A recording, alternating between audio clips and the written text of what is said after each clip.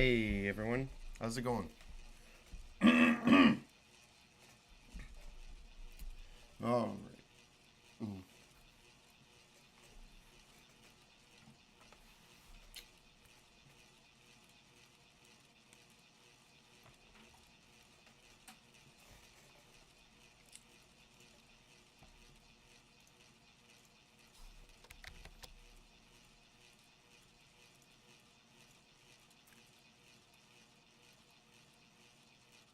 I pressed the wrong button.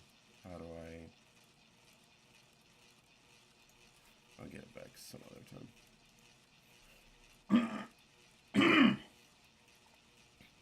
Ah!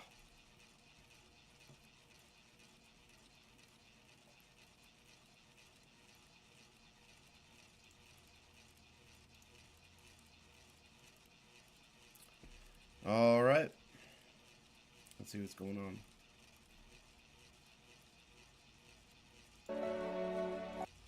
Okay. I saw that.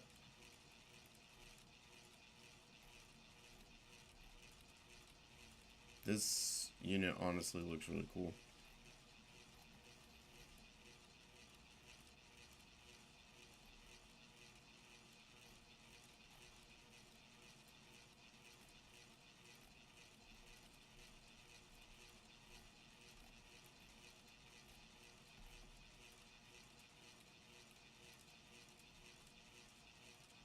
Who is that in the bottom right?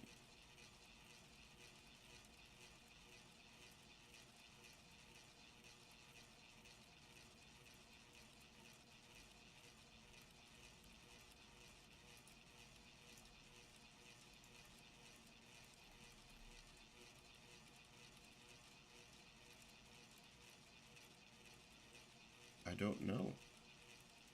Maybe it'll be a unit later.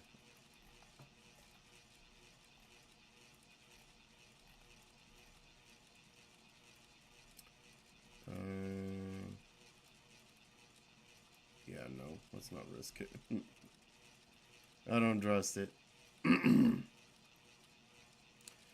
This unit is probably an easy skip. I don't know why they keep doing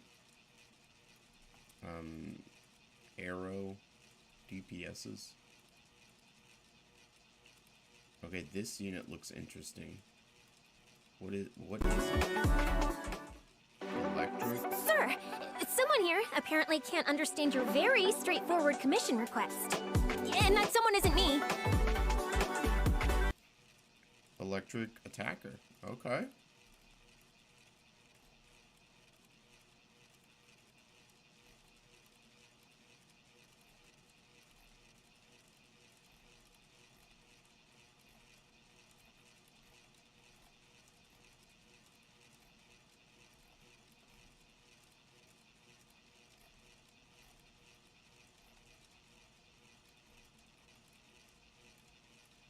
I don't think I've ここ seen まで来たんだ。そうだね。作戦の変更が必要なんじゃないか。ベルリンでの動きも多分察知されている。でも私たちにやり直す時間はない。アルバ、私のことをお前たちは無謀だと言ってきた。だが今のお前はそれ以上だ。狂ってる。何をそんなに焦っている。まさか一人で行くつもりか。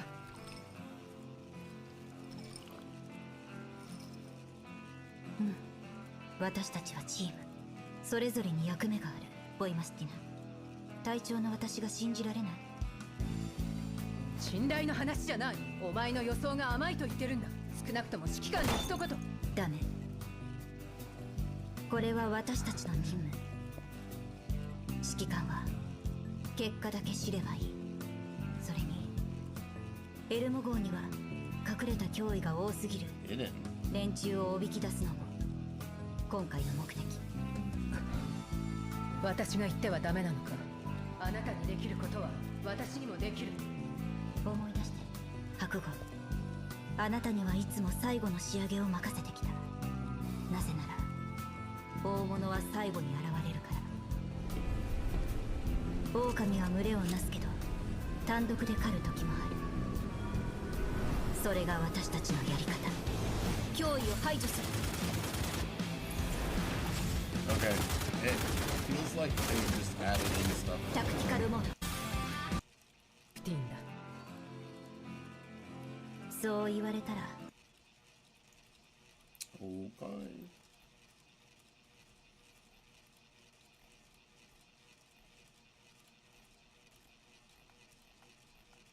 And that's it. All right.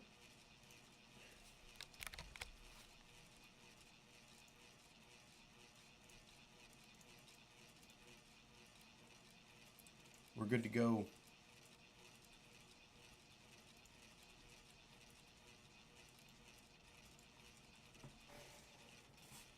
So, we'll do Yaoguang pulls first, which shouldn't take very long, and then we'll do E7 Guild Wars, and then we're back into the story with Reverse 1999.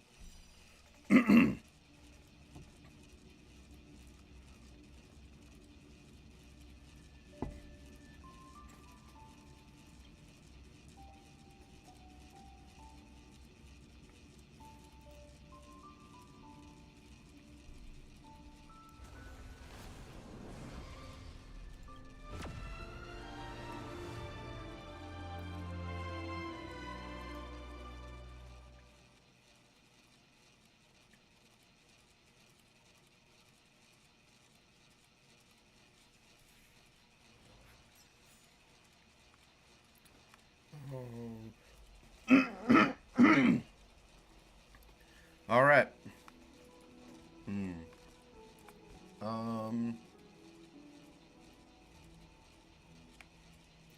I guess let's go back to the Astral Express. Or, since I don't have Plan Arcadia yet, let's just go somewhere wild.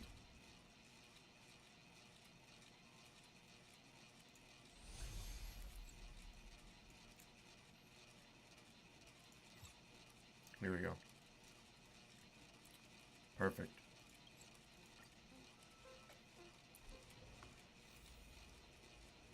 Dear guests, this year's festivity auditions have ended.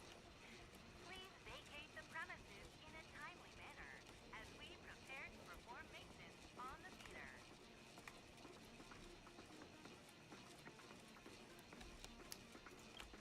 Alright.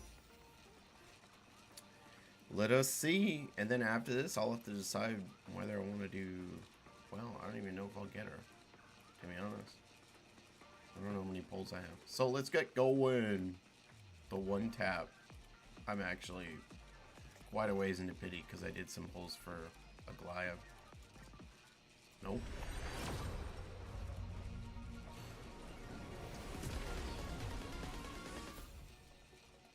Okay. Should be closer to soft pity now. Nope.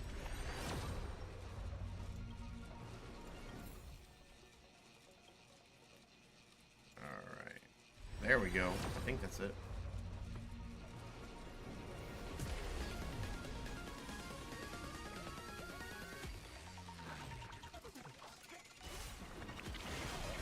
Let's see.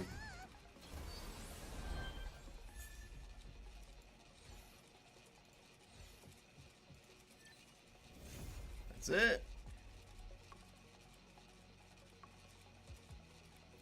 I don't even know where you use her yet, which is kind of essential to get things started.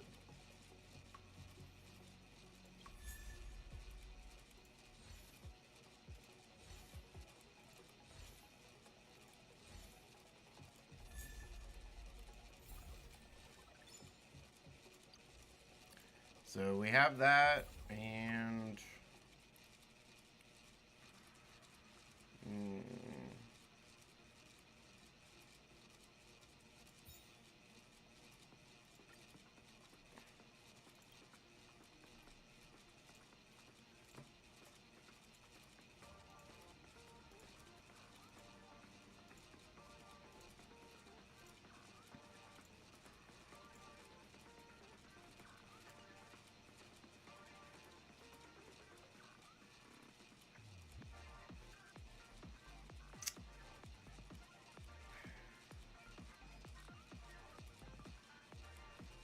This unit has grown on me.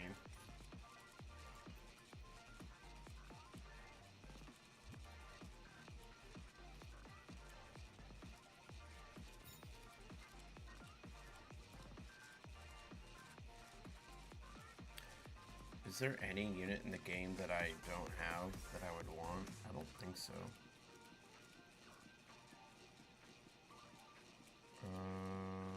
Where is it under? Databank.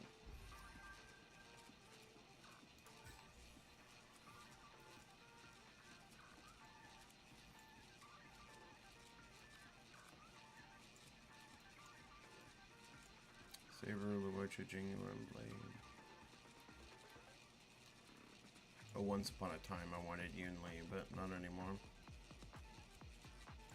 Tokalaya, we already skipped that. I feel like if I got Rappa, it would be old news.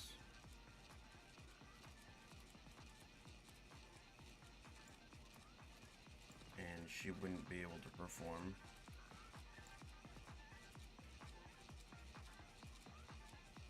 Nope, nope, nope, nope, nope. Really, the only one is Evernight.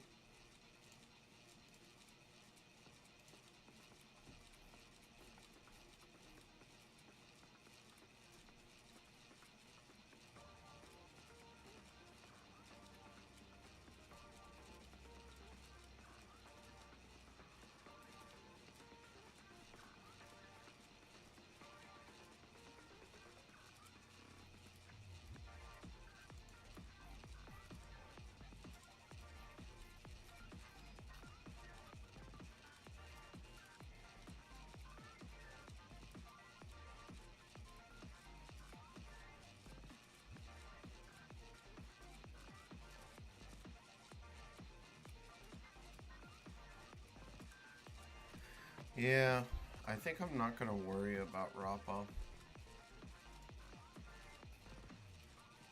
I think I'm more interested in Evernight now. Because Herda is becoming difficult to use. Even though I like Herda.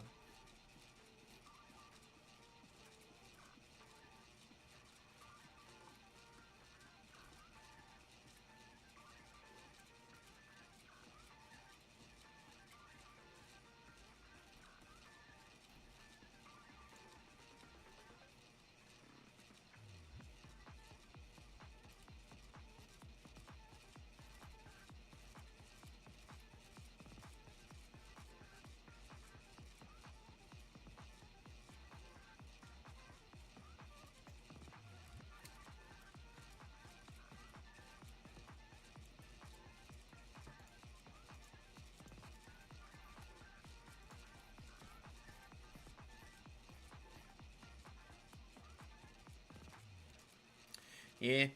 Alright, let's give a couple of pulls to,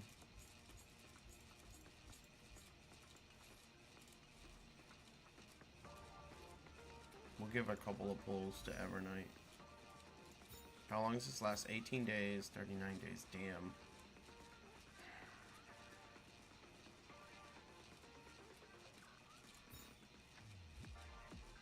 Alright.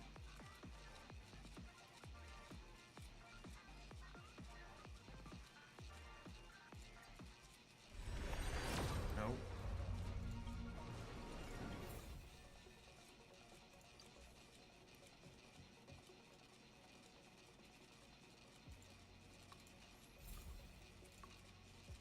And one last try. Nope. Alright, we'll hold for there.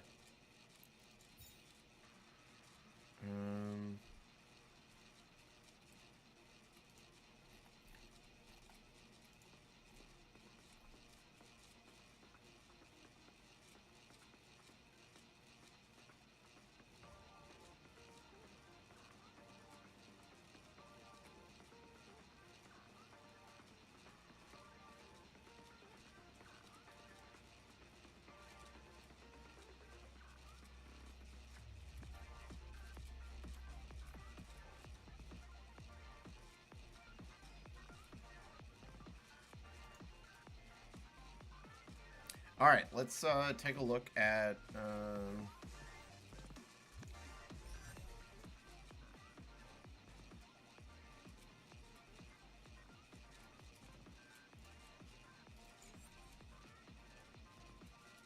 very interested to see how both of these perform. They're both characters that I like. She's so pale. I think that's my biggest complaint about her design.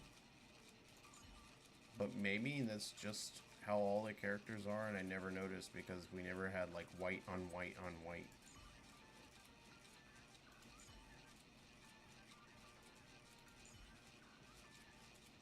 Yeah. It's the same thing with the Dahlia. Okay. They gotta fix their skin tone. Alright, let me look at...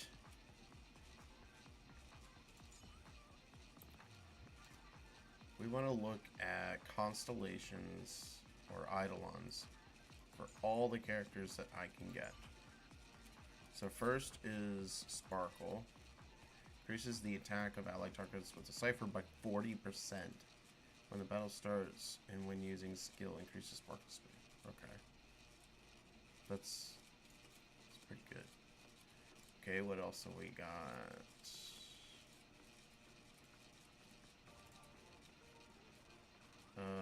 Jingliu.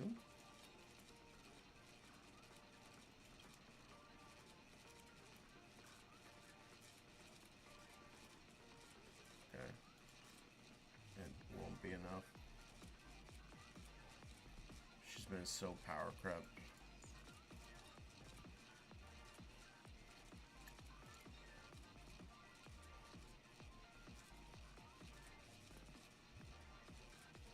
Yeah. I don't have E2, so unfortunately that's a dud. I was lucky to get this.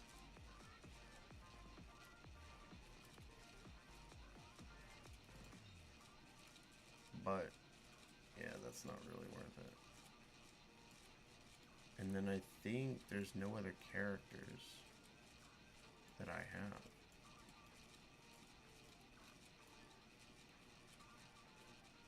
So, I think we go for Sparkle.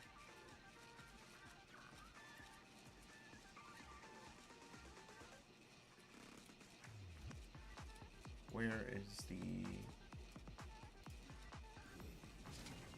Okay. Let us claim this.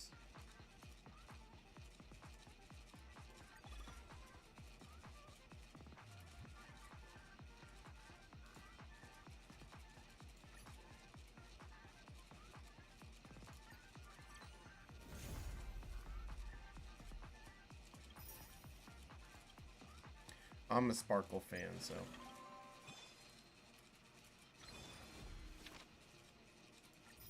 Thank you. Thank you.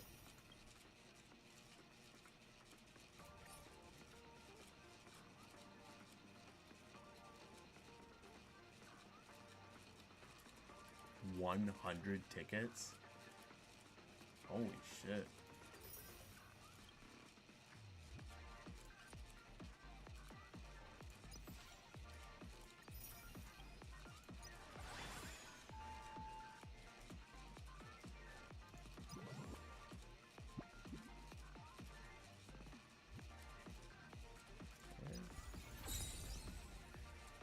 Yeah, we're gonna go spend some time in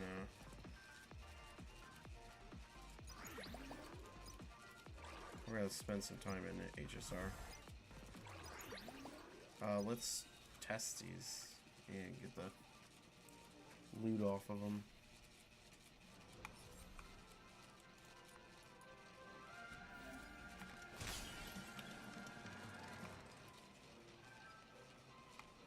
Better surrender while you have the chance. Extreme numbers! A will of metal and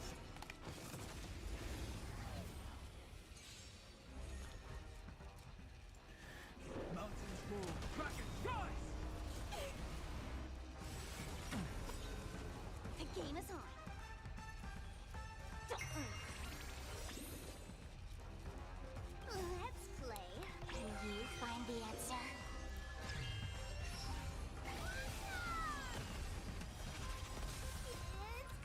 I should have done Don Holmes before. Dragons, soaring above the lands. This is permanent! Hey Maya, how you doing, man?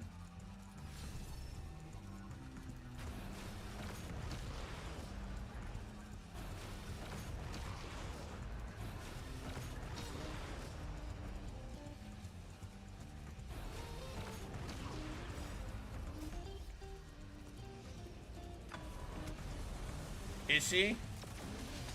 I'm kind of at a point where I can't bring myself together.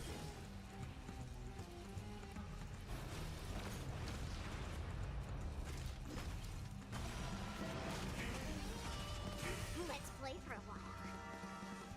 Feeling spiffy? So yeah, I'm kind of just Strength isn't what gonna let it go. I spent everything I had available, but I'm not going into the Skystone Reserve, basically.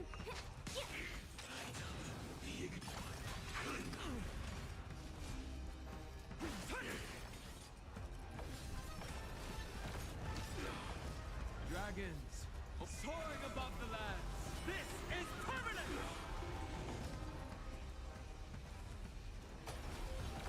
It's coming! Are you the Let's Play? Away we go! Let's play. Can you find the answer?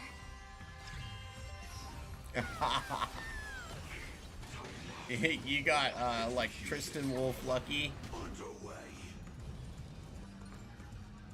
I think he had the same thing happen to him.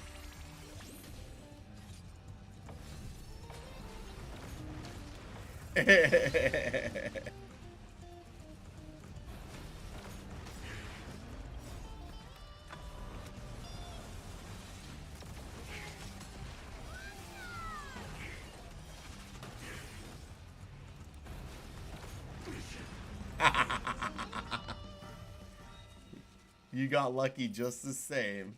Dear guests,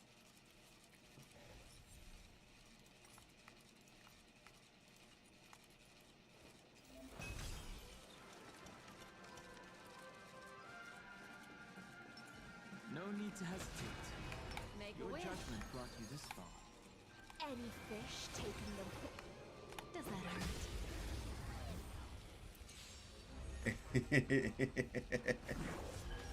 Mountains move. You know, I always get irritated with him because he is like the whiner in chief for Epic 7.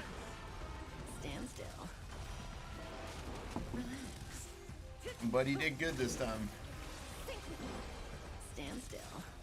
Time to say bye. Boom. They'll bring out new content, and then like a week later, he'd be like, "Where's all the content?"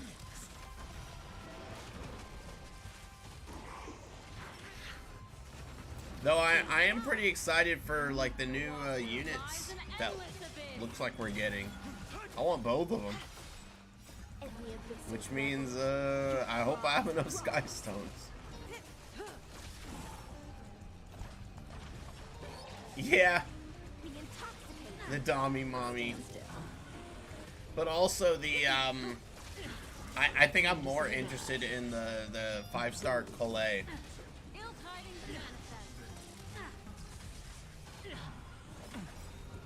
Kali. Soaring above the lands. This is permanent! This isn't Genshin Impact. I don't know what I was thinking.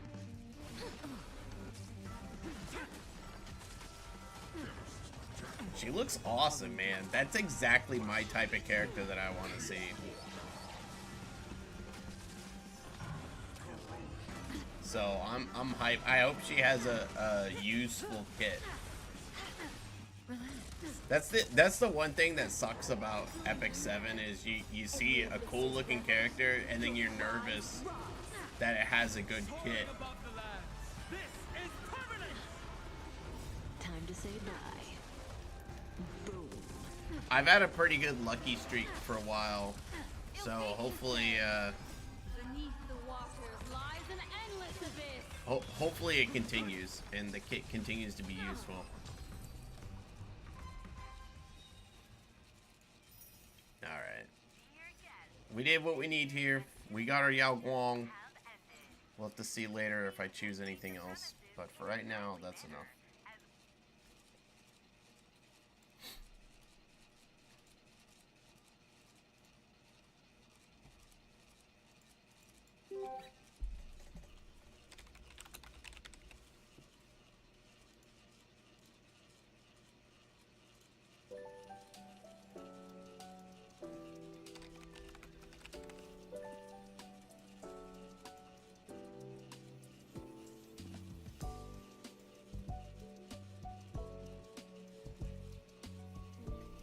How was it? I will say I'm worried about those changes that they're making to summoning. It's a trade How secret. Could you make me wait this long?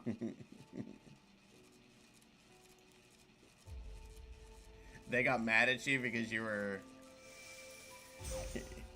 They got mad at you because you were you were testing out Assyria. You weren't tryharding. What do I sell? Well, come back soon.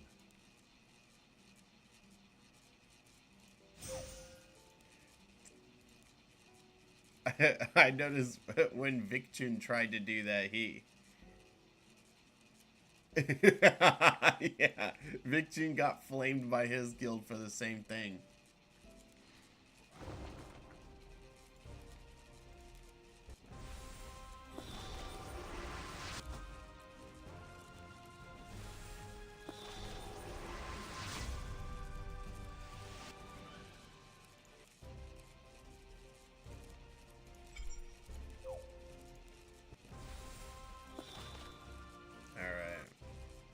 Out of here.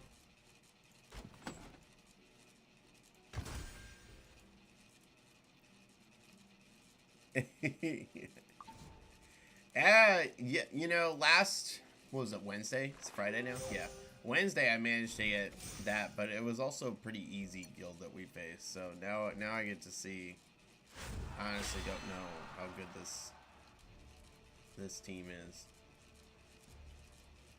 Okay, we're winning. Usually if we're here by this time of the day, we're in good shape.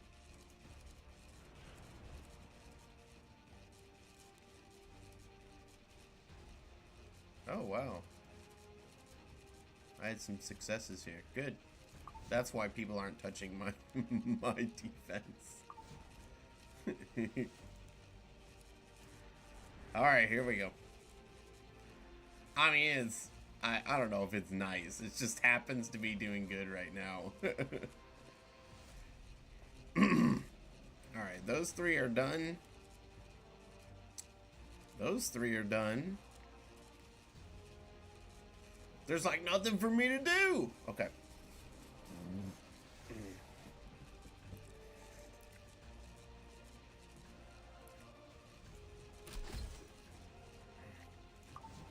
Let's see here. Arcetti.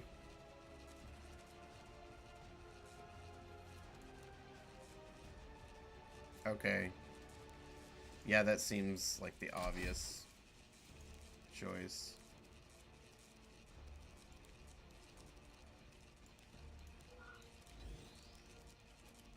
Mort.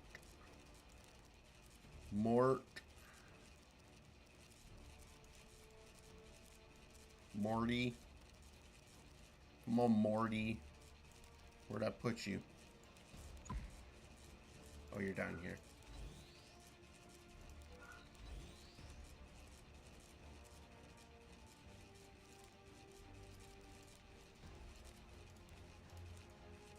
Okay. Bottom one.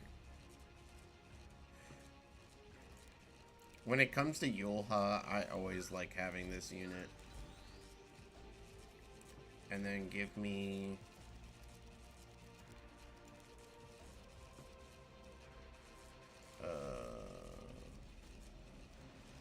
Scales. And Roz. Call it a day.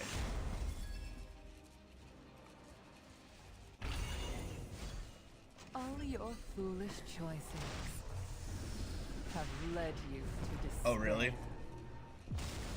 If you keep bothering me, then I'll have to call my friends. I'm not just gonna sit by and watch. Wait a moment. It's snack time. Shall we test fate? Brace It's yourself done. for a Put weird away the spectacle. bodies.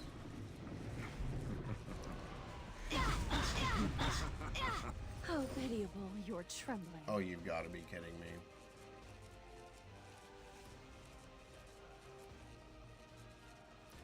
Let's just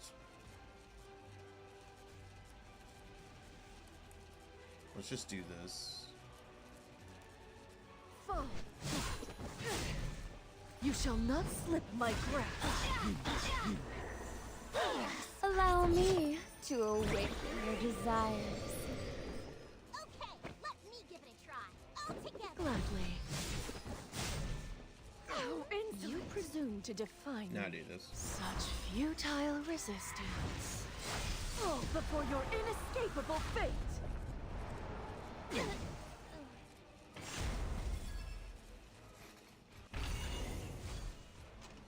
She has a lot of pop damage, doesn't she? Let your death burden this land. Your attitude, how irreverent. Man, I gotta be honest. So this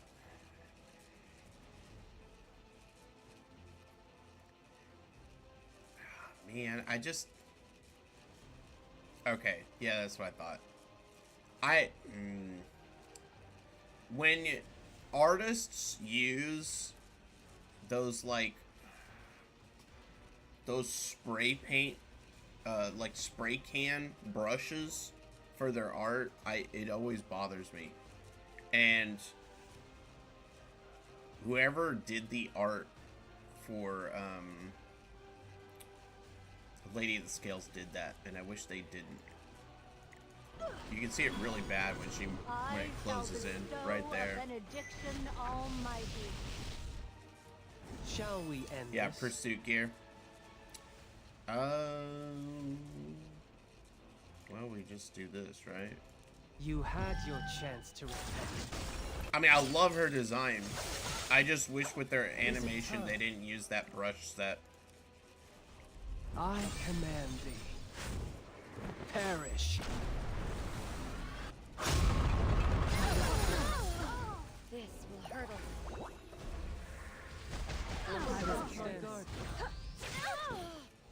Uh-oh.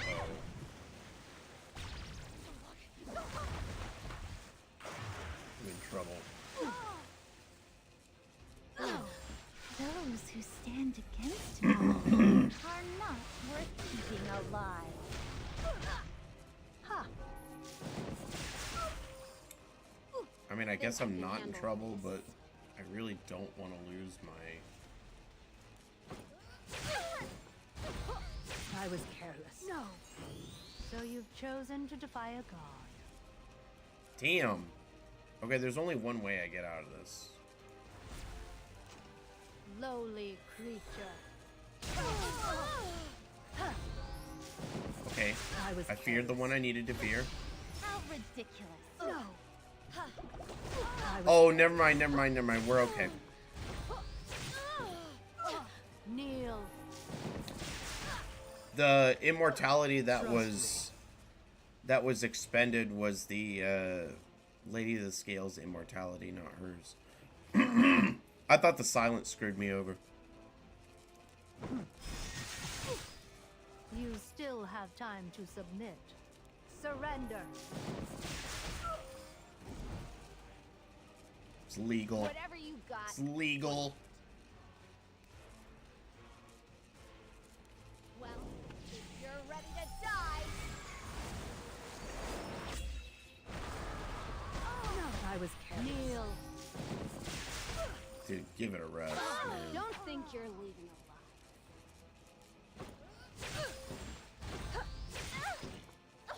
There's no mercy.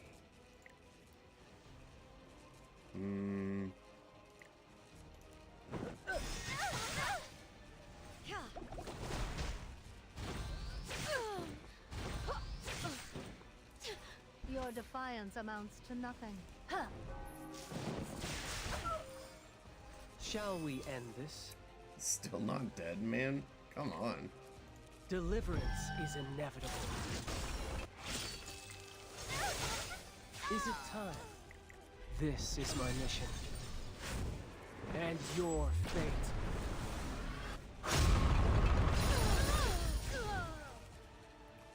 What else would you expect with me? Done. Alright, so now we get to pick and choose. No, I haven't yet. I finally am taking a break from Arknights. I've been like going a little too hard on it.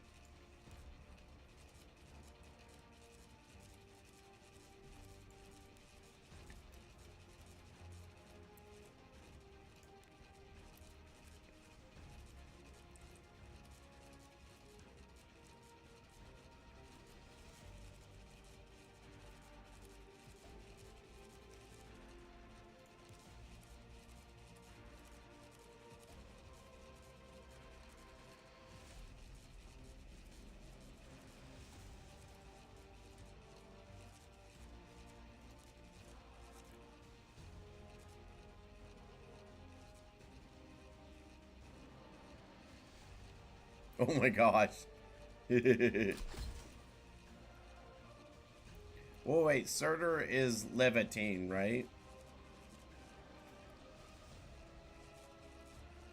Who are the others, though? Yeah, you can't bring in this Arknights 1 gobbledygook to me. I don't understand it.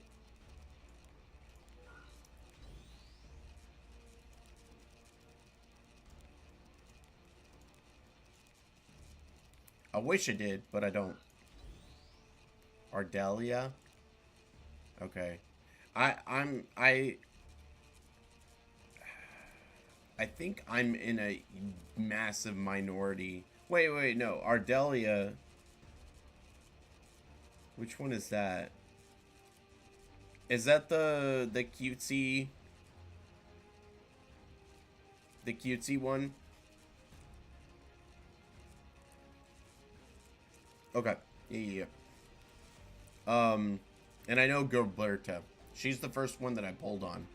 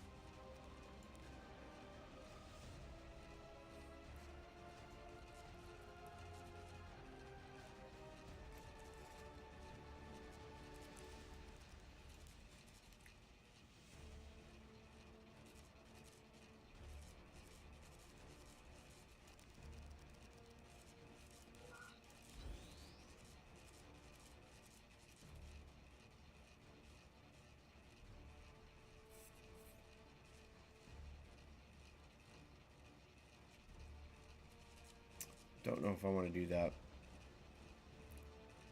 Why did they change all the names?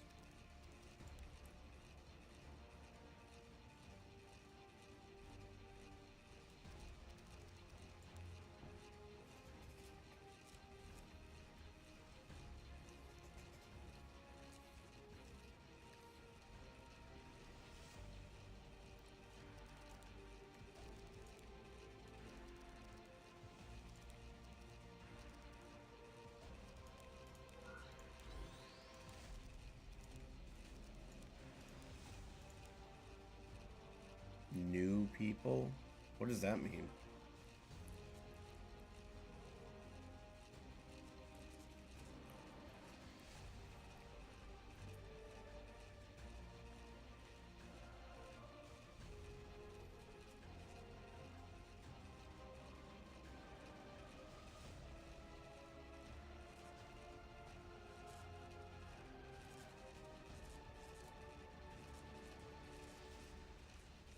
I don't know if this is gonna work.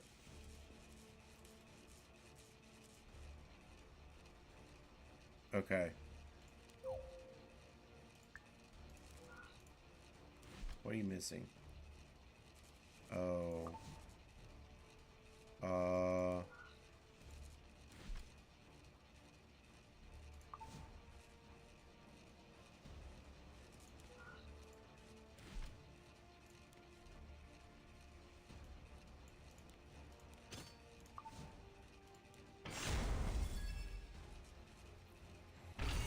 Okay.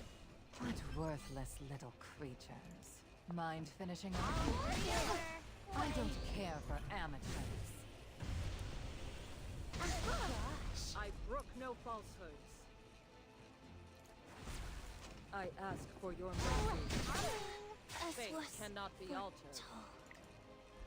There shall be no more agony. For I am merciful.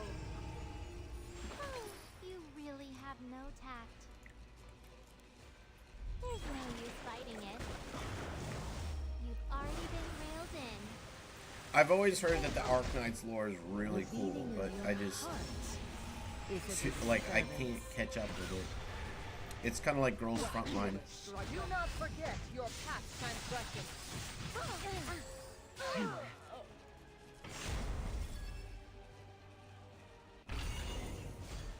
Ballsy, aren't we? Come on! What's even the point in struggling? Still standing. Consider this an honor. What a walk in the park this is. Huh? Let my guard down. Let my guard down. Born of thy wretched sacrifice, may rapture I don't flourish the think world. it goes above me. Mmm, Okay, good. a jellyfish. Except for it's not gonna be enough. Nature is governed by cycles. It's merely your turn to disappear. I was careless. If I freaking had a some souls, I could have prevented this. You dare! Oh! Really? You dare! Come on, impress me. Damn. Is that all? Ha! Forgetting something?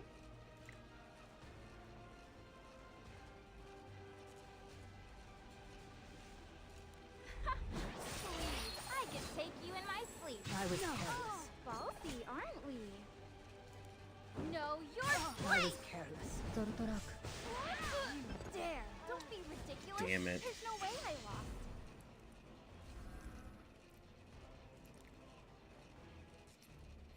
Damn it. That was too risky.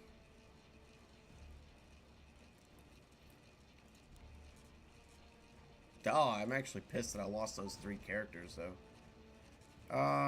Okay. Are there any dumb names? I always choose to destroy dumb names first. Most of these are in a language I can't understand. Dolce. Lego. Alright, let's go for this guy.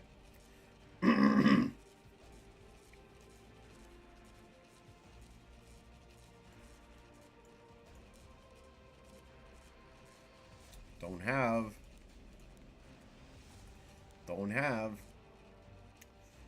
Ugh, this is gonna make things difficult.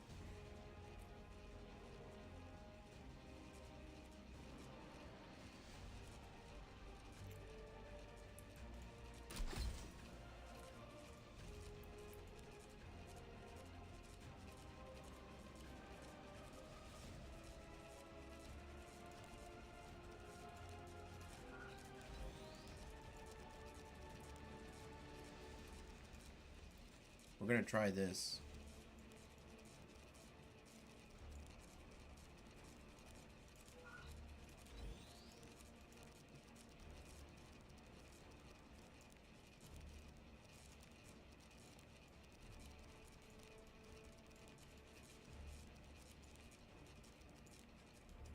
I'm too far.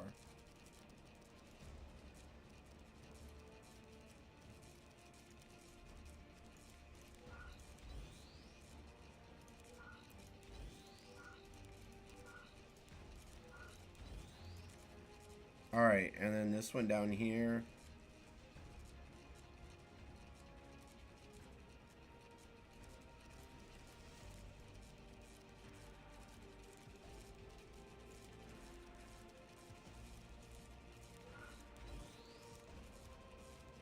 This is where we use this, right? Oh, no, wait, that won't work. Because I'm using Ilinov up here.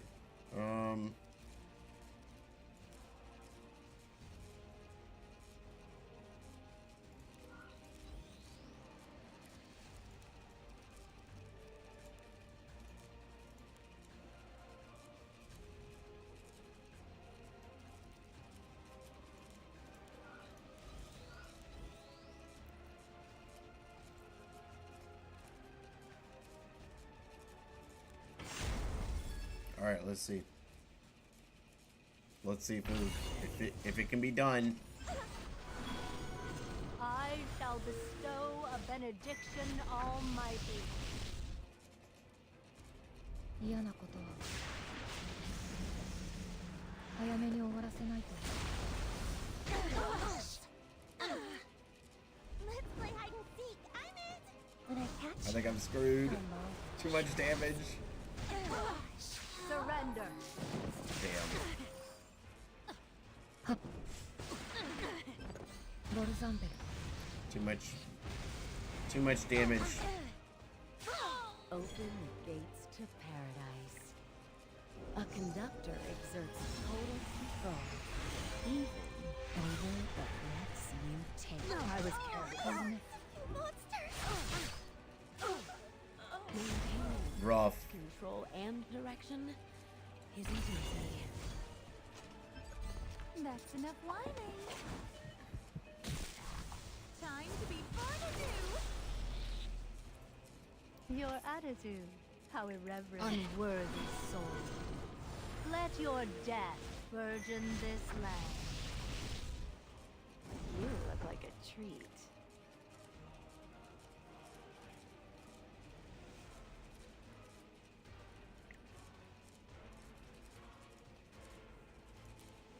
I don't like to be rushed. Let me savor it. I will judge your sins. There was never a place for you to belong in this world. Trust me.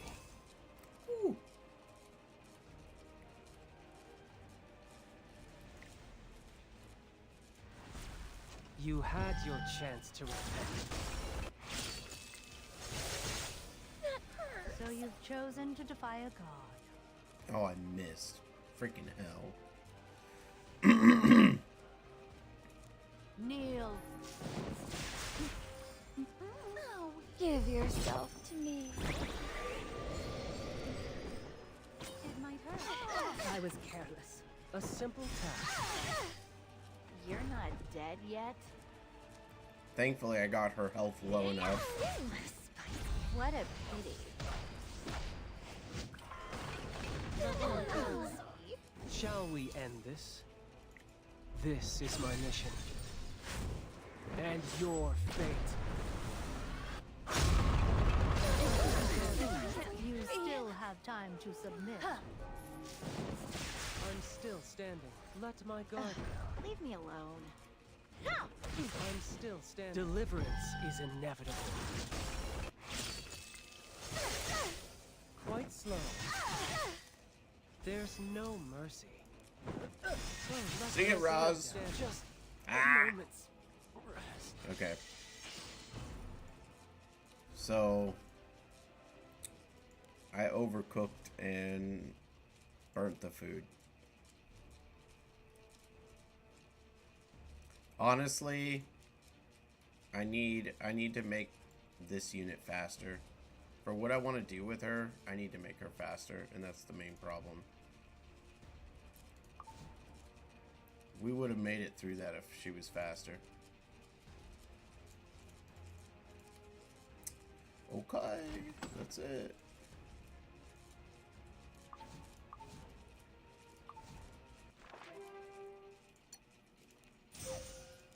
Gotta make sure I do. I'm so glad they're getting rid of, you know, stuff like this.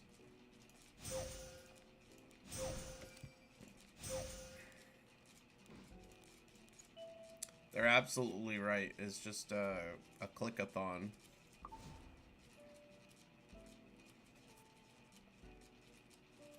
Hate going through the click-a-thon. Alright, let's grab this, and then we're gonna go back to story time!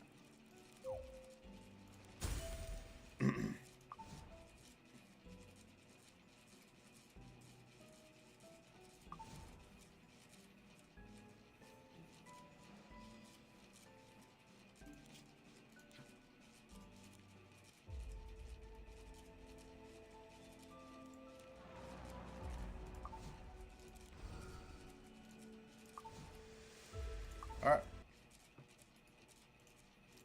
That's it.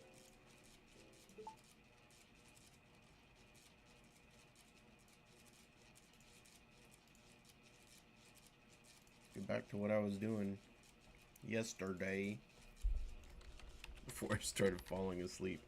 I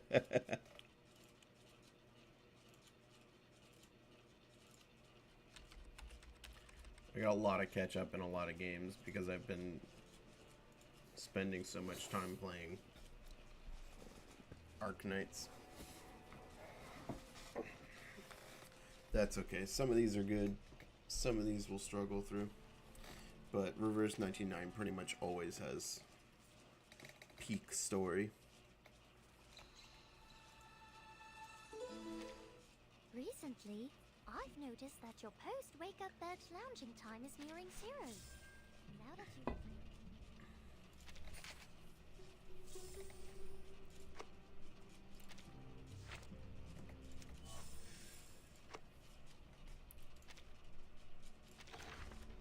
I didn't mean to do that. Pop up out of nowhere.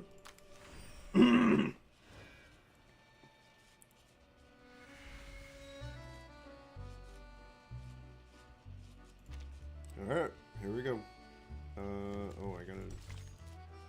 What do I have to do here? Before a shop window on Champs-Élysées, you stop for a long time so you don't notice the sky changing. What you're staring at is Klein blue gown flowing with black. Ooh, gross. Put clean in half, extra cloth. So this is probably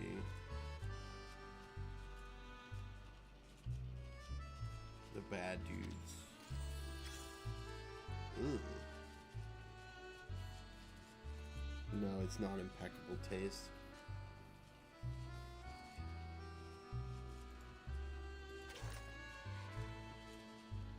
Is there another one? Oh. I was running a crystal parlor in Paris back then. People came for all sorts of products. From ordinary crystal ornaments to the enchanted ones. I had them all. I recognized a few of my customers in your suitcase. What? But many came seeking something I never put on the shelf. Prophecy. I am afraid that was never an option for me. I could never put a price on it. Whether one knows about the future or not, their fate remains unchanged. A prophecy to fate is like a title to a book, and no bookseller should charge for the title alone. Okay, fair. So, I only offered the gift of prophecy to those who did not come seeking it. To my surprise, it did something unexpected for my business. Word spread, and I recovered my investment soon enough. Nor was I. Few things in life have ever surprised me, and this was much the same.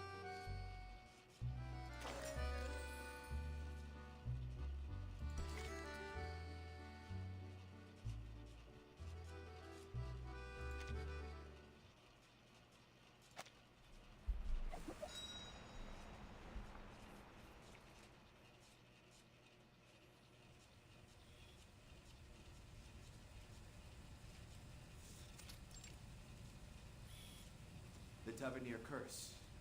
Every member of your family is destined to hunt endlessly for treasure until they meet their end. Pass through blood relation, usually to the relative closest to them. You don't believe in this so-called curse, do you, Miss Tavernier? Or should I call you Rune? The interview room is coldly silent except for the faint whir of the recording camera. Every word of the young woman's statement is captured by the microphone, preserved as cold signals on a magnetic tape. Given how things have turned out, it isn't as easy as a yes or no, don't you think? She gives a helpless smile, looking down at her palms. But say it is true, then what of it? We're all going to die, no? One day I'll die searching for treasure. But before then, I'll live as I see fit. I don't plan on wasting away my days in fear. She pauses briefly. The ending may be written, but that doesn't mean I want to follow the story word for word. That's what I told Sissy as we were driving to her place. And now, looking back, maybe that's when it all began.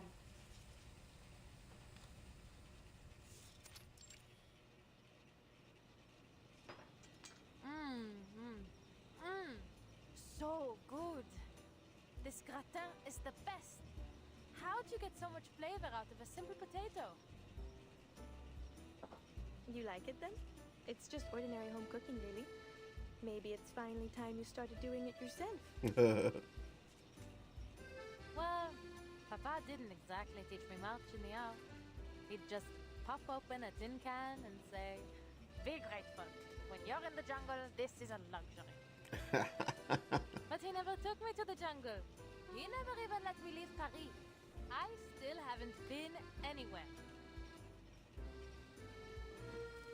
Celia smiles and shakes her head. She grabs the empty plate to scoop her friend another serving of potatoes. You can only blame yourself, Adele. You were the one adamant about not becoming a hunter. Of course, because I don't want my life planned out like a stage play. And don't pretend you didn't have a part in this. You're the one who picked the page number in the advertisements. Celia can't argue, so she pours 2 more spoonfuls of stew over the mash, stacking it high into a little mountain and sliding it in front of Adele. Sharp as ever. Since we're on the subject, how is work going? Any interesting fairs lately? There was one thing. Not sure if I would call it interesting, though. Peculiar, perhaps? She bites down on her spoon, trying to recall the scene from earlier. The diviner's expression is still vivid in her mind. I was at a diviner's salon, and the host... I don't know, I think she was trying to scam me. She started rambling about all these strange things that would happen. Things that sounded a lot like the Tavernier curse. And then she... well... she died. What a story. Died? Celia's eyes widen, her fork clinging unconsciously against the plate. Clinking. Then the police came, and I suppose the case is still under investigation. Anyway, you know what I think of those diviners. They're not exactly people you should take seriously. Then why were you there? Not by choice, that's for certain. One of my clients was interested, Madame Felicienne. She always gets these sudden whims and insists on having everything done just as she pleases. I wouldn't have crashed my car if she hadn't... Bah, forget it. How's university life? Celia doesn't answer Adele's question. Instead, she catches onto her words. She's a long-term client, then? Can't say you've mentioned her before. Or maybe I've been spending too much time on campus, n'est-ce pas? What do you think? I swear, this little one might forget you completely if you spend any more time hidden away in your books.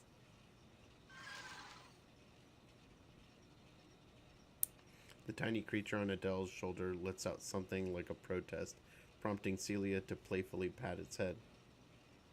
Oh, I know better than that.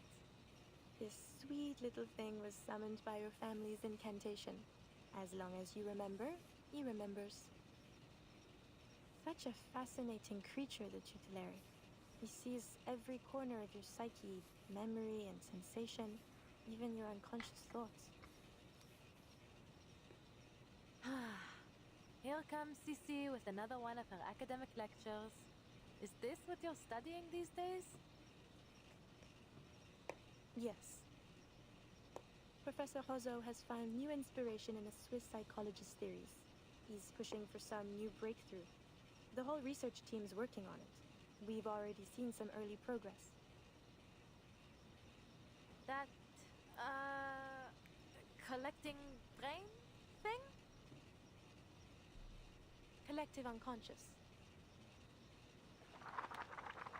She adjusts her glasses with academic rigor and opens her notebook. Her poor student senses trouble. D'accord, d'accord. I won't forget it again. Says the one who invents a new name for it every time. But it's even more complex than you think, Adele, and very important. It may even help us make Paris a better city. Imagine the minds of people like islands, each floating on their own. And the collective unconscious as the water that links them all. This is Young's idea of the collective unconscious, a psychic space shared by all of humanity. Human aggression, whether it be war, class conflict, or tensions between humans and arcanists, has always been a constant. It's like the tides affecting the shared ocean between us. We build on our islands, but inevitably the tide will reclaim them. The eager scholar closes her notes, fixing Adele with an expectant look, waiting for her response. Maybe this guy's onto something. We're all fighting for our place in these troubled times. But I don't understand what's unconscious about it. Are you saying that deep down we're all war-hungry maniacs? Certainly not. But we are all under the influence of this collective mind. That's why the same conflicts happen again and again, in all times, in all places, and to all people. We can't force back the tide, but what if we found a new way to change the ocean itself? Fill it with a new nature, one of peace and equality. Even one tiny drop of new thought could make a world of difference. What we're trying to do is find some way to practically influence the collective unconscious, to create real and lasting change for everyone. I believe, truly I believe, it could do more to save us than any law or reform ever could.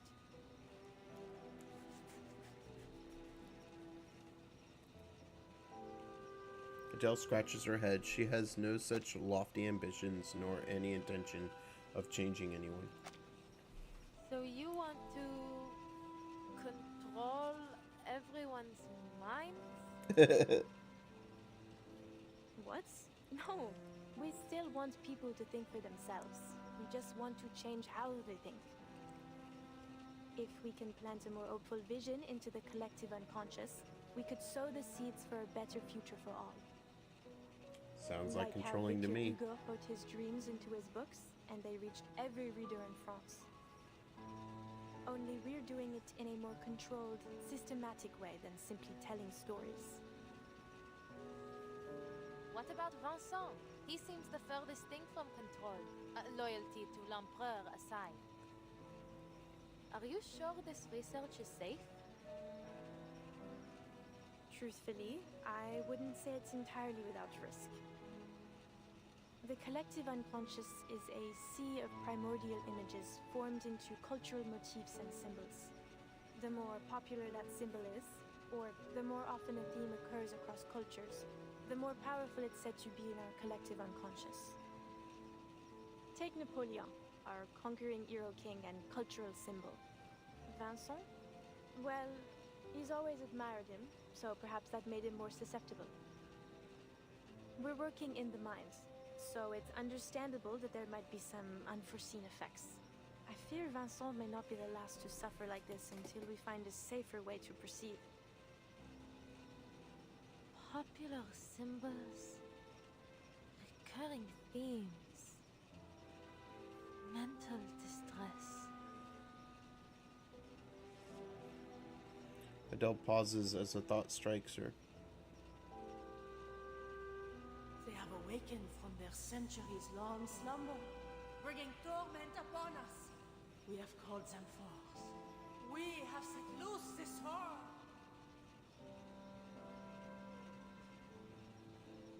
Like the beasts of Gévaudan? She repeats what she heard back at the divination salon. That old legend. But why would the beasts of Gévaudan be... Wait, you might actually be onto something. As the rumors about the beasts have spread, it has gained a new identity in our collective unconsciousness, planting the seeds of terror inside just about everyone. Formidable!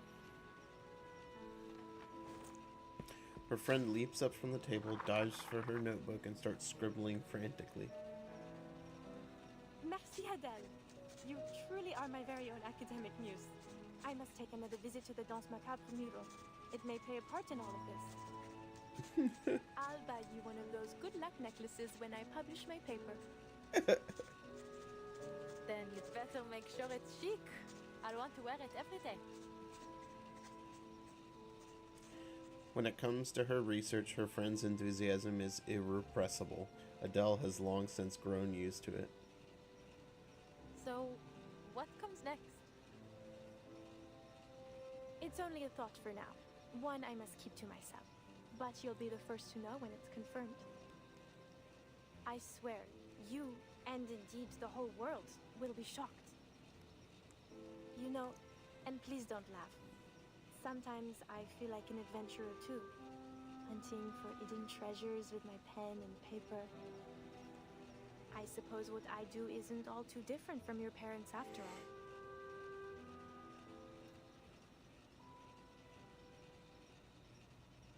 Do excuse, Adele.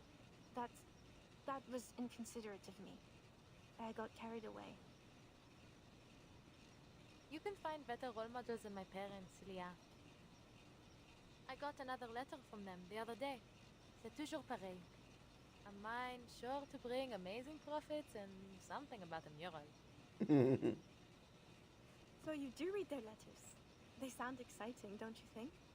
You know how much I love adventure stories. Her friend's sudden burst of energy makes Adele both amused and helpless. That you do. Sometimes I think you're more of a tavernier than I'll ever be. I suppose I have always thought of you as a sister. Anyway, enough about that. Where are you taking your client tomorrow? To Rue de la Paix. There's a crystal parlor we're going to visit. Because of what that diviner told you? You must be the master of your own will, Adele. Don't let your subconscious make all the decisions. Whatever you say, Madame Professeur. I mean it. So many things in life are stirred up from the depths of our minds.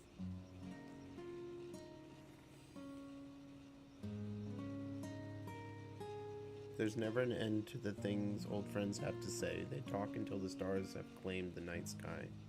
Ceci, dis-moi. Tu crois vraiment? Cece, tell me, do you really think there is such a thing as fate? Ceci? Celia?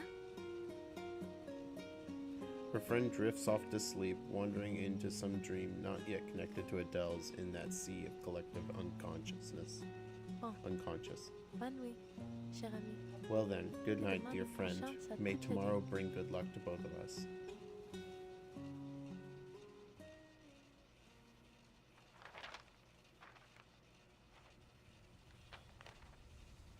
And it was on the following day that you paid a visit to Beryl Boanish's Parlor of Crystals? Correct. And there, you had another, what did you call it? Unusual divination. Beryl Boanish had foreseen my visit long before I arrived.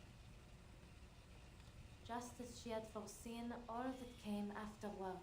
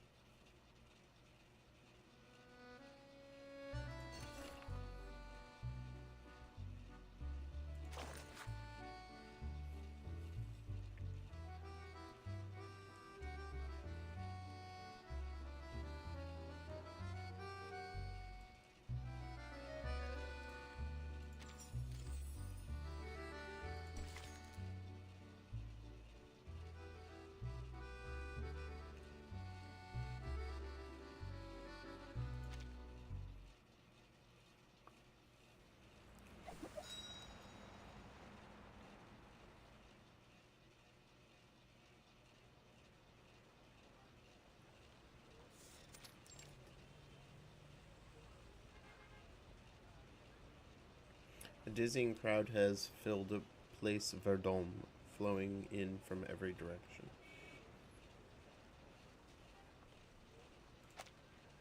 The young driver leans against her car door, kicking at a small stone while watching the passers-by. Tomorrow? She never said the time. She's not planning to keep me waiting until the evening, is she? Or has she already gone in? She turns her head. The ornate carved door of the Parlor of Crystals is shut and shuttered, just as it was a few hours ago. Should I knock again? Someone must be in at this hour. Bonjour! This time the door opens the very moment she knocks. But once it does, all she can see is the dim corridor ahead. Finally! Perhaps they didn't hear me knocking before? Hello? Right. I suppose I'll just let myself in. She steps inside, but the very instant her foot touches the floor, the last trace of light vanishes. The tiny dragon's flame barely lights the way, its tail swishing weakly. They could at least leave a light on for the customers. Hello? Anyone here? I think my friend arrived before me. She's about this tall, just enough to always be looking down her nose at you. Adele reaches out along the wall, feeling her way forward from memory. What is it, Papa? Following the dragon's upward gaze, she spots a few faint, translucent figures with pointed ears.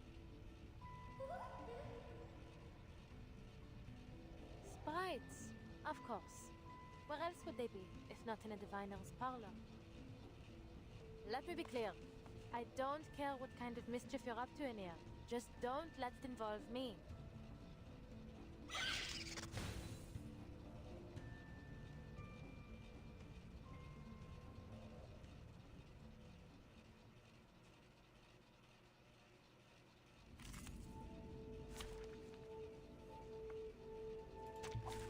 Embrace rather than resist. It's got your back. Don't take it on sick.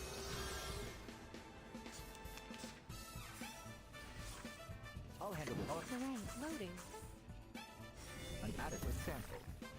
An accurate reading. This'll help. The light that illuminates all.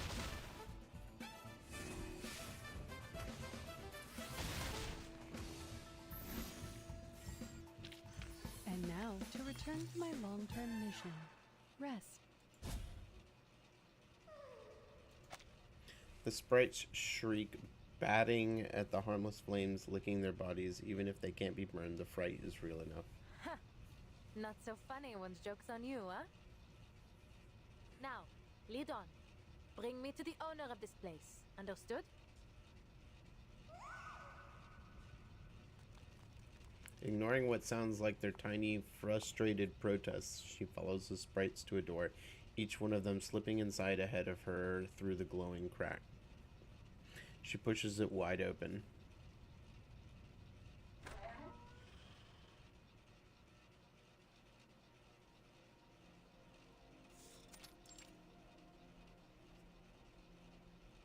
The room looks as if it were woven from a million scattered threads of light.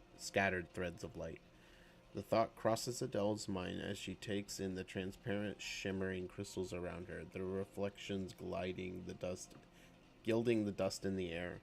Here, every breath she takes seems to take in some of the shimmering light, almost like she's devouring the very spirit of the crystals. How pretty. Never seen a parlor quite like this. The way these crystals are displayed, it feels like they're not meant for sale or for exhibition. She breathes as softly and shallowly as she can, attempting to blend into the light. Is it the lighting that's giving them such an otherworldly glow? Or maybe... Perhaps you are thinking of the Sephiroth. When captured, they may be manifested through crystals.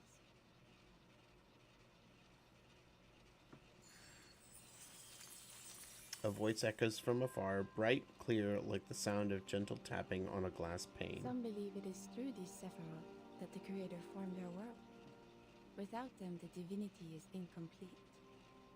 The 10 Sephiroth, the astral light, the flames of the fire which burned in the bush, the glowing stream which flows from the tree of light, the numerals, spheres, Enos,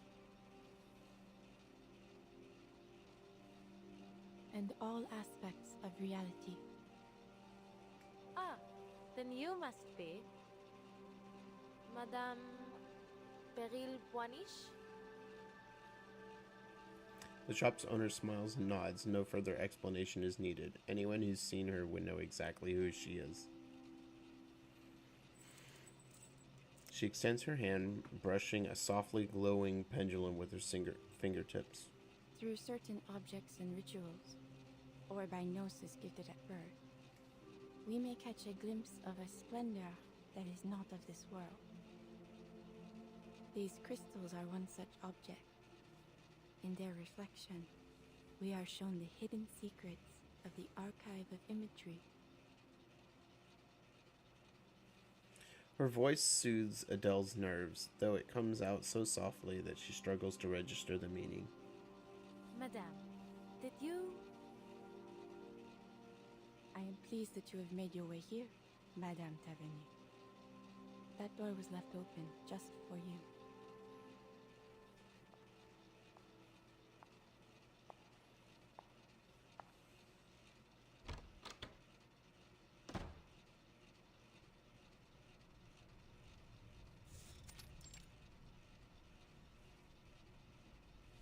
Her teacup exudes a calming floral sense of Darjeeling, and with each bite of Madeleine cake, remaining tension melts along with the buttery richness. So, I'm the first one here.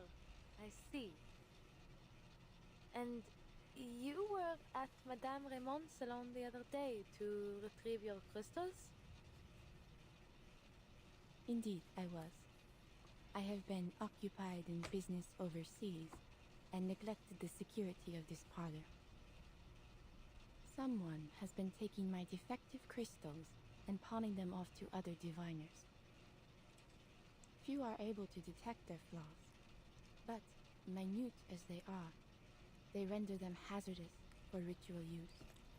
I must act before any further harm is done. She looks towards Adele, her expression softer still, sweeter still, despite her words of caution. For that, I owe you my thanks, Madame Taverny. You showed courage that day, in your words and actions. Just Adele will do. And there's really no need to thank me. Truth be told, I probably wouldn't have interfered if the diviner hadn't tried to make a fool of me. Ah, those words still bother you, do they not? No, not at all. I don't take things like that seriously, you know? After all, fate, it's just a matter of belief, isn't it? You do not believe, yet you cannot seem to put it out of mind. Is that so? Ha! Please, madame. You aren't about to start with the prophecies like all the others, are you? She raises her cup again and reclines against the chair. Forgive me. It's not that I think all diviners are liars. It's just that it's hard to believe that fate is shaped by any kind of higher power. It seems just as likely to me that most divinations are simply self-fulfilling prophecies. And whether they be from a higher power or a crystal ball, I won't let prophecies dictate my life. If I have a fate, some road I'm destined to travel, then I will first go as far as I can down every other road until it's the only option I have left. There's still so much I want to do. But the woman only laughs, not with mocking laughter, but with something like genuine delight at her words. Fate, dear, is a universal law, the cause and effect of all events. Just as the path of light through a crystal may be predicted to find its refraction, one road inevitably leads to another. While some believe our paths to be unpredictable, others see them as written, from beginning to end. But there is little use in searching for meaning in such a thing as fate. My reading foresaw your coming today, and here you are. The light passes through the crystal and falls as it must, as it ever was to be. You knew I'd come? Then, what about my friend? I saw only you. Zut! She didn't even bother to come. What is she thinking? Adele mumbles in confusion, but Beryl has already moved along to the next question. You came here only to find your friend. Well, yes, you could say that. Beryl's eyes track away, gazing out distant and unfocused, as if she wasn't aware of the person in front of her at all. There is something more. A question. Not about the truth of faith, but of how you might act upon it. The curse in your family, or as some may call it, the path of the Taverny. You wonder whether it is your time to walk it, do you not?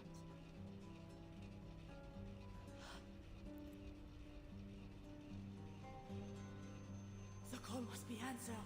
Walk with the wise, but beware their words. Beware the gaping abyss of death.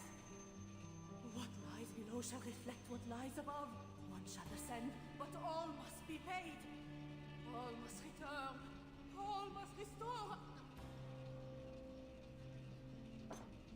How come every diviner I meet these days seems to know about that curse? Is obscure jewel lore really so popular in this city? Adele says it like a joke. That's how she always treats the subject. Mockery felt better to her than fear. Beryl only nods in reply. Madame Raymond foresaw the future, but she peeked too far, and for that, paid dearly. You mean She still doesn't want to hear that kind of answer. no, no, no. Please tell me you're just teasing me. You're saying that it wasn't her fear of the beast of Gévaudan that killed her, but what she saw in my future? Please, Adele, allow me to finish. Beryl shakes her head. Somehow, with just that gesture alone is enough to lift her heart. Only for her next words to put it right back into a vice grip. The fate she saw was not entirely yours. There is a shadow which lingers on you. In a way, it is true. You are indeed cursed.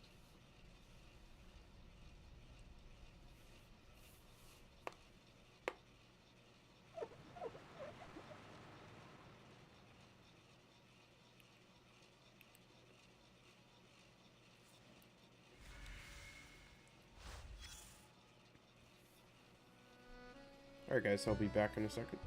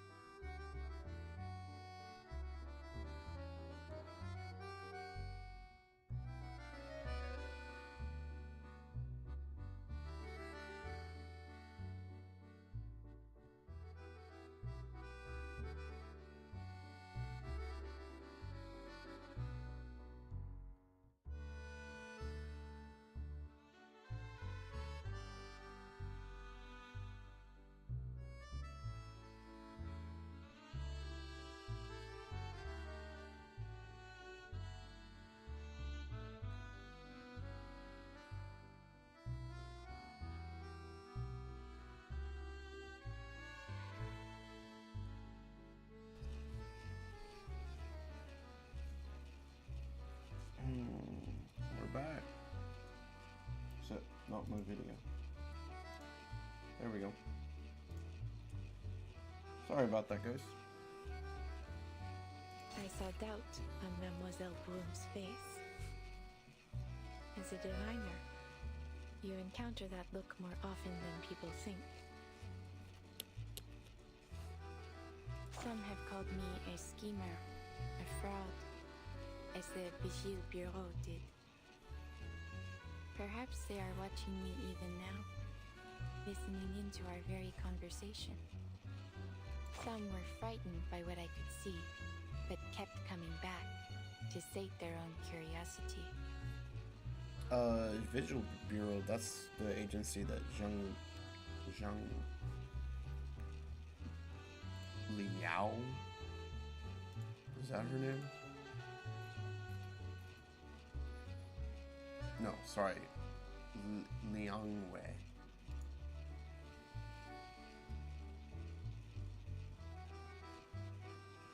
Some showed nothing but disdain. Not for me, but for the very idea of a predetermined future. I admired their courage. Bloom was not any of these.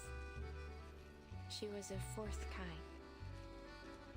One who tries to ignore the prophecy, but in doing so, only finds herself carried further into its stream. An excellent question. Someone who walks between eras and through the storms. What is your view on fate? Few people can imagine the nature of your position. No more than 3, I would wager. And I wish I could say I was one of them. Alas, I am but a puppet dangling at the end of fate's thread. My limited vision cages my imagination, though I may still see a little more than most people. I cannot do as I was meant to. I have lived long enough to know better than to act against fate. Though, in fact, what I would have done differs very little from what I was meant to do. What do you think? Is it perhaps fate that determined my personality? Or my personality determining my fate?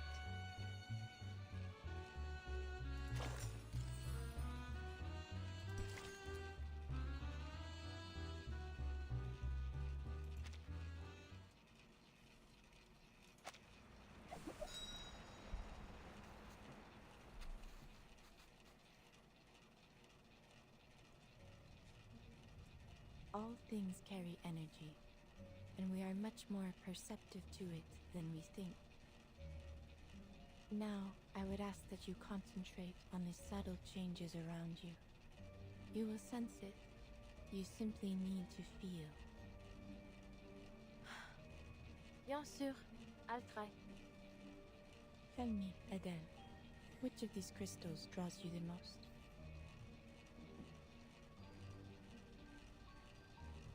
Adele stares at the tray. Rows of crystals lines it neatly, dazzling to the eye. After a few steady breaths, she reaches toward the third crystal from the end of the second row.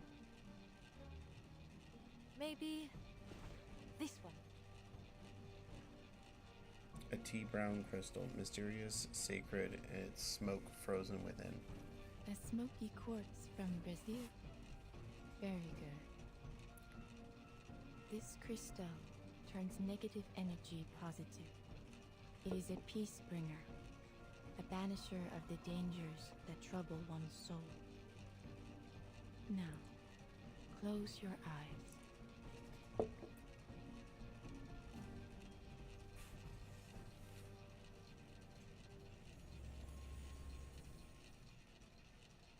Cette double, cette porte, cet entour révèle les séphirotes.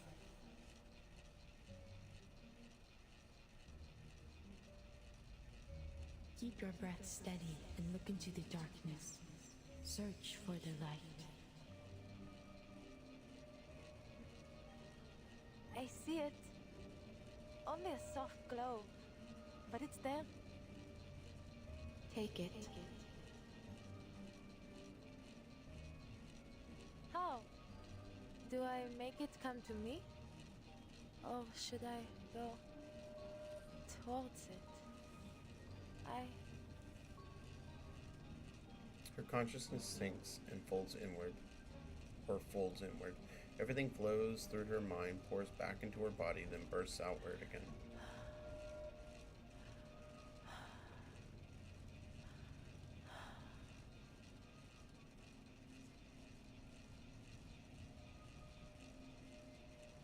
Again! Come on, wake up!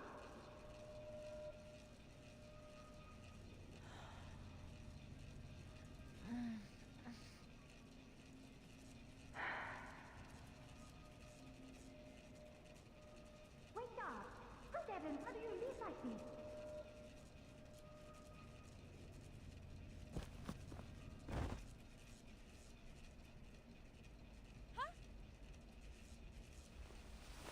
She stands, holding her head. The figure before her reaches out and flicks her forehead in anger. Huh? Good morning, I think you meant to say. I've been looking all over for you, and here you are napping like a pampered cat. You certainly know how to enjoy yourself, don't you? Abandoning me to take a doze in this cushy parlor. Felicien? Where were you? I was waiting in the street for hours. You never turned up, so I had to... Where's Madame Boiniche? Perrine? She... Words tumble on her tongue, but refuse to form a sentence. Still dreaming? Look around you. The parlor's already closed. Adele scans the room. They're the only ones there. You'd likely have woken up behind bars for trespassing if I hadn't come to collect you. Quelle honte. This place seems more tedious than I thought. Come on, get up. We still have time to look elsewhere. Oh, of course. I'll fetch the car. It's by the back door. No, not the car. I'd rather not get into that death trap for a while. It's a death trap because of you. Felicien walks straight through the corridor, pushes open the main door, and takes Adele back into the street.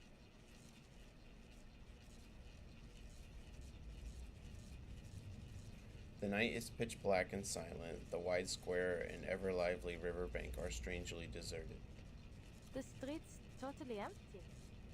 Where is everyone? Is there a curfew that I didn't know of? The street lamps are off. Huh. I don't even see lights on in any windows. What is wrong with you? Heaven's sake, it's a good thing I didn't let you behind the wheel. Look, is that not a light right over there?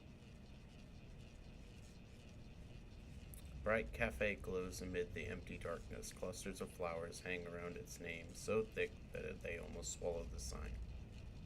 Is that Café de Flore? Do they really stay open so late? I suppose I've never checked. I'm starving. Go see if they have any food. I'll wait outside. Damn, she's annoying. She nudges Adele forward. The glass door swings open, and bright light spills out into the street.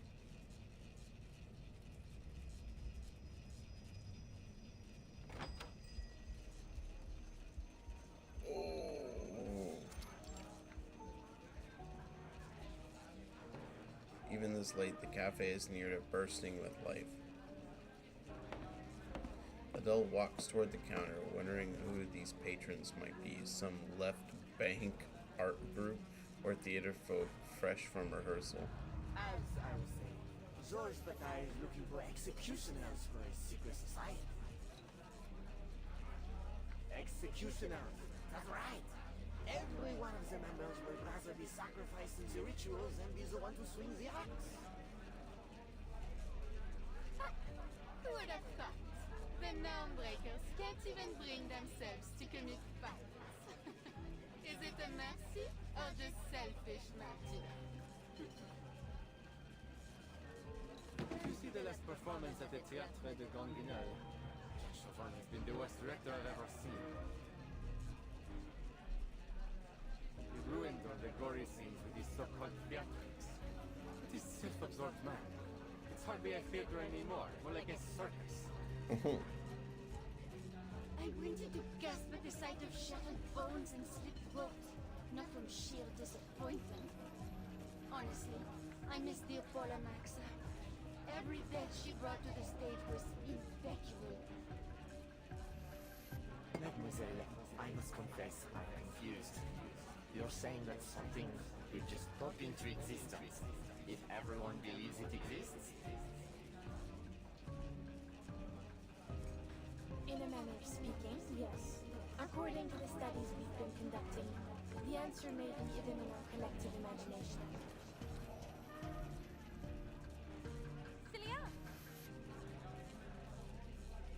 The name cuts through the air like blades, slicing the animated canvas around them apart. Every sound in the hall vanishes, leaving only the scrape of her heels retreating against the floor. All the customers turn toward her in unison, motionless, eyes locked on the intruder. Adele, what a surprise! I thought you had no interest in my studies. Her friend slinks over to her. Adele holds a dumbfounded stare, completely unsure of what she's seeing. It's creepy, man. She fixes on the darkness, writhing behind Celia's back. The outlines of the customers melt away, replaced by fangs and fur. You look pale. Come, sit with us and have a bite to eat. It won't take long.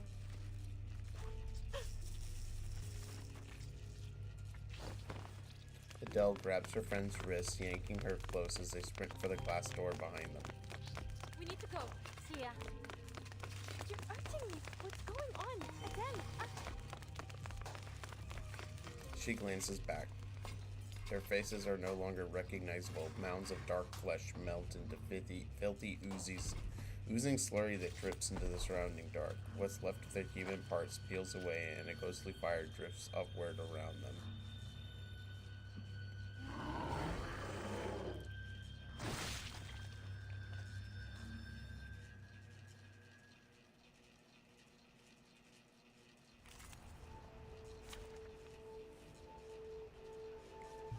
Okay. Hang on, let's...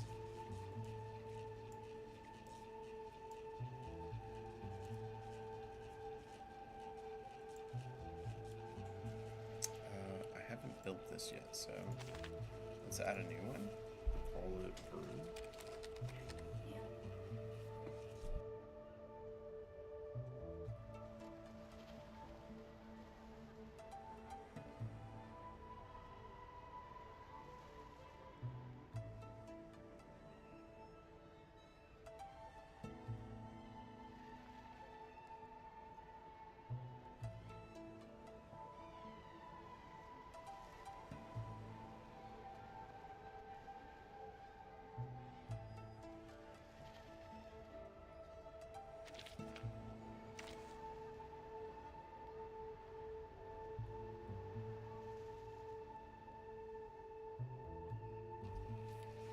Okay. Let's see.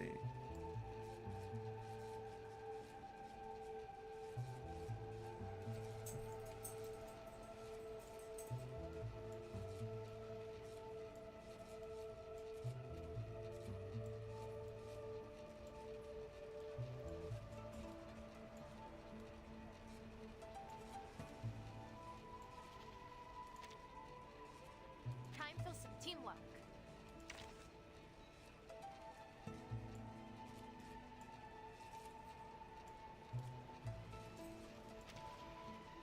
Yep, I'm taking all the equipment. Can't pass up the chance. I'm here to help.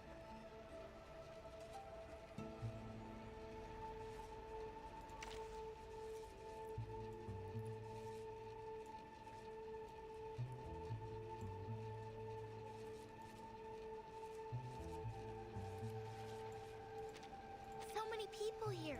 Feels like Okay, we're gonna train season fix again. this problem though.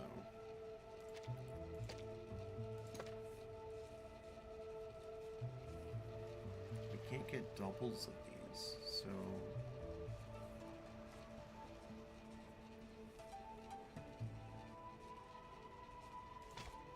I'll probably have to go with this.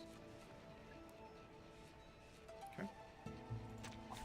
Embrace rather than resist. I'll handle it. All right. Oh, give it a little flutter. Decode complete. An accurate reading. Now, for the true spark.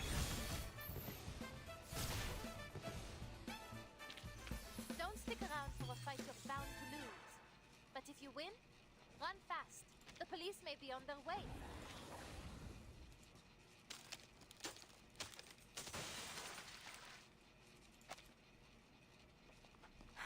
Merde. The car. It's still in the alley. Celia, stay close. I bet Felicienne, run! When she bursts through the door, the streets are empty. Adele finds herself actually hoping that Felicien stuck to her stubborn ways. She's already long gone. Oh. Go on ahead, Celia. She tries to turn, intending to buy Celia a few more seconds to escape, but the roar of the engine drowns out even the beast's howl. You... Wait, shouldn't you be in the hospital? You can explain later. Celia, get in the car. She yanks the car door open and shoves the dazed Celia inside, then jumps into the back seat. Go, go, hit the gas.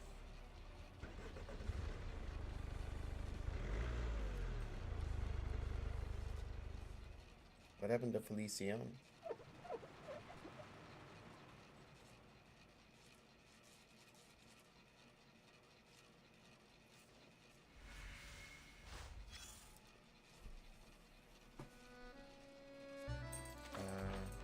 I think I want to check. 17. Okay.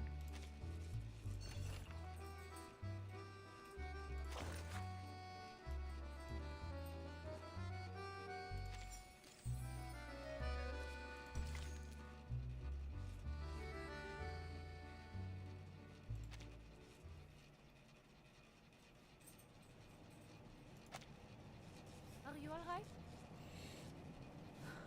Her friend nods, catching her breath, but Adele cannot help but notice how pale she is, far too pale, beneath the yellowy glow of the street lamps. Good. I knew you were tougher than that. Adele exhales, leaning towards the window to see the shadows fade behind them into the night. Even with twice the legs, they still couldn't outrun us.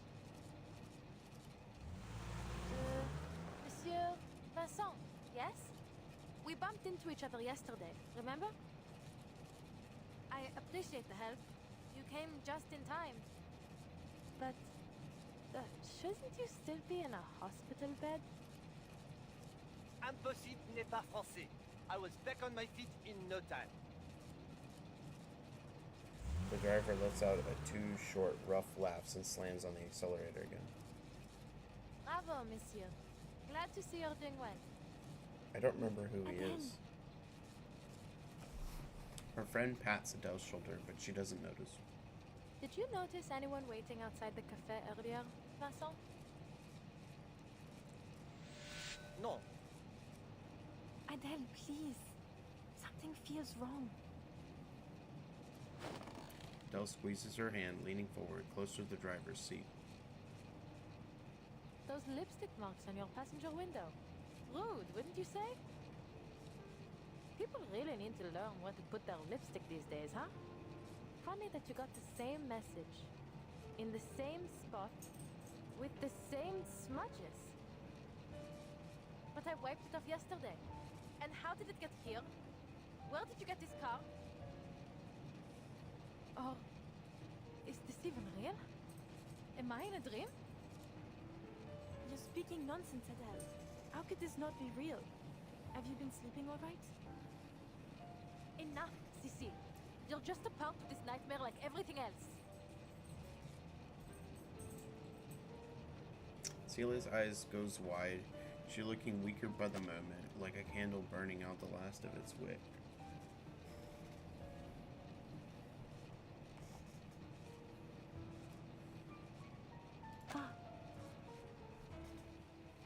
car isn't moving forward or backward now. It seems to simply hang, suspended in darkness. Her dragon climbs up the seat back and leaps onto Adele's shoulder. Le feu est purifié.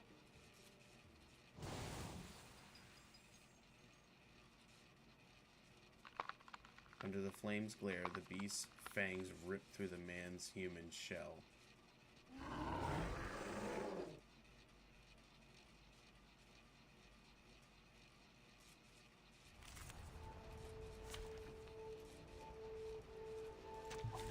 Battles can be just as informative as codes. You just have to know how to read them. Alright. Okay, yeah, this was the guy that we crashed into. The perfect solution. Recode complete. Now, for the truth part.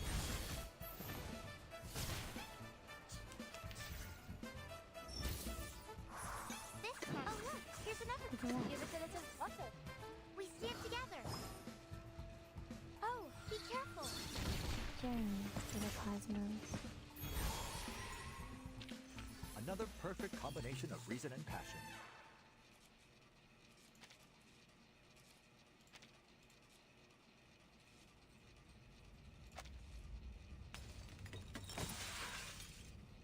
The beast that once was Vincent leaps out the window, his twisted form swallowed up by the abyssal night. Adele's stomach twists. In the dark, she imagines fur fangs, something larger, hungrier, draining blood from a fallen body. It had waited, starving, until now. Adele? Adele? Adele? You...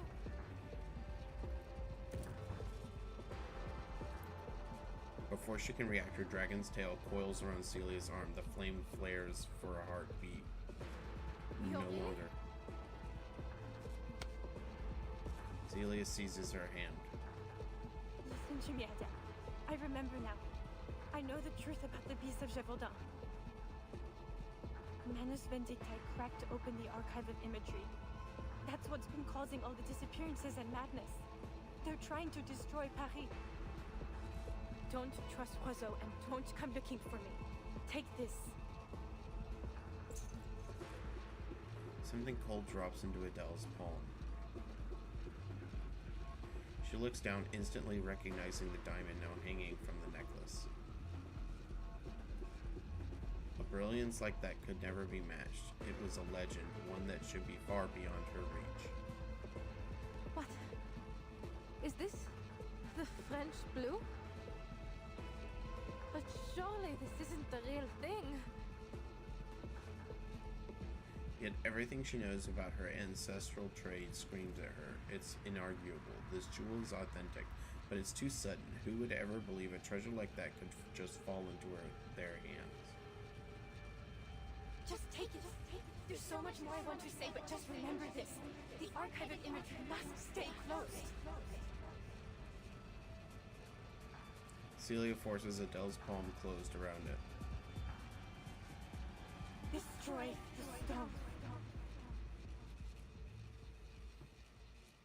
Celia! Des ténèbres, la lumière. From darkness, light. The heavy darkness in her mind lifts. Adele looks around, her temples throbbing.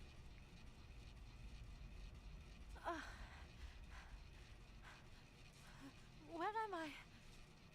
Damn. Take a deep breath. Soft couch, bright crystal lamp, gentle scent of incense, a diamond in her hand. Everything exactly as it was before the cleansing ritual. Even Beryl, sitting opposite, looks down at her from the very same pose she had been in before Adele closed her eyes. Was I dreaming? Not quite. You plunged into the depths of your mind and uncovered the shadow lurking within. I saw them. The beasts of Gévaudan. At the Café de Flore. So, did we cast the beasts out of my mind then? She freezes. The diamond in her hand, it had been a smoky quartz, but now... Zut! This isn't the crystal I chose. This is the one Celia gave me. In the dream. The French blue. But how is this possible? Am I still asleep? Is this part of the dream too? She hears her own voice trembling. Instinctively, she looks towards Beryl, the only one left who might be able to help her. But a glimmer of genuine confusion passes over Beryl's face. You must be confused. There was no other crystal. That gem was already in your hand when you came in.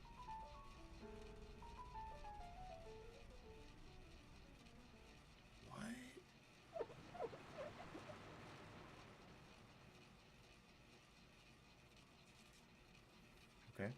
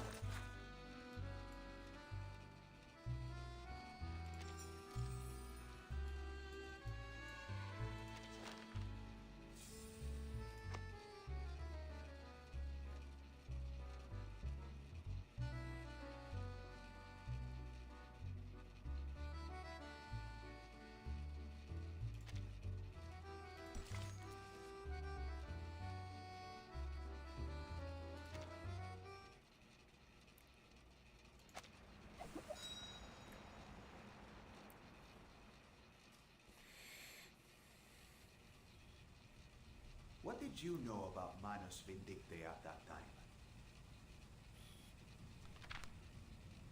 Stack of photos slides across the table toward Adele. Only that it was some kind of secret society that believed arcanists are superior to ordinary humans. That's just the surface. They're responsible for so much more. Fueling conflicts, inciting wars, manipulating minds. If there's an opportunity to bring chaos, they take it. Their power extends to all corners of the world in almost every time period, including yours. The Hermetic Order of the Golden Dawn, the Cephal, and what remains of the Rosenkreuz. Even Carl Jung and Sigmund Freud were associated with them, whether knowingly or not. And it looks like you got caught up with them too. You must have encountered them in Paris. A black mirror is set down on the desk, its foggy surface reflecting her face in a blur. What you say next is critical.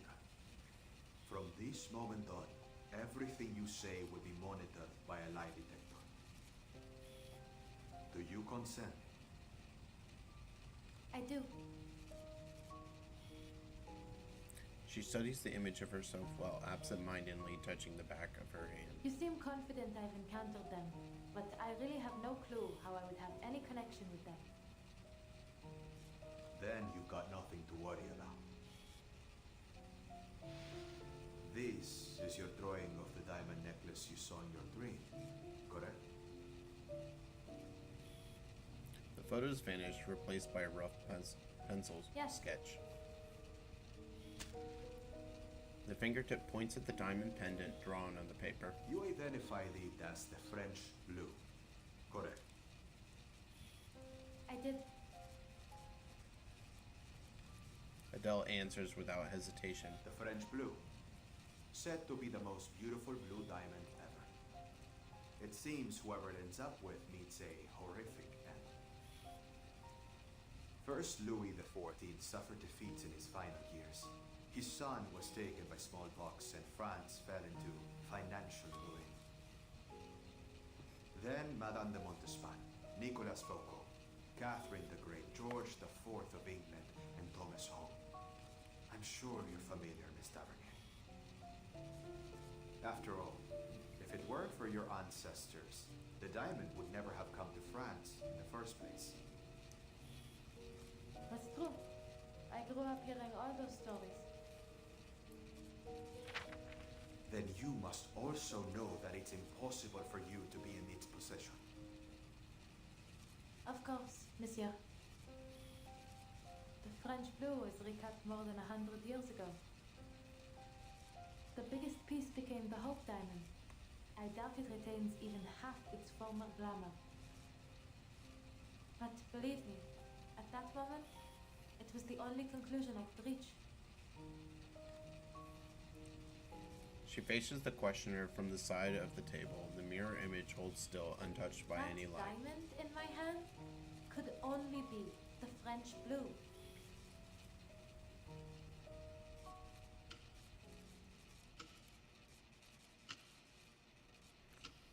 The ticking of the clock rises up over the silence of the room.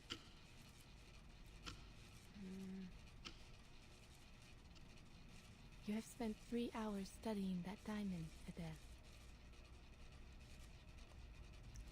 The jewel expert still feels frozen in place, her head tilted, the diamond in her hand lying forlorn. She is more statue than woman. It's real.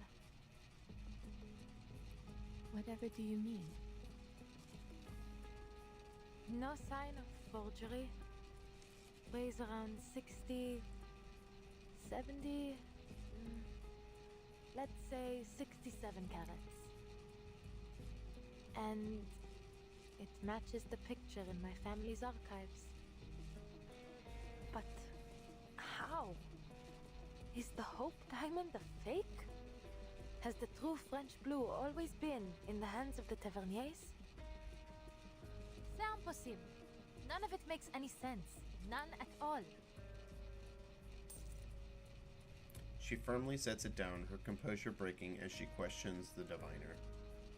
Madame Boaniche, what is the meaning of this? Are you playing tricks on me? Am I seeing illusions because of that cleansing ritual? If you insist I arrived with it, then I'm taking it back home. Adele, I run a crystal parlor. I neither sell nor possess any such diamond. I am just as certain as you that I am not its owner. This diamond, this French blue, it doesn't exist. It cannot exist. And yet here it is before you. It has passed every test. The discussion circles back to where it began. Faced with the proof before her, the jewel expert is left speechless. I don't understand. Celia gave this to me in my dream. How could it be here, in reality? How does something from a dream become real? Dreams often reveal truths greater than our senses allow us to see. Beryl remains like an island in a storm, still and unmoving, as if matter were self-evident. The material world is a result of contraction, shattering, and reconfiguration of Numa on its descent through 4 primary spiritual worlds. Everything we see is a mere manifestation of its true form. If destroyed in this world, it will yet persist in the spiritual world. So long as the idea of it remains, it may return to the world of matter through an emanation of Numa. Perhaps this diamond in your hand is the idea of it, manifested for a second time. The diviner's reasoning is flawless, but her words only leave Adele more lost. But how? All I did was see it in a dream. She clenches her fist, feeling the prickling of her nails, wondering if this too could be another dream. But all she feels is needless pain. So, if this dream made the diamond real, why only it? Why not my friend Celia? She was there too. I think the key... Damn it all! It's like I'm trapped in a dream where you just know something awful is about to happen. Yeah. She groans and taps her forehead, tangling herself in the logic. In the end, a more tangible worry wins out. Oh, this is giving me a terrible feeling. I need to find Celia. The things she said in that dream. I have to speak to her before I do anything else. She presses down on her dragon's head before it can lunge at the diamond, a momentary respite from her growing concern. She be at the campus now? Or still in the field? Maybe I should wait for her at her place. She lets her eyes wander as she thinks, coming to a sudden realization that there's an answer hanging right in front of her. Madame Boaniche, you couldn't do a divination to tell me where Celia is now, could you? This diamond came from her, so you can trace it back to her, right? I am afraid not. Though it may be a fine material for divination, it will not provide the vision you seek. If we are to find your friend, we require an item she has often used, or something dear to her. No problem. I just need to pick something up for my place. Please, madame, would you wait here for me? I'll be back in 30 minutes at most. She bolts up from her seat and makes for the door. The diviner smooths her skirt and rises to follow. I am sorry, Adele, but I must close the parlor now. Oh. Her urgency scatters into the air, leaving her with an open mouth, searching for the words to fill it. Then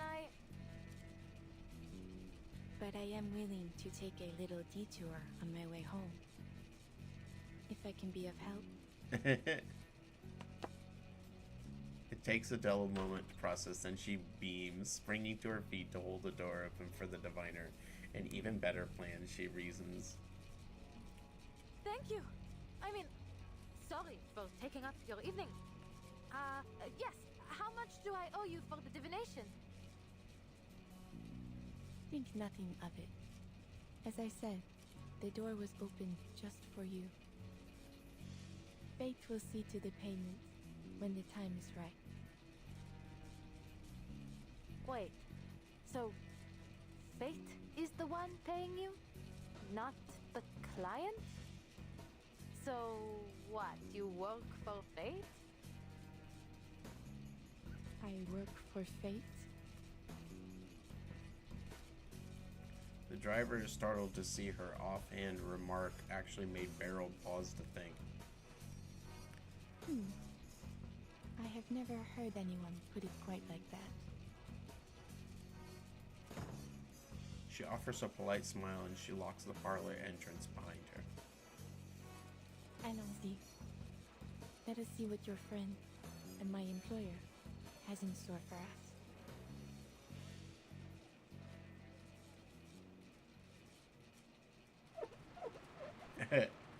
Her employer being Fate. Okay.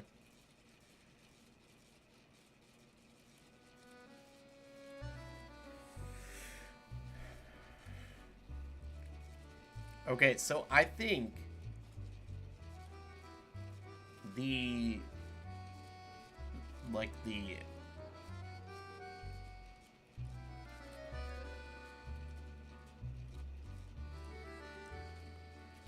whatever the cleansing ritual did, it cleansed the shadow around the crystal, the diamond, the French blue. So the French blue has been in their family all this time.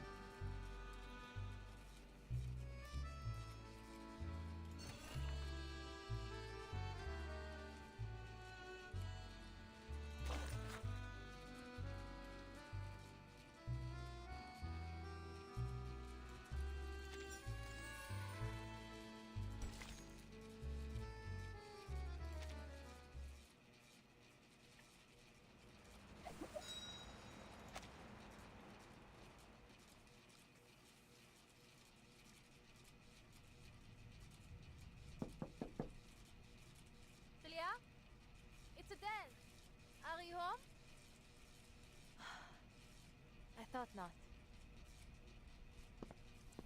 Adele turns to the next door, pulling a key from her pocket. I live right across the hall. There must be something of hers in there.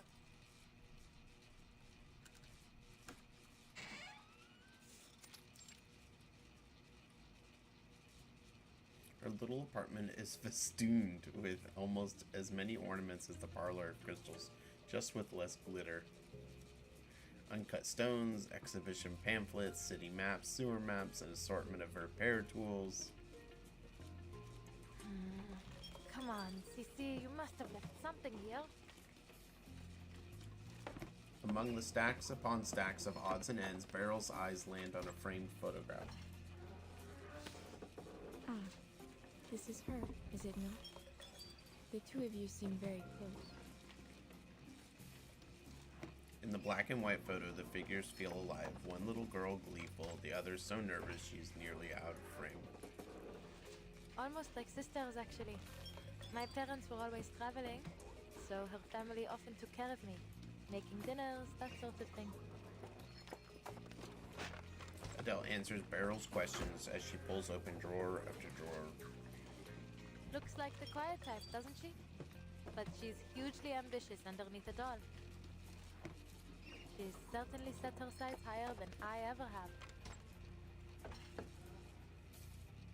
Ah, come on now. I don't need them, they're all over the place. But now... Aha! Will this do? From the bottom drawer, she lifts out a stack of letters. The stamps are from all over the world, though the envelopes themselves look the same, each bearing a single neat missive. To our daughter Adele Tavernier. Beryl picks one up for a closer look. The stamped edges curl slightly, yellowed mismatched against the fresh white envelope. Madame Boniche? I thought we were trying to find... Adele looks to her with urgency, but finds a worrisome response on Beryl's face. A knowing look, as if she could see right through her. Letters. Yes. They would do nicely. I thought we were looking for Celia. Beryl glances at the empty drawer by Beryl's feet, the least conspicuous spot on the well-used desk. It is little wonder Celia came to be like family to you, with your own so often away. Right. Not that I mind, really. They've hardly been around since I was little. I see. Shall we begin? Let us find this chosen family of yours. She begins leaping through the letters, treating it as part of some quiet routine. Her eyes lose focus, but her hands keep moving, tracing every letter, searching for the invisible gleam between the lines. Finally, the light returns to her gaze. I see her. Swallowed by the city. Sinking beneath the ground. In a relic of the Great Plague. In the world below. Dancing with the dead. What? Swallowed? Beneath the ground? In the sewers? She frowns, first with concern, then curiosity, until she suddenly brightens. Could it be the catacombs? Oh, of course! The Danse Macabre she talked about. It's there! She must have gone to see the mural. Ah, Celia, you never pick the easy places, do you? You had me worried, madame. The way you said it. It sounded almost like she'd passed on to the other side. Now certain of her goal, she jolts up and heads for the apartment door, but Beryl raises her hand. I see you there too, Adele.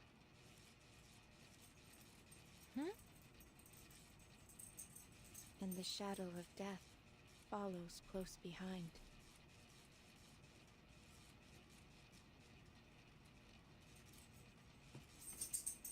The words don't feel like a warning, they're a statement. The diviner looks on the past looks on past the confines of the room as if seeing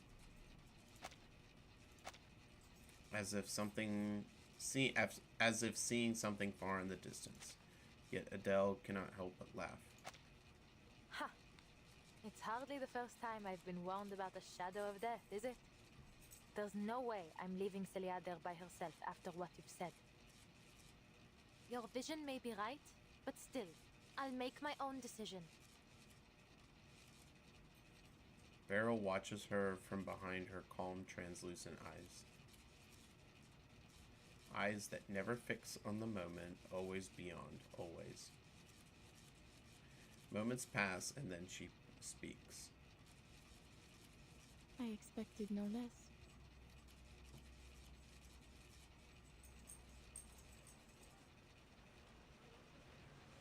The two of them return to the street below, but as she walks, Adele slows her steps toward the car, as if moving slower would stretch time itself. Though she may have some idea where her friend is, she's only grown more confused.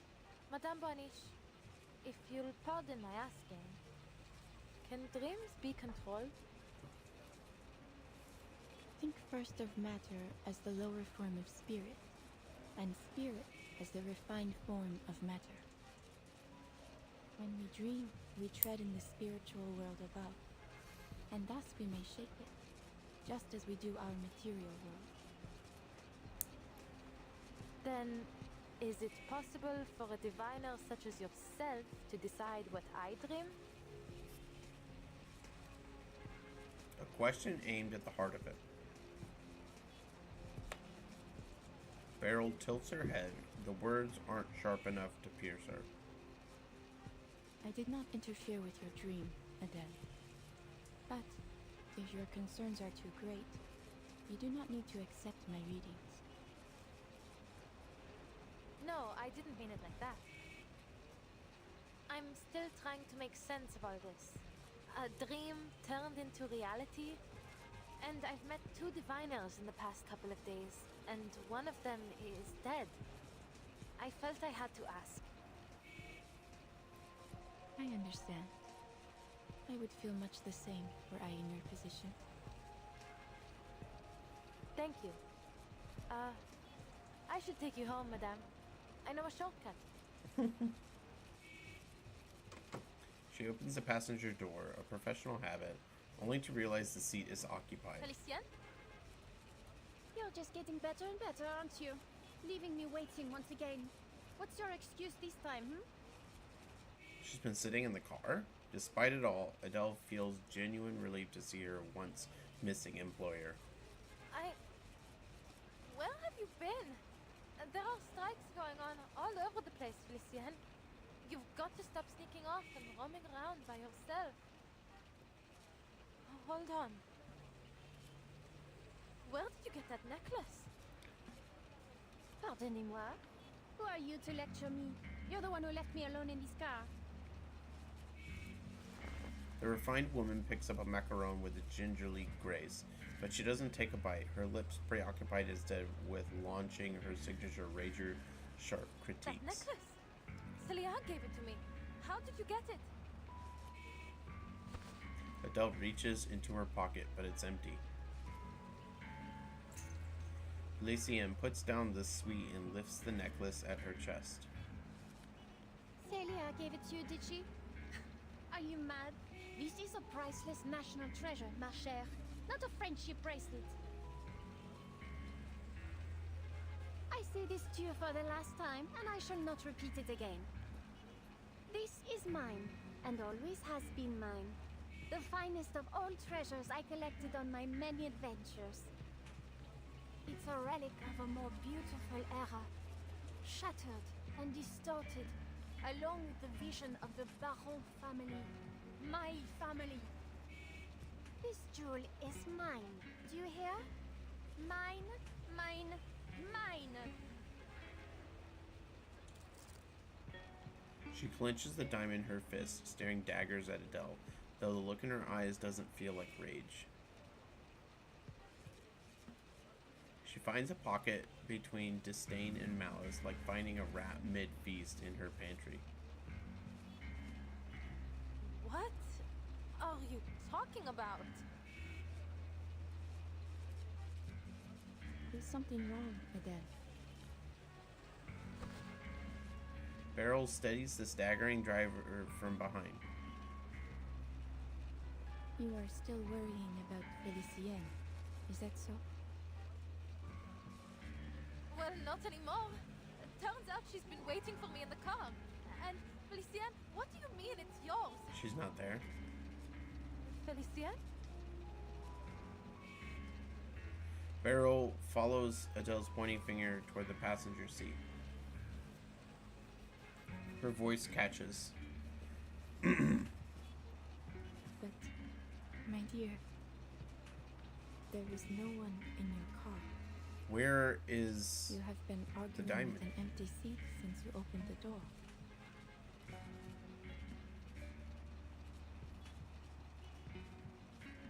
Adele blanks, mind and tongue stammering at a colliding dissonance of what was and is. How? Check and see if the gem's still in your pocket.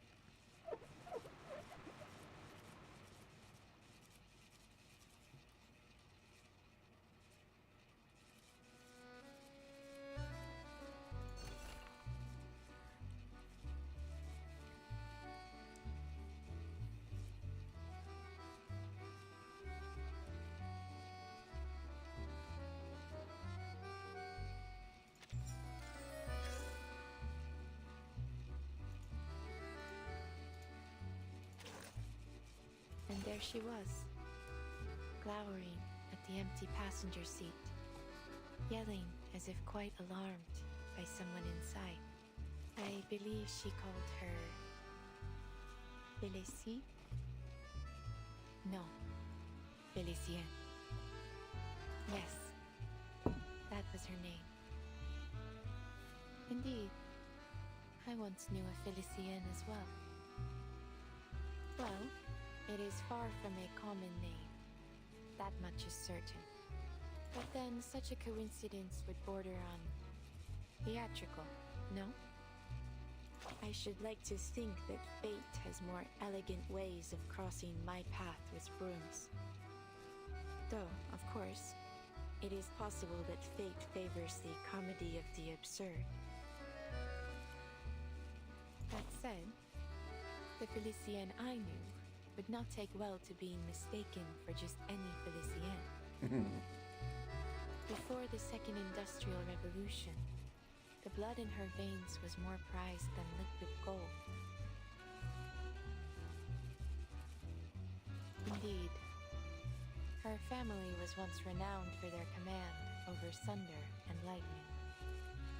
Though their influence faded when humans learned to harness electricity for themselves.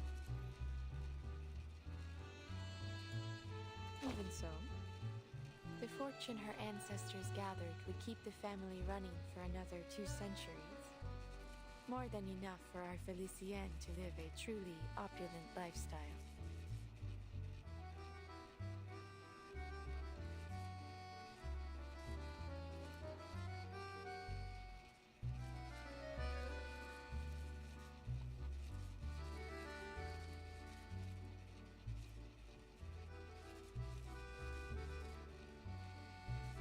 Precisely. When she was born, this storm had not yet begun. Not that it matters much, you see. In times like these, those born before the storm often still cross paths with those of another era. Just like you and your friends. And myself and Bloom.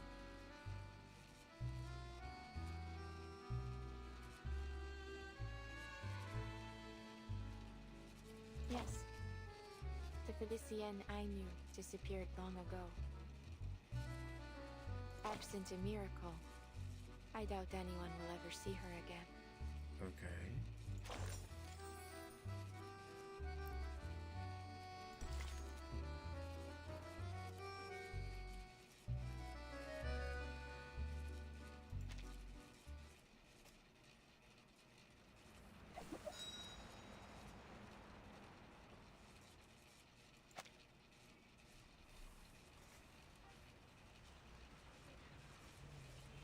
Adele forces a broken smile to her face. Madame Boiniche, as much as I appreciate your humor, now really isn't the time for it. Where did she go? I'm quite used to her attitude, but stealing that necklace crosses a line. Adele. The distance in her voice and manners disappears. The diviner becomes mortal, her voice laced with genuine concern. Felicienne was never here. Perhaps it fell out of your pocket. Allow me to aid you in its return. I believe it is best you not act alone in your current state. Ah, I've got it now. She didn't come to your parlor today, so she must have gone somewhere else. And she's been waiting in the car ever since. No wonder she got angry and stormed off. She fidgets with her sleeve button, desperate to escape this farce. Aye, c'est trop. What a day. I think it's better we speak again another time, Madame Boiniche. Would tomorrow work? When did you first meet this Felicienne? Oh my goodness. Beryl moves faster, forcing the car door closed. Honestly, what on earth is happening today? You want proof? I'll give you proof. Madness. Never thought I'd have to actually convince someone that I work for that terrible woman. She rummages impatiently through her pockets until she finds her wallet. It was raining. She started complaining about the mud on her shoes the moment she stepped into the car, then insisted we head straight to the Champs-Élysées. You know, wealthy young ladies like her are always generous with payment. I often have to take time out of my evenings just to count all her tips. That very first day, she even gave me some gold francs as keepsakes. I've got them in here.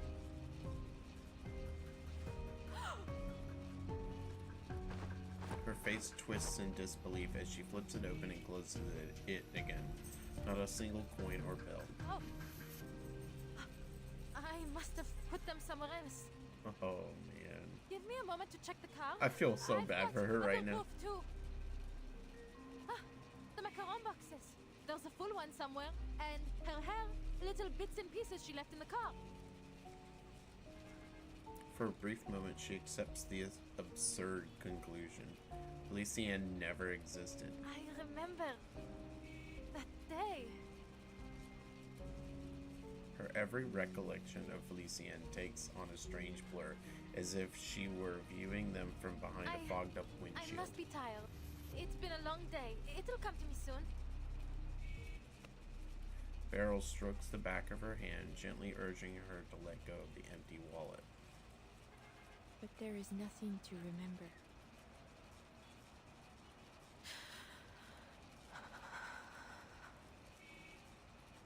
Something's wrong with me. Prophecies, dreams, the necklace. It's all playing havoc with my mind. I need to clear my head. Just bear with me. Those coins have to be in here somewhere. Do not worry, Adele. It is not only you who is confused in this era. Look at the people around you. People?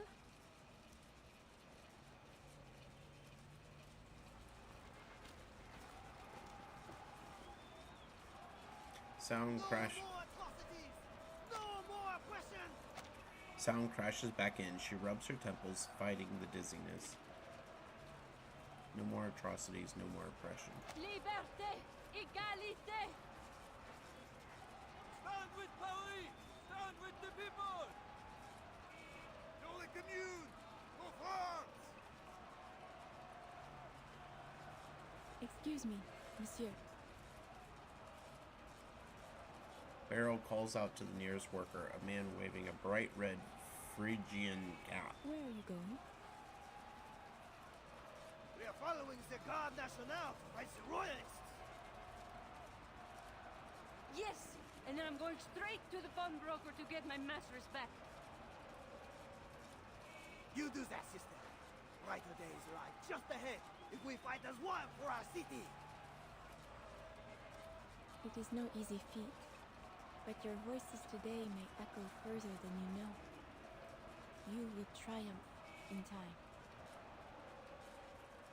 Merci, madame. Pour la Commune de Paris! The man turns and disappears into the crowd. Well, everyone's fighting to survive these days. Looks like another protest. But did he just say Commune de Paris? He did. In their minds, this is the burning summer of 1871. Those almost transparent eyes again. People's thoughts pass through her like light through a crystal. Barrow reads them but never bends to them. Unconscious thoughts, countless in number, are converging upon this city. This is a volatile time indeed. Some worry for their missing family and friends. Some are terrified by ghosts and spirits. Some obsess over a long-dead emperor. And others are shaken by the phantom attacks of a beast of legend. The edifice of reality is shaking. Chaos has been invited into its foundation.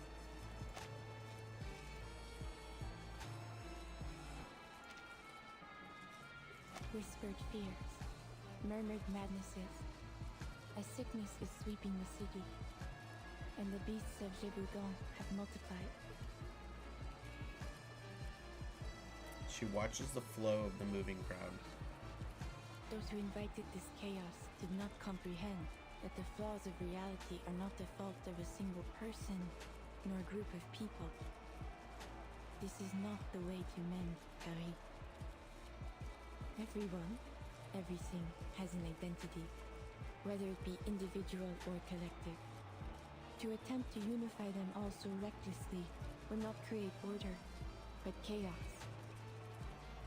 Chaos is what turned those people into beasts.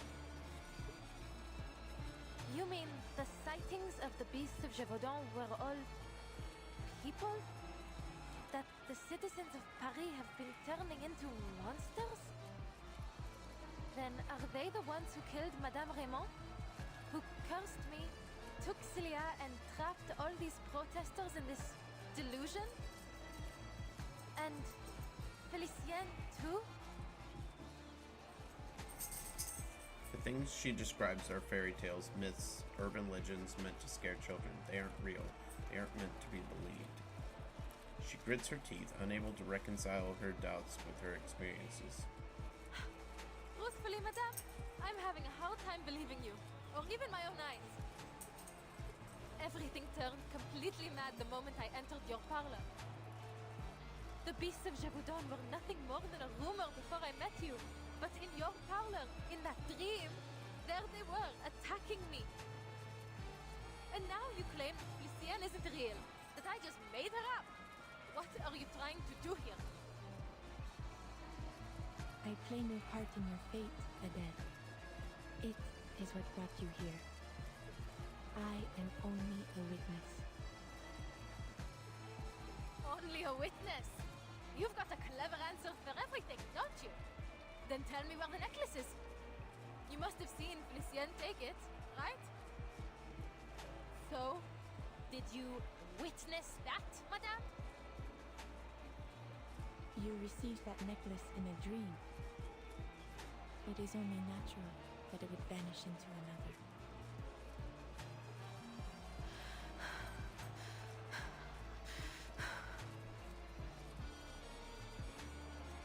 Her reasoning is as solid as it is absurd. That necklace proves the truth of my words. The spirit world is as real to us as the physical world. You will happily read Felicienne's fate. That is, if you still believe she is real. I don't need you to read anything. I need space to get away from all this madness and think for myself.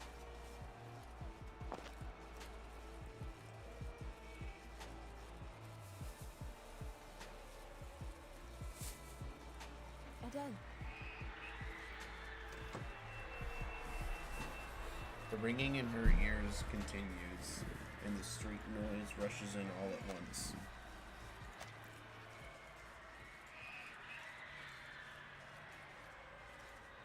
Beryl steps back from the car door, unconsciously giving way, allowing Adele to lunge forward and seize the handle. The ringing in her ears returns, the street noise rushes in all at once. But she's made up her mind, if she can just get in, start the engine. Adele, behind you. What?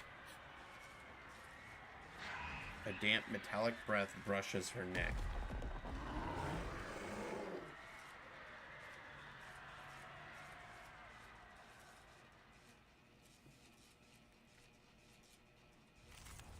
Things are getting kind of crazy. Stay behind me. I'll keep us safe. All right, I'll handle this. It is implicit, no? The perfect solution. According to my calculations. Regaining control On a of cloud our in my bodies. house, yes, sir.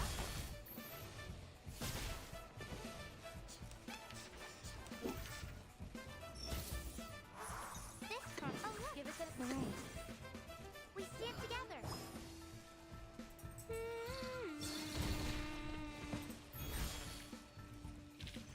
Don't stick around for a fight you're bound to lose. But if you win, run fast. The police may be on their way. I love how she's got this little shoulder thing for her dragon to perch on. Stay close to me. Adele reacts instantly, pulling back with Beryl's tug, raising her arm. A burst of flame shoots from her fingertips. Her little dragon beats its wings, setting the beast ablaze before it can fade away. Your hand. Did it get you? Bon sang. This is no dream. How did they get here? Shouts rise from the nearby crowd. Adele gasps, scanning the street, seeing no second monster. She finally exhales. Is that what you meant earlier? The diviner nods faintly, blood running down her now paler skin.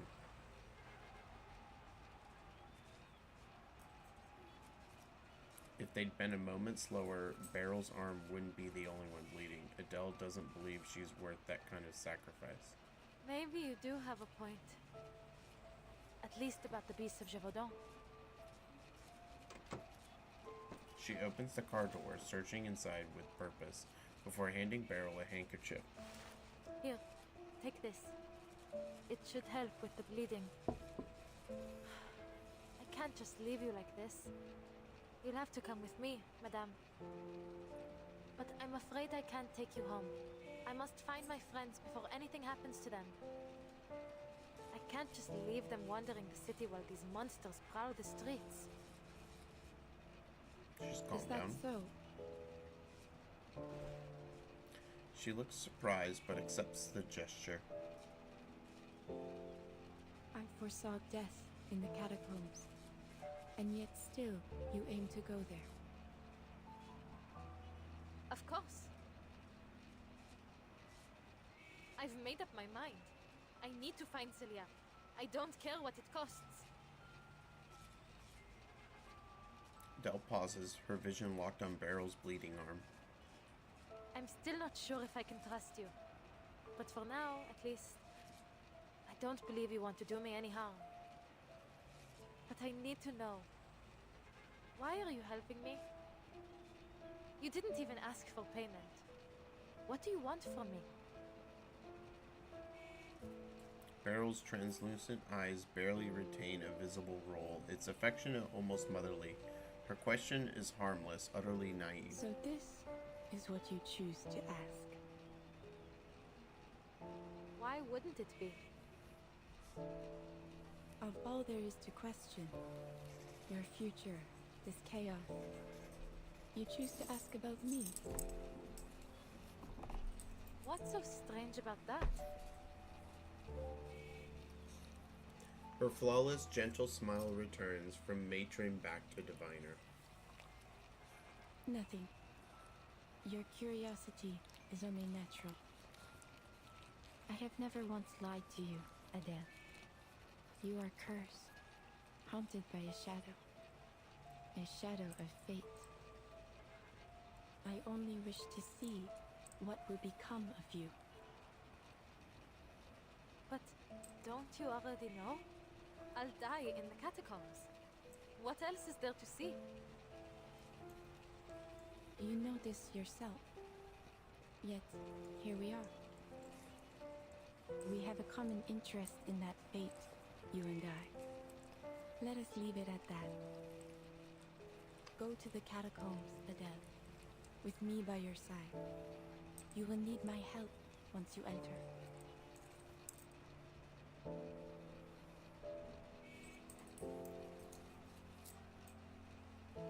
It's a long-delayed request to travel together. Adele can't read much from Beryl's expression, but there's no time left. After a brief thought, she opens the car door again. Please, get in. Careful.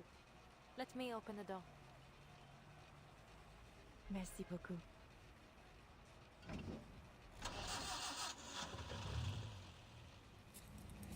This Peugeot 201 slips through the crowd, turning down a quiet street toward its destined end.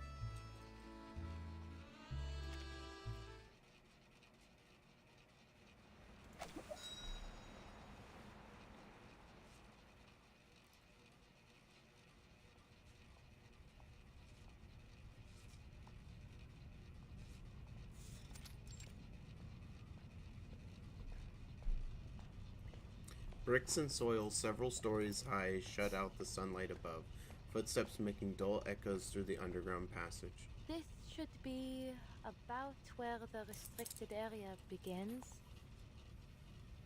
Though I doubt the police have the luxury of worrying about our trespassing. The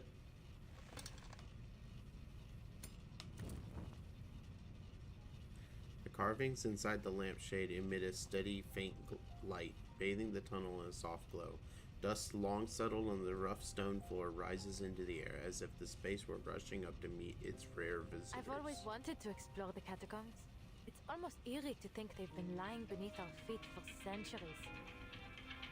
And it only got spookier once they started stuffing the dead away down here. A vast labyrinth lined with skeletons. But despite the spookiness, I still feel it has a special charm.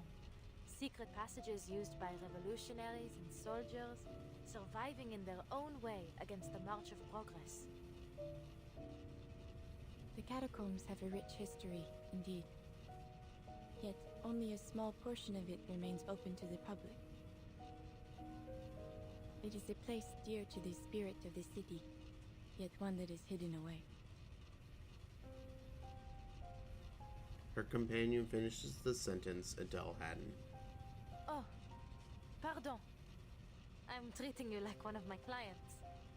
I'm sure you don't need a guide to tell you these things. En plus, we aren't here for sightseeing. I need to find Celia and get her to safety as soon as possible. They come to a confluence of paths. Adele's heart tugs as her purpose meets yet another frustration. But these tunnels stretch out almost 300 kilometers in all directions. We can't go looking for a needle in a haystack. Madame, your divination revealed Celia's whereabouts before. Could you perhaps try it again? The fates of many commingle here. To trace her would be to catch a single stream from a flowing river.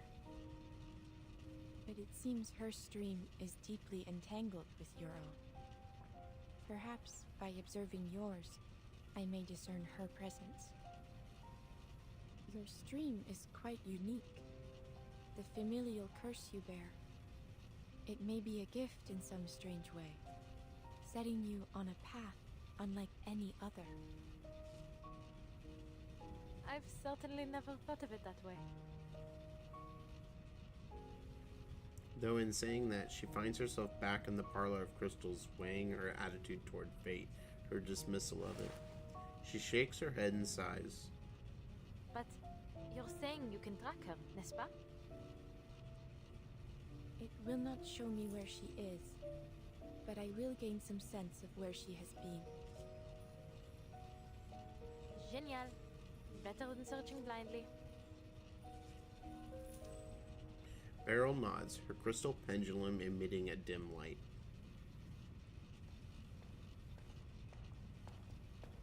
To the left. D'accord. Then we go left.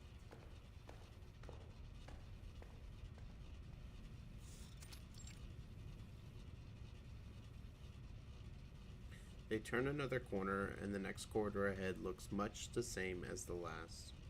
Wait. I should leave some sort of mark.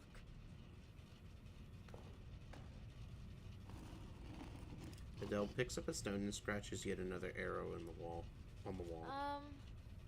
We've been walking for a while now, but we still haven't found anything.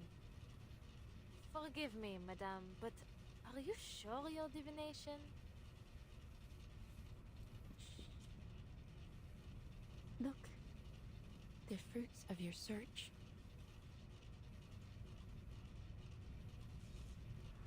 Following Beryl's gaze, she catches a silhouette flicker at the far end. She crouches, raising her hand slightly, ready to strike with her flames if needed. Adele watches guardedly as the figure steps into the light. Who's there? Oh, a fellow explorer. What luck. You see, my headlamp's gone out and I've been separated from my students. I wonder if you might help me get to the surf. Wait, you! Are you not that same young lady from yesterday? And you, Madame Beryl Boiniche. What on earth are you two doing here? You know each other? Adele looks back at Beryl, but her suspicion washes up against her calm composure. I have attended a number of Professor Roseau's lectures. His ideas are most intriguing. Beryl's introduction is cut notably short, but it hints all the more at how wide her influence reaches. But this man himself doesn't earn any trust for being an acquaintance's acquaintance. Was Celia with you, Professor? I've been looking for her. It's serious. I tried calling the campus, but no one answered. Celia? She was supposed to join us today, yes. But I'm afraid I haven't seen her. Most unlike her to do such a thing. But perhaps she had a change of plans. Adele studies the man's bewildered face. A thought crosses her mind.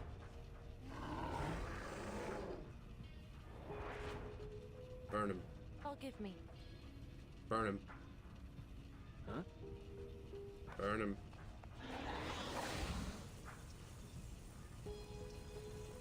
Fufu lunges for the professor's wrist, sending fire crawling up his fingers. The flames flicker, fading quickly, leaving only a trace of warmth. The fire accepts him. Mademoiselle Tavernier, what are you doing? No need to be alarmed. It's just my arcane skill. It's a relief to know you're as real as you appear. But you have heard about the reappearance of the beasts of Gévaudan, no? To say nothing of the critters that surely nest down here. Monsters wearing human skin could be lurking nearby. We can't be too cautious. I appreciate the warning. He brushes away imaginary ashes from his sleeve and resumes the prior conversation. Knowing Celia, it may very well be that she lost track of time organizing her research materials. Are you quite certain she's not at home? That does sound like her. But I went to her place. No one was there. In all likelihood, she's in some cafe with her nose buried in a book. But mademoiselle, why is it that you are so concerned with finding her? It's as if you're certain she's in some kind of danger. She cannot help but notice he's moved one hand behind his back, a guarded stance. She may well be. Madame Boaniche has had a premonition. They go over a brief account of the prophecy, the nightmare, and the necklace that serves as proof. When she finishes, the professor exhales softly before bursting into laughter. Madame Boaniche, forgive my bluntness, but you've been indulging this mademoiselle far too much. Scurrying about down here? What this young lady needs is a good rest. It is her will that brought us here.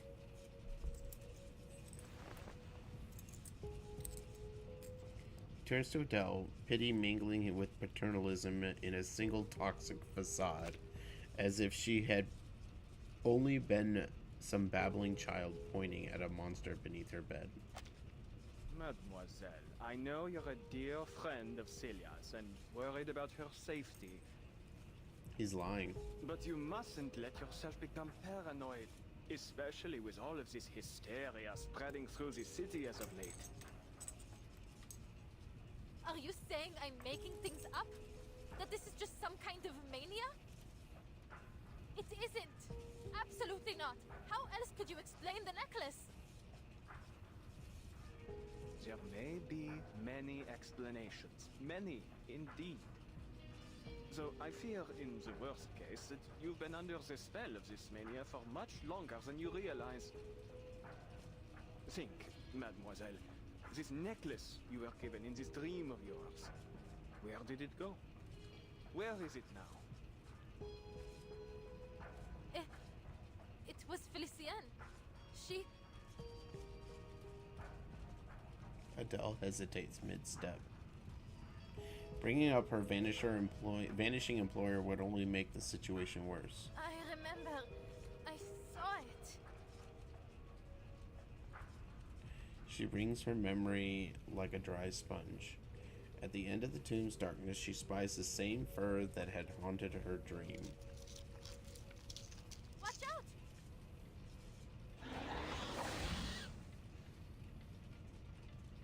The furry shadow screams and darts away, its cry louder than her gasp.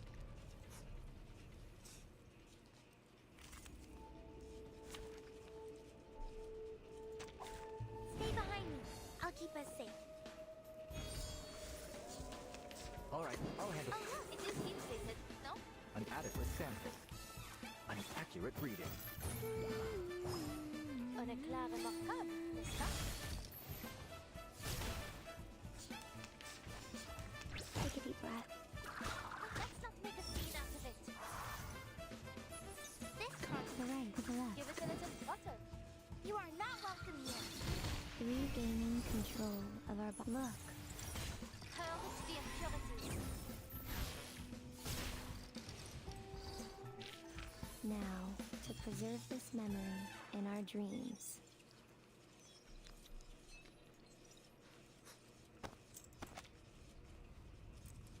Please, mademoiselle, those were simply ordinary critters, not mythological beasts. I'm afraid my verdict stands. What you need is rest, my dear. The man shakes his head in regret, casting an apologetic glance toward Beryl. As much respect as I may hold for the art of divination. In fact, my own field of study overlaps with it quite a bit. Ultimately, divination is but a tool, and an auxiliary one at that. In this era, everyone is clamoring to find the true path out of their predicaments. In this but I have era? yet to hear of anyone who has found an ultimate answer. I believe that it is only when all of society is united that we will have any chance of success. Indeed, that is my team's and Celia's shared goal. I don't trust this guy. There are, of course, those who claim to have found the secret to creating such a society. But they are nothing but imposters. Little do they know that the lies they spout are destined to backfire, causing suffering and disaster as they too are devoured into the collective unconscious. We must make our own decisions. Wouldn't you agree, Mademoiselle Tavernier? I suppose you have a point. His words seemed to be against all her desires to the contrary, painfully earnest, and the anger rising in her chest fades. But the calm itself is revealing. She's never been this quick to anger before. But I'm certain something is wrong. And that's exactly why I'm here. Adele glances back at the narrow tomb passage, where she spots the shifting darkness once more. It draws closer, sharper, until it solidifies into a familiar figure. Celia? Don't go! Adele? The shadow flickers and vanishes without even realizing her lamp. Adele runs after it. Attendez, mademoiselle! Please, don't venture off alone! The light behind her fades, and with it the shouting of the professor.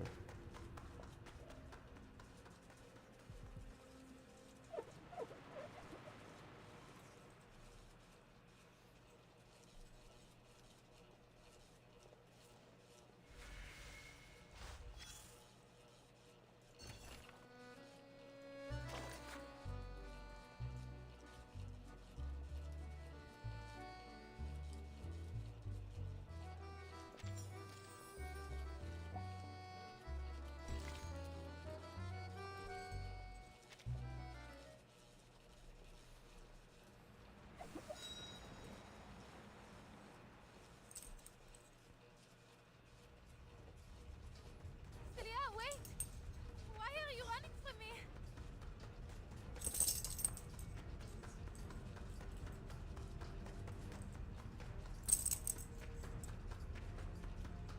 Oh, whoops. I forgot to push auto. Chasing the blur, Adele turns another corner and stops, startled. A dead end.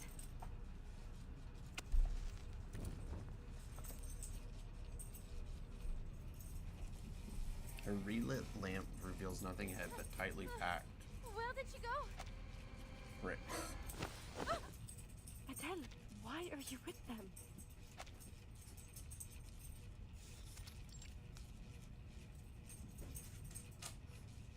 Two hands grab Adele's shoulders and wrench her around, face to face with her lost and very anxious friend. Celia?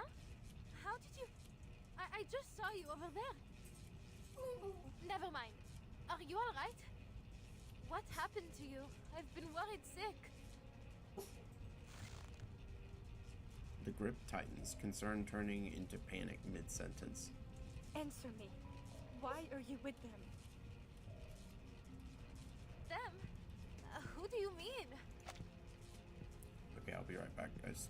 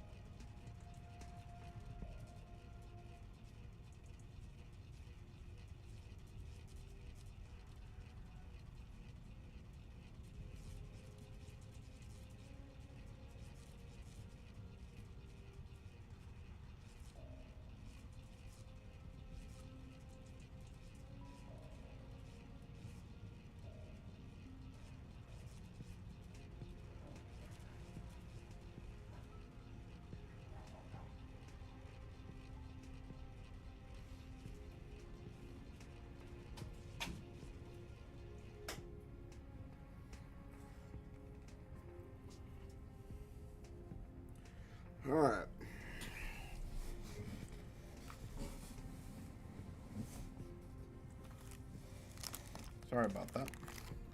Manus Vindicte.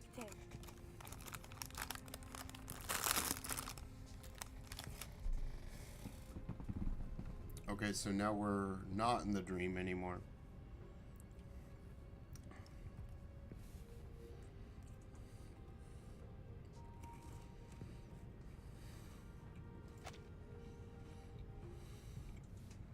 The professor deceived us all. He's been a member of Manus Vindicte this entire time. He never wanted to help anyone. A name heard only in dreams bursts out through clenched teeth. We can't let him open the gate. We can't let him unleash the Imagirial Paris. Wait. Hold on a minute, Celia. Manus Vindicte. In imaginary Paris. Please, I don't understand.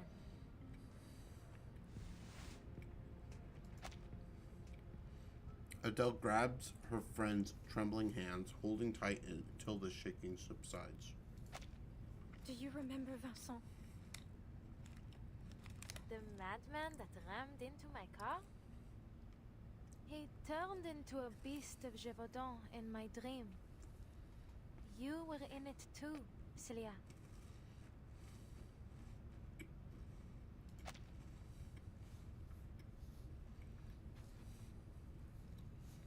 She looks to her friend, expecting yet more doubt. No, Adele. It wasn't a dream. Yesterday morning, I went to the hospital to check in on him. That would be around the time I visited Madame Boaniche's parlor.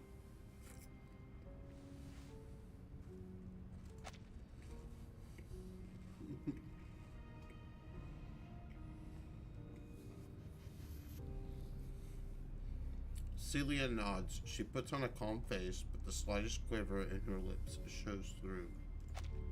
But when I arrived, I was told that he'd been taken to his hometown by his family. I truly didn't think much of it at the time, although I was remiss to have lost my chance to say goodbye. But on my way back, I saw him again. He was getting into a car, one that I recognized right away, Professor Roseau's.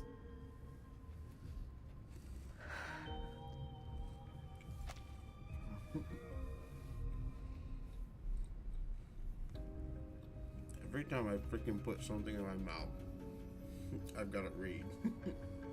She takes a deep breath, her breath holding back both shock and fury. It was altogether too strange. I couldn't just let it go. So, I hailed a car and tailed them. They parked in a hidden spot and entered the catacombs together. They kept going deeper, and I followed. I don't know how long we walked. It felt like we were descending into hell itself. Then, I saw the room.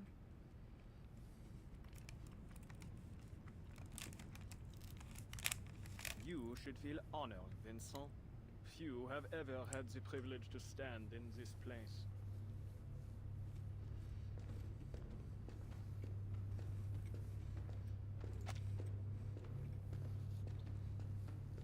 He throws a dismissive glance over his shoulder, striding deeper into the room at the corridor's end, a dazed young man trailing behind. Moments later, the hidden young woman peeks around the corner.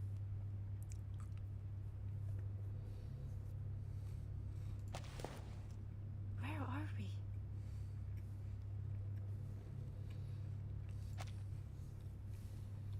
The strange light spilling from the entrance stings her eyes, unnervingly bright.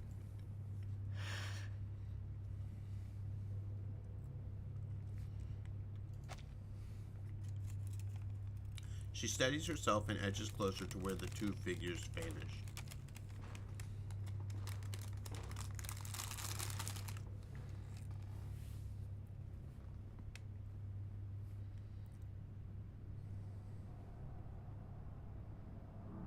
The center of the room is dominated by a strange circular pit, its interior wall fitted with a ladder of unknown make. Ladder? I thought we were already in the deepest part of the catacombs. Never mind my mumbling, Your Majesty. Only, could I ask, does this ladder lead? Your As Majesty. Above, so below. Don't let appearances fool you. Huh? You mean... Oh, did he trick him into thinking he's Napoleon? Yes, this is its entrance. The archive of imagery, the anima mundi, the shared dream, the sea of collective unconscious. It goes by many names, but I prefer to call it the depths of myth. And it exists in a more tangible form than you may think, my dear boy. In fact, it is right in front of you. My god! This is beyond my wildest imagination. For now, it is but a small crack in the veil, nowhere near enough. We must open the gateway. If we wish to restore the glory that once shone on this land, we need a far more radiant light. Like the brilliance of the sun of Austerlitz. He stares downward, his eyes reflecting the brilliant, flickering light below. As I told you, there is risk here. The maelstrom of imagery will devour any who dive into it, reshaping their body and soul into something else entirely. But I have faith in you, my boy. You remember what I taught you, don't you? Of course! I'm ready! It would be my greatest honor!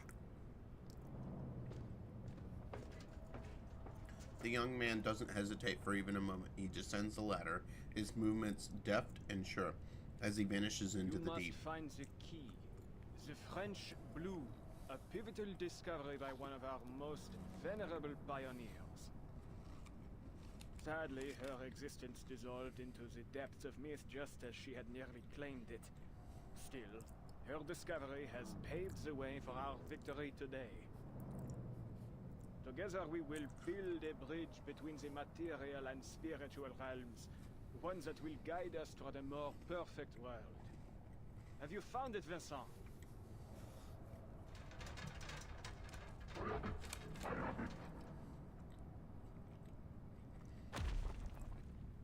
The young man reappears, but where his hand should be, and he instead grips the side of a pair of massive lupine talons.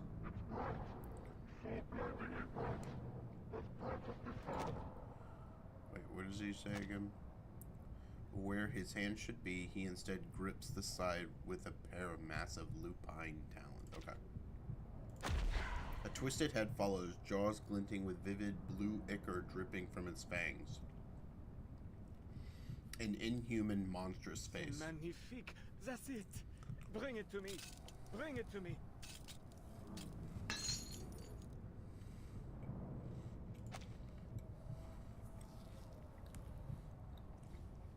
But in the next instant, the blue scatters into drifting light and fades away. The rapture on the man's face freezes only to melt away into What nothing. a shame, dear boy. It seems you weren't worthy after all.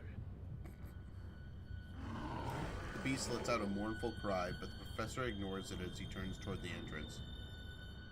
Perhaps, then, the final experiment must fall to you, Celia. My brightest student.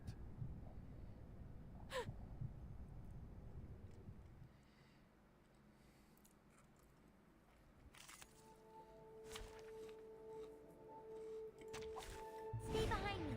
I'll keep us safe.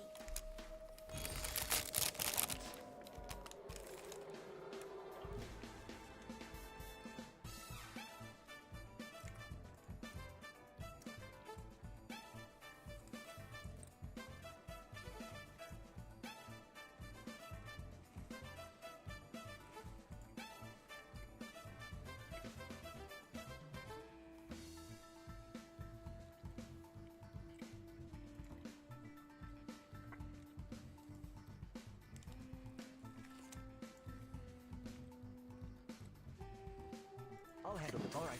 Give it a little butter. Decode complete. Encryption complete. This'll help. Now, for the truth spout.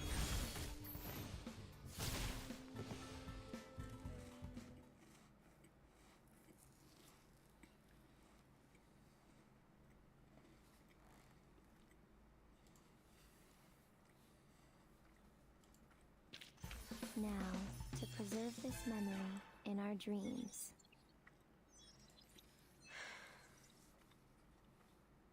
Laurent Rousseau is a madman. Obviously. Rage and sorrow twist her friend's once studious, gentle gaze. I thought he genuinely wanted to make the world better through parapsychology. He'd gone much further than anyone else. But I was perhaps too foolish, too naive to realize that all his novel theories, all the inspiring dreams he shared with us, were lies, meant to ensnare us, to use us. All those rumors of monsters in the city, the madness in the streets, the disappearances, they were his handiwork. He and Manus Vindicte. Professor Rousseau? The depths of myth? Manus Vindicte? I saw him. Vincent. He became a beast of Gévaudan. I saw it with my own eyes. Then he turned to me and...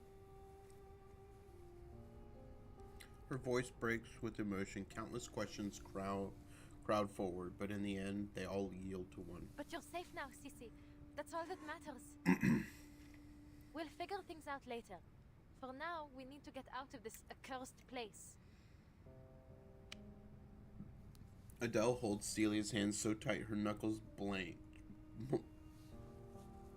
Whatever else, she's certain of one thing. She won't lose sight of her friend ever again. So she steps forward, yet no footsteps follow. Sissy? What's wrong? Allons-y, come on. We have to go. Her friend doesn't move with her. She stands motionless, expressionless, until her mask is broken by the hint of trailing light and faint concern written on her face. She's dead already. Very glad, Adele. That's what the death in the catacombs mean. Yeah. I still truly see myself through your eyes, n'est-ce pas? Sissy? What do you mean? What else would you look like? For an instant, she sees it through the veil of shadow. It's no illusion.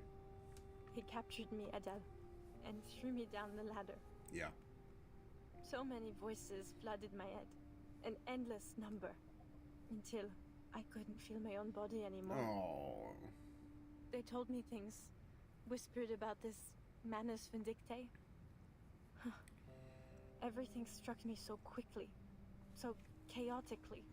Yet it felt so long. Like an endless moment. But I found something in the current. A diamond.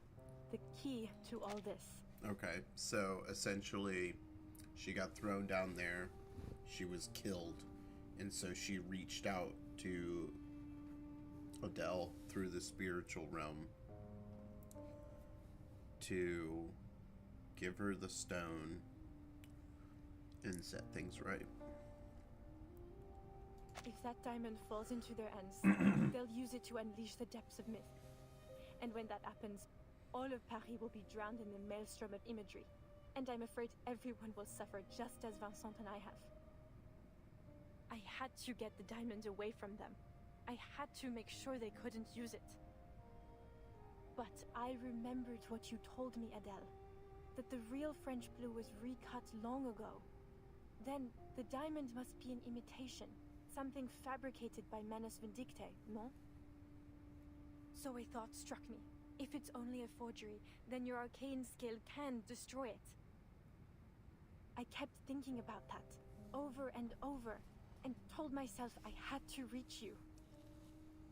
Then, just like that, a car door appeared in front of me. One I truly could not forget. It was your passenger door. She releases this long-held truth like a taut rubber band, immediately snapping the moments together. Maybe the depths of myth really does connect our dreams, blurring the line between what's real and what's imagined. At the very least, it led me to you. So then, in that bizarre dream, it really was you? Yes, it was. The depths of myth how it connects us truly is amazing. But I'm afraid I can't go any further. Too much has changed.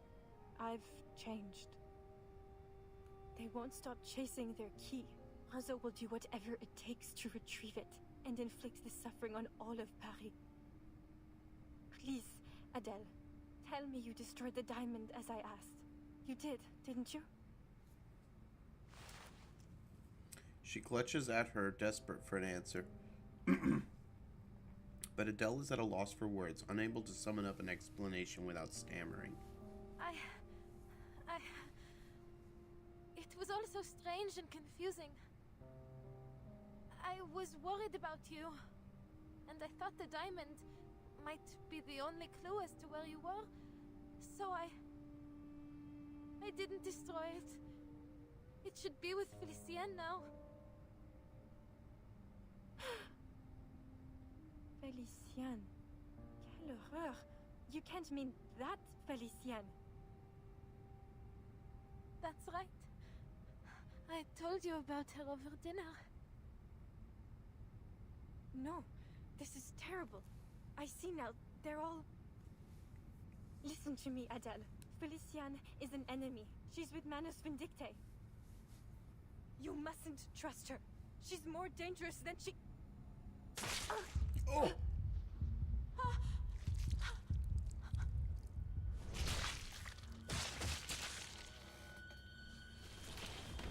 How rude. You really ought to reflect on your choice of friends, ma chérie. I've no patience for personal slander. Damn. So she is real.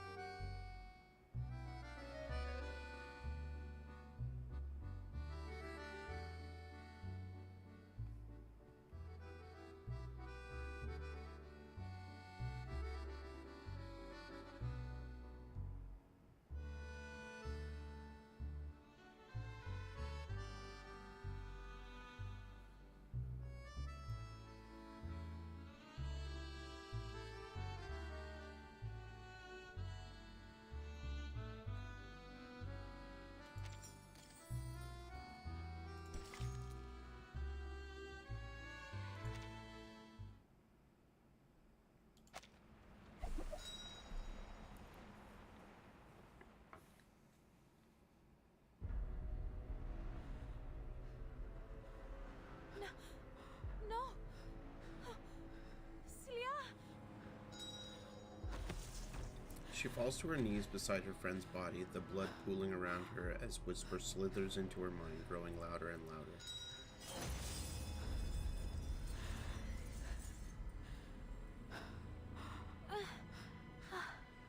My head hurts. Blood, a limp hand, the gem's brilliant glow, a familiar voice, the cold sneers, everything spirals into chaos. The world spins, the darkness swallows everything. Take a deep breath, Adele. Come, take my hand. Soft, muffled voices seep into her ears. Time to wake up, dear.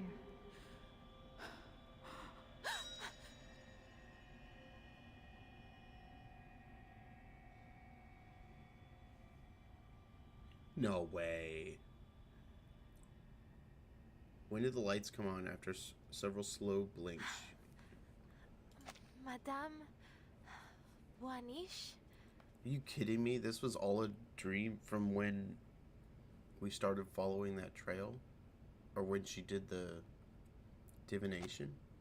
When did the lights come out? After several slow blinks, she begins to make sense of the faces staring down at her. Feeling better? Take a breath. Rest a moment. We are here with you now. Who's we? We?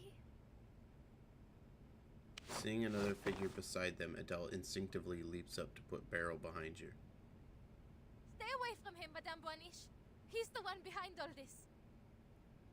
What? Celia told me everything. She saw you turn Vincent into a monster. Oh, my dear girl. When we get you back to the surface, we must get you some immediate mental care. You've been pacing around in circles, talking to yourself, laughing and crying for who knows what reason. And now, just as I thought Madame Broniche had managed to calm you down, you start spouting this nonsense.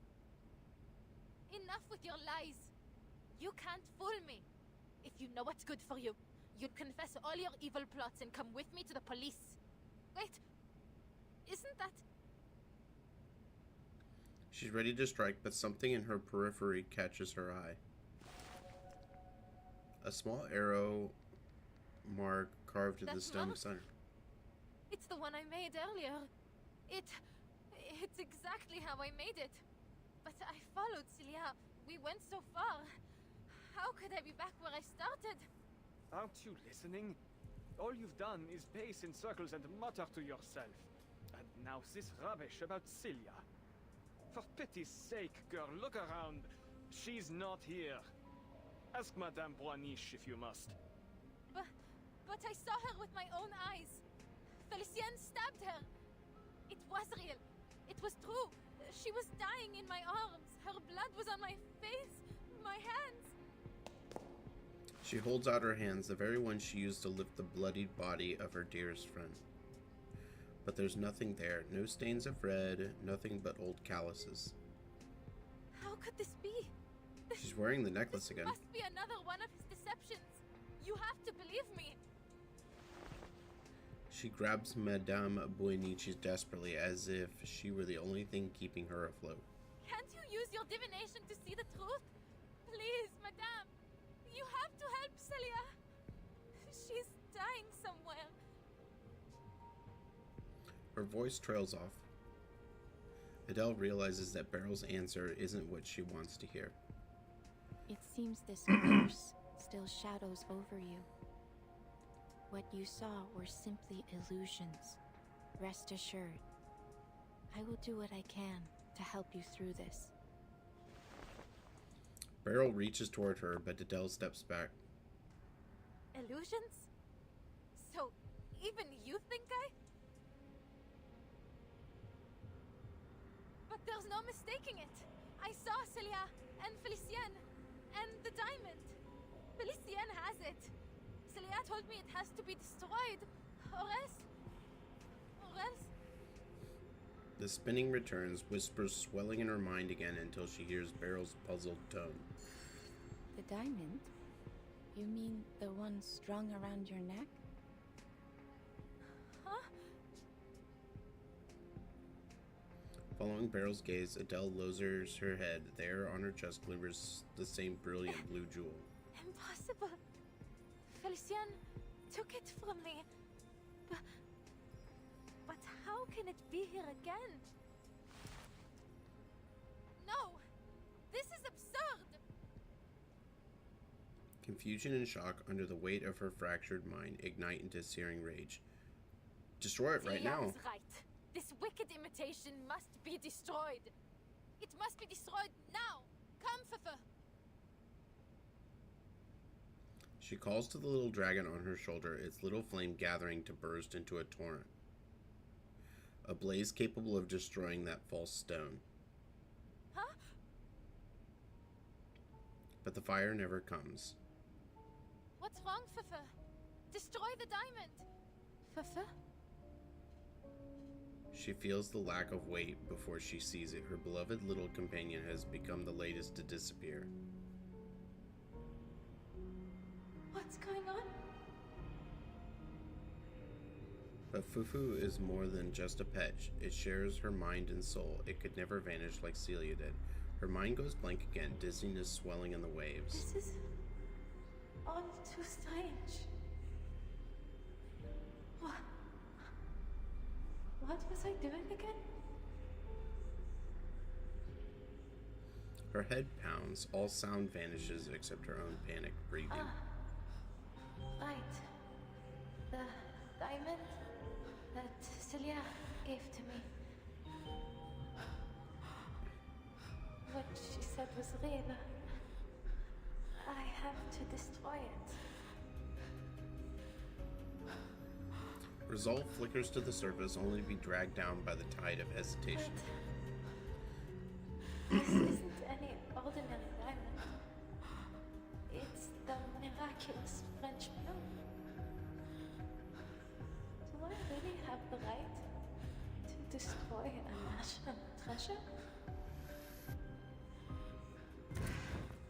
Inhale, exhale. Even that simple act stretches her mental state. Who asked me to destroy it anyway? Oh, it must have been Celia. But Celia, she gave the diamond to me. It's mine!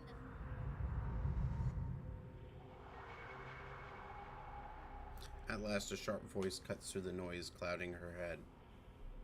Her breathing steadies, the stabbing pain recedes.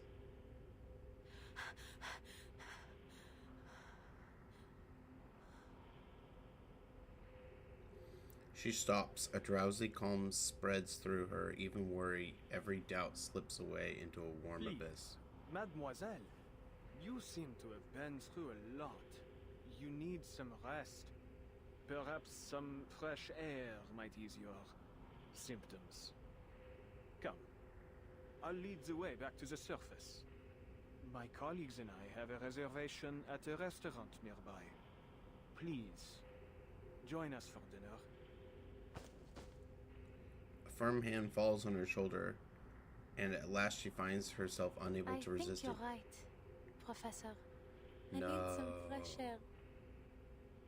Adele hears her surf agreeing softly, meekly. The necklace, heavy with its vivid blue diamond, hangs against her skin, tangible, real, as if it had always been there.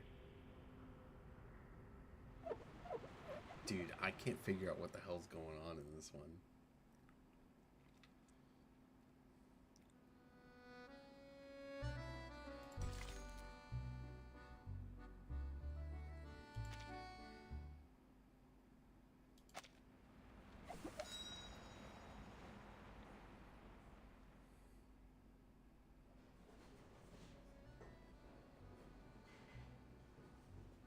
Fine restaurant that requires reservations may not be an ideal spot for a dinner after an adventure. The atmosphere brooks no laughter, no clinking glasses, just conversation restrained under the weight of etiquette. A room hums with quiet small talk pierced by the faint scraping of silver over porcelain. You cannot cut steak with a necklace in your hand, Adele. Why not put it down? Just for a while.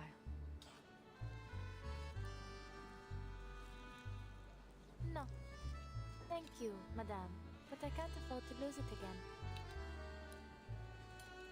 She saws through her steak mechanically, arrhythmically, lost in the undercooked thought. The sawing becomes like a chore. She pushes through muscle and sinew until she's all but sawing the plate in half.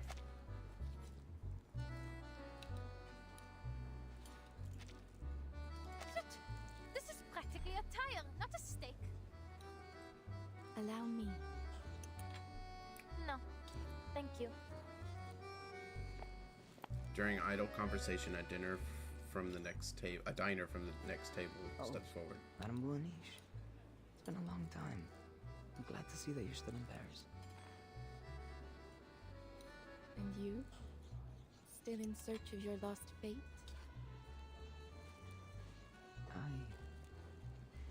I'm not sure anymore. What you said may have been right. Fate is a kind of erratic stream.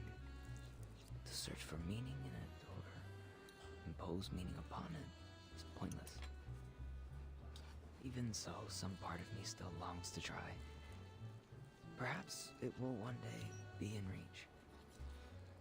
But I wouldn't want us to dwell on my insignificant problems. I understand that Professor Rousseau has made some interesting breakthroughs in the resurrection of the dead. Though first, perhaps you'd introduce the Senora here? She is the one I spoke of before. The girl who stands at the confluence of streams. Adele, this is a regular of mine. We call him Hummingbird. A pleasure, I'm sure. Ah, yes. I see what she means. You look a little pensive, Senora.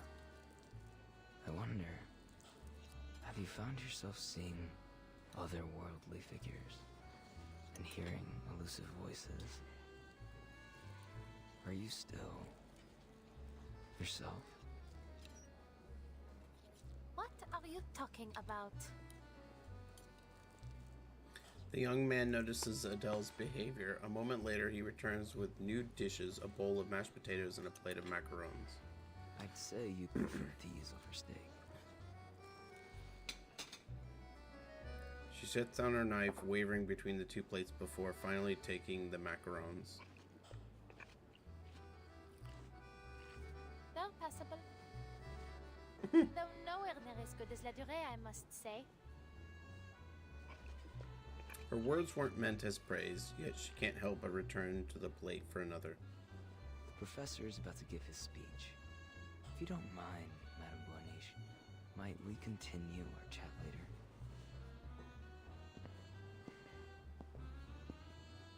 He returns to his table. Guests around him greet him cordially, giving the whole event a sense of ritual familiarity. What on earth is Rousseau up to? He has an announcement to make. One that defines his life's work. Ah, it seems he's made himself presentable for the occasion.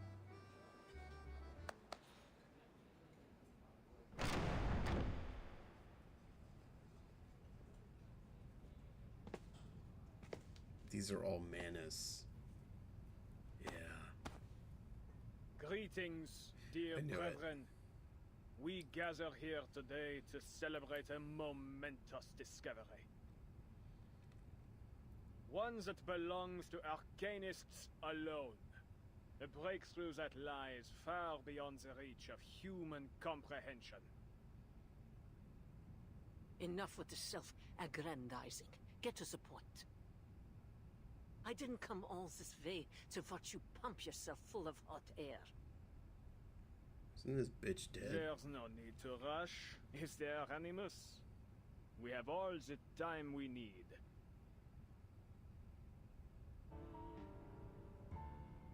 Since the year 1999, our search for the Promised Land has never ceased. Following the will of the Guiding One, we have unraveled countless mysteries of this storm. For this great cause, many of our noble comrades paid the greatest sacrifice. Their souls sowing the seeds of our coming harvest. Our endeavor was never expected to be easy.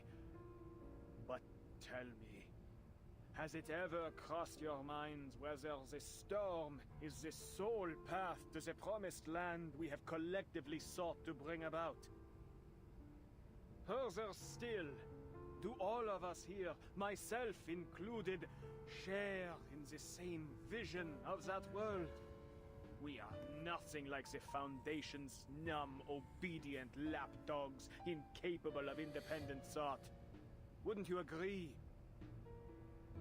This storm promises only a change to our imperfect, superficial world. Yet I believe a transcendent world may be drawn up from the depths of myth. A world where each and every dream becomes reality. Tell me, which would you prefer? Same old song and dance. Perhaps you'd care to show something new and actually feasible for once. Otherwise, you'll get naught from me. My dear Animus, worry not, for I have come well prepared to open your eyes. I have discovered a means to access the depths of myth, and through it, achieved a miracle. The miracle of resurrection. Allow me to demonstrate. The professor walks toward a corner of the banquet hall, holding rapt attention from the gathered diners. Her right hand, presently reached for another macaron, stops mid-motion, deftly, automatically switching to pick up a napkin instead. When one's flesh and spirit are fully immersed in the depths of myth, their body frays and sinks until, eventually, it disintegrates.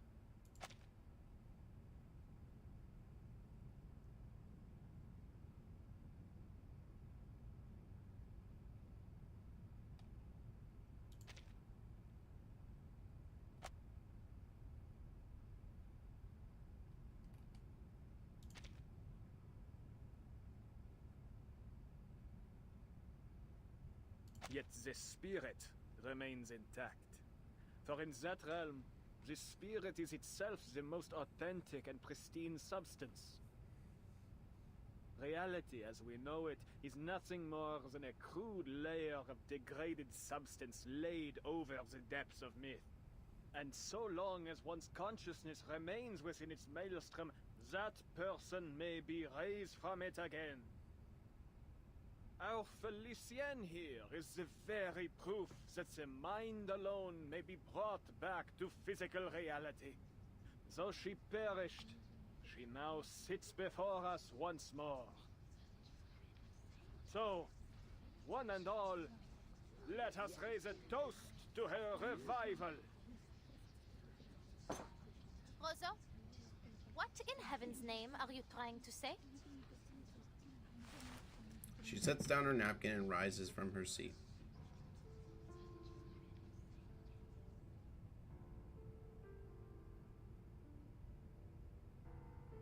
Ah, Felicienne, you've fully rejoined us now, haven't you? Won't you please introduce yourself? What do you expect me to say? You know very well who I am. Diviner's eyes follow her, though the focus of her vision lies far beyond. Though the focus of her vision lies far beyond this hall. I would feel a great deal better without your patronizing tone, madame. I have neither need nor want of your sympathy. Ahem. She lifts a glass of red wine to her chest. Voici là. Before you now is Felicienne, priestess of lightning, advisor to the Sun King, vassal of the Guiding One. Attend to my words. I have conquered fate and overcome death itself to stand here. I arose from the depths of myth by my own power, unlike the poor, unworthy fools Roseau sent in. Yet he dares to claim this miraculous deed for his own. Quelle honte, monsieur! Have you no shame? But of course you don't. All of you non-entities lack in both gratitude and shame. Basking in the grace of the Guiding One and myself without even realizing it. Did you think you had even scratched the surface of the power that dwells here? Roseau, you utter fool! This affront of yours ought to cost you your life. Yet, I am not so base as to destroy what may still have use. So, just this once, I will forgive you. As for the rest of you, my forgiveness likewise extends to the rudeness you all showed in stuffing your faces before toasting to my health. Et maintenant, à ma santé. This is so bizarre, man. This is a miracle. Bringing the dead back to life. It isn't really possible, is it? He came back to life? So he can't die anymore like what the Guardian once said? What a farce. All you've done is manipulated some girl into believing she's Felicienne, and yet you dare to call it a miraculous resurrection. What utter blasphemy! An offense to the word miracle and to the guiding one herself. I heard another voice in Felicienne. One that belongs to someone else. Could that mean... Why do we speak as if she is not present? Let us bring our concerns to her. There are things only the true Felicienne would know. Mind alone, returning to reality. But has Felicienne lost her arcane skills in the process? If so, then this revival is meaningless. Whatever the case may be, if this is a true venue of life eternal, should we not seize it? At least until we find an alchemist capable of concocting the Fountain of Youth. I believe I see one drawback already. Only one who dies in the depths of myth may be returned from it. To die elsewhere would be to lose the original image of one's being. I imagine this is our shared goal then, to unleash the depths of myth upon the material world, so that we might render a collective image of all who dwell in this era to be raised anew. A demure and polite voice in the corner interrupts their debate. But ought we not to first celebrate Felicienne's return? Though I must say, it is a strange sort of return. How different she looks, n'est-ce pas? True. This dowdy girl is a poor vessel for one so noble. This is so bizarre, man. Mind your tongues. You're speaking of my new body here. For all her faults, I would not call the girl dowdy. She simply chose to turn a blind eye to beauty. I've always felt she picked the wrong career. I admit, it did her some good. She learned to read people and how to put them at ease. But it pulled her further from her true heritage and from the refined taste expected of a jewel hunter. Alors, Felicienne, your right hand, is it all right? What do you mean? Do you not feel it trembling? Oh, shoot. Is something wrong?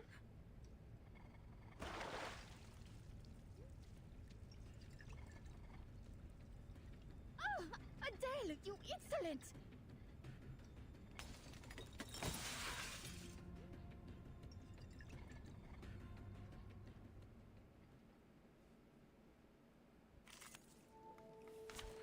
So Adele is fighting back.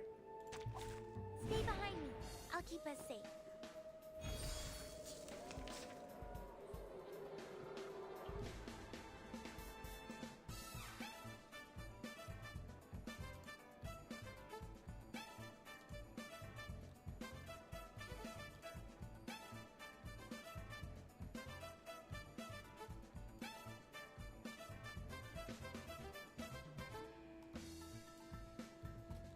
Alright, I'll handle Give it a little butter.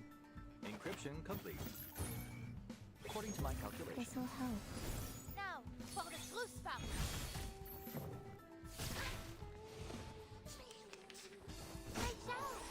That doesn't seem good.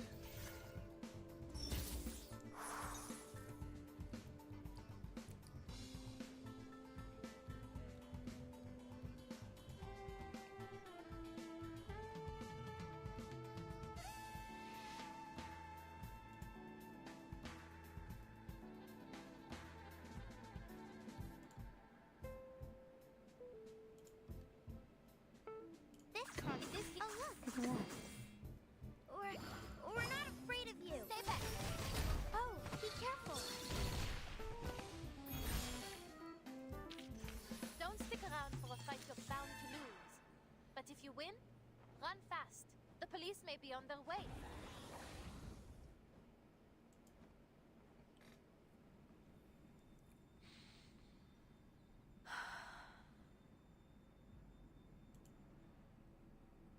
It's like being shocked awake by cold water. Her eyes freeze open as she scans the room. Around her sits a gawking zoo of monsters and aberrations, and she's the exhibit. You're Manus Vindicte. Why did you bring me here? What are you doing to me? Realization hits. Panic tightens in her chest. She clutches the diamond in her hand. Trickles of blood and wine seep through her fingers. Arrête! I will not accept any damage to my body, Ustrina. Nor from you, Lyra. One move, and I'll burn you to a crisp, inside and out. What's happened, Felicienne? It is only us. We're still here at the banquet thrown in your honor. Stop your prattling, you rubbish dump. Another word and I'll rip that canvas to shreds.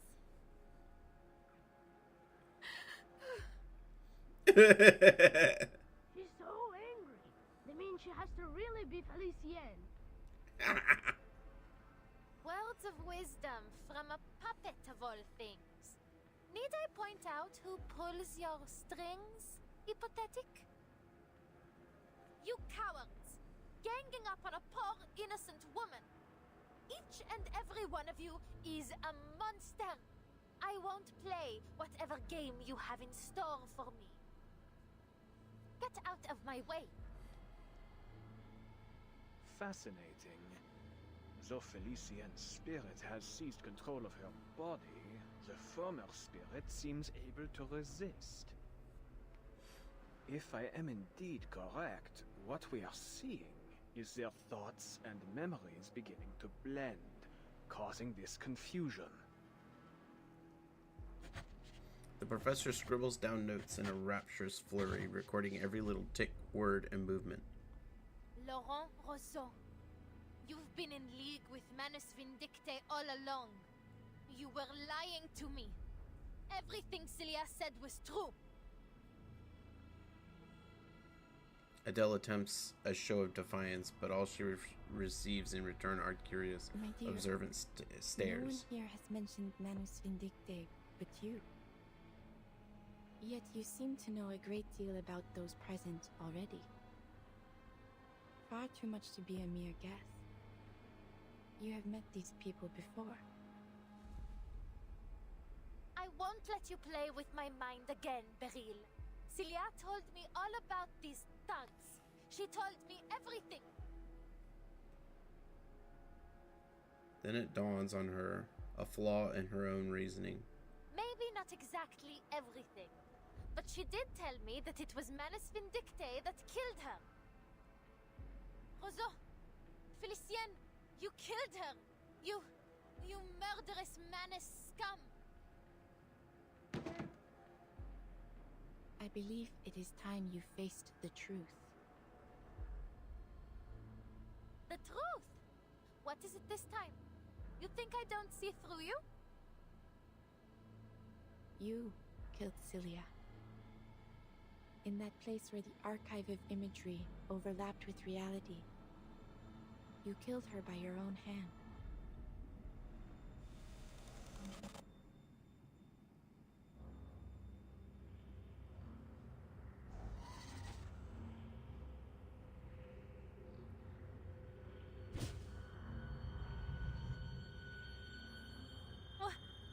What?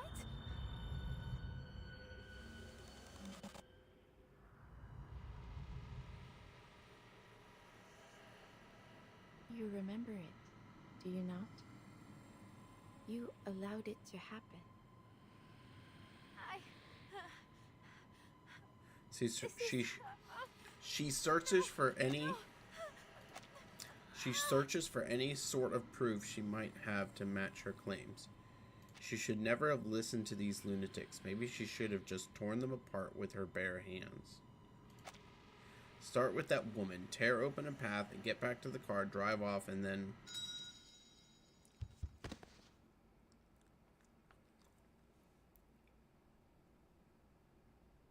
This is feeling like Broom is all alone. The banquet ends in chaos, though the guests hardly seem to take notice or seem to even care. A small band of waiters arrives to begin clearing the scene. The professor steps over the shards of glass and porcelain to where Beryl sits. Felicienne has quite the flair for the dramatics, doesn't she? And as always, our audience simply sat back, their eyes glued and mouths agape. We are indeed fortunate for your skill in divination. We will have to wait for Felicienne to return to her senses, but thereafter we follow the plan as discussed. Using the French blue as our focal point, we will draw up the true, perfect Paris from the depths of myth. Democratic, independent, chosen by her people and shaped by the dreams of every one of her citizens. I have seen many versions of Paris, from flames to paradise. Nothing is beyond possibility. Dude, is Beryl with Manus? Beryl offers a vague, distant reply. She looks out toward the open doors, but says nothing more. The professor holds his stare on the pendulum in Beryl's hand, guessing she's once again trapped in a trance, and leaves her be. Prophecy is something to be reversed and feared. Alors, tomorrow at dawn, we will perform the final ritual atop the Eiffel Tower.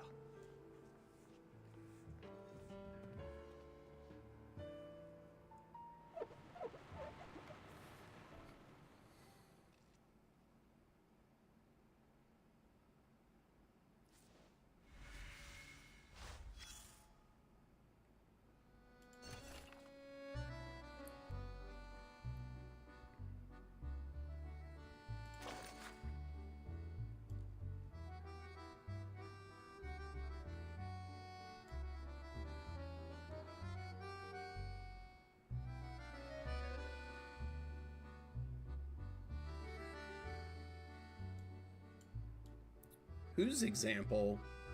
But the guiding one. Oh, okay.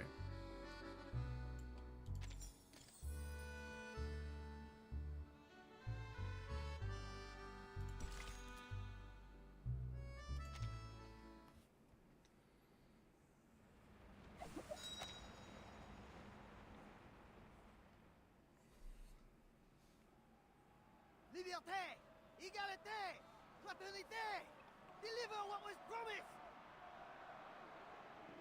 Hear our voice! Respect our demands! Eat our work days! Better wages! Paid vacations! No more hunger! We will not let the Bastille frighten us! Let the king and queen answer! Give power to the people!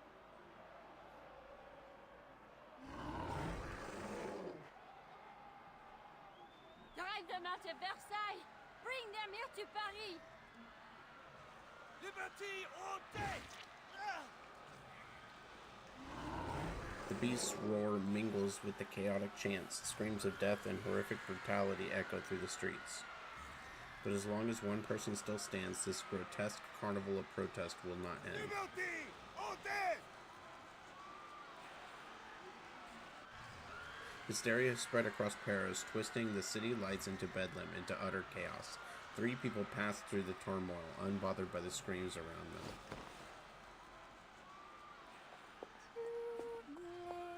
You longed for youth and gave it freely, so you tied a diamond around my neck.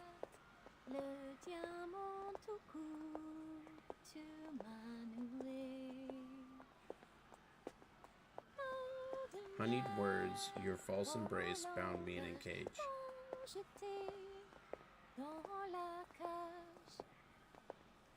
Quelle surprise! The great Felicienne seems in better spirits now. And all we once shared was sealed in silence. Locked in a box far below the earth.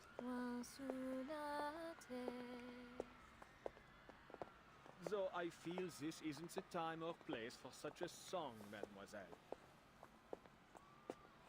Felician stops fiddling with the diamond and casts a disdainful glance toward her increasingly insufferable toady.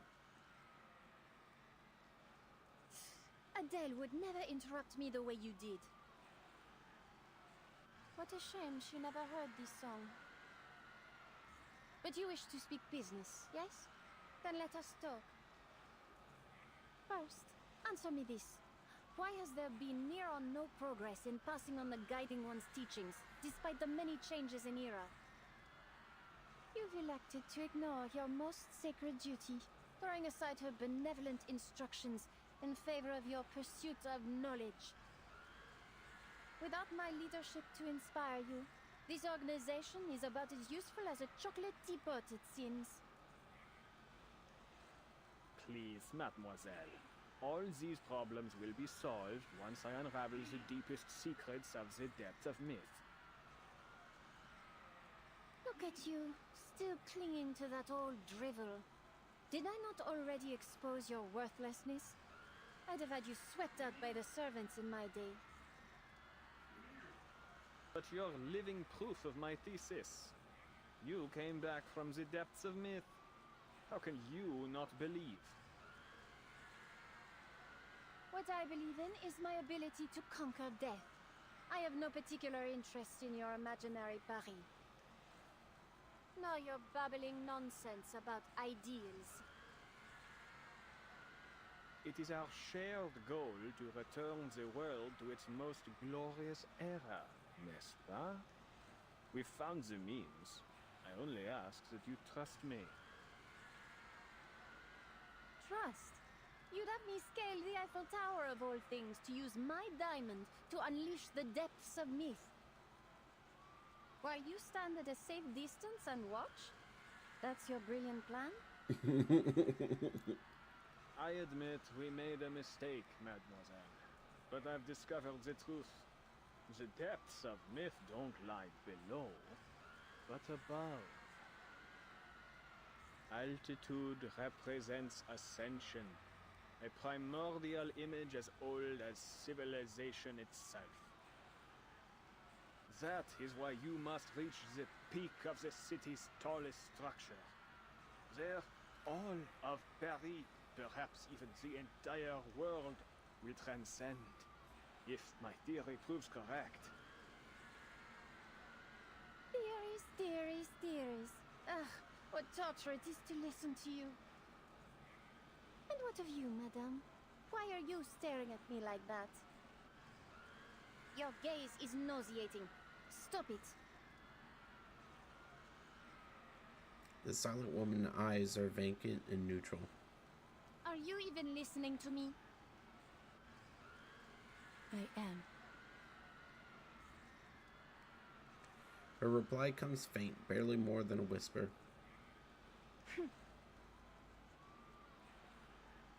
The three weave past the protesters, heading toward the Champ de Mars.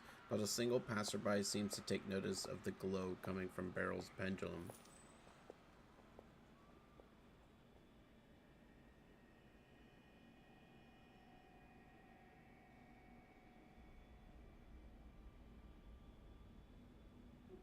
The car is parked on a silent street. I never really understood any of the songs she sang. That's why I didn't bother to say anything. But I could tell she had a beautiful voice. The kind any singer would envy.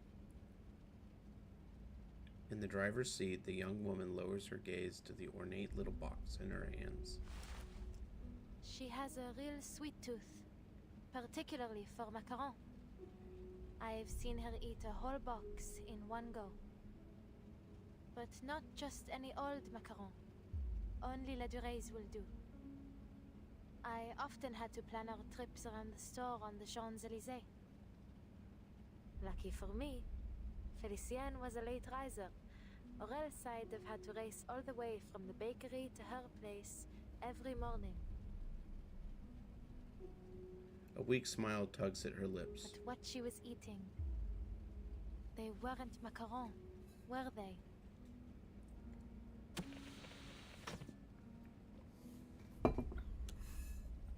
What?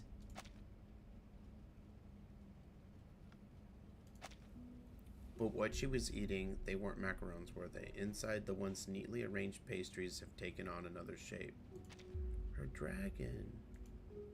Carved and cut into bite-sized pieces, filling oozes out from its little form, releasing a sweet and alluring scent. Madame Boaniche, please tell me, what did she do to me? Adele gathers her dragon's fragments into her pocket, her voice trembling beneath her confusion. She stole your fate. Her original self perished long ago within the depths of myth. The spirit that found you was only a remnant, a mere shadow clinging to a world in which she no longer belonged. She longs to live again, even if it is only as a parasite. What about those memories we shared?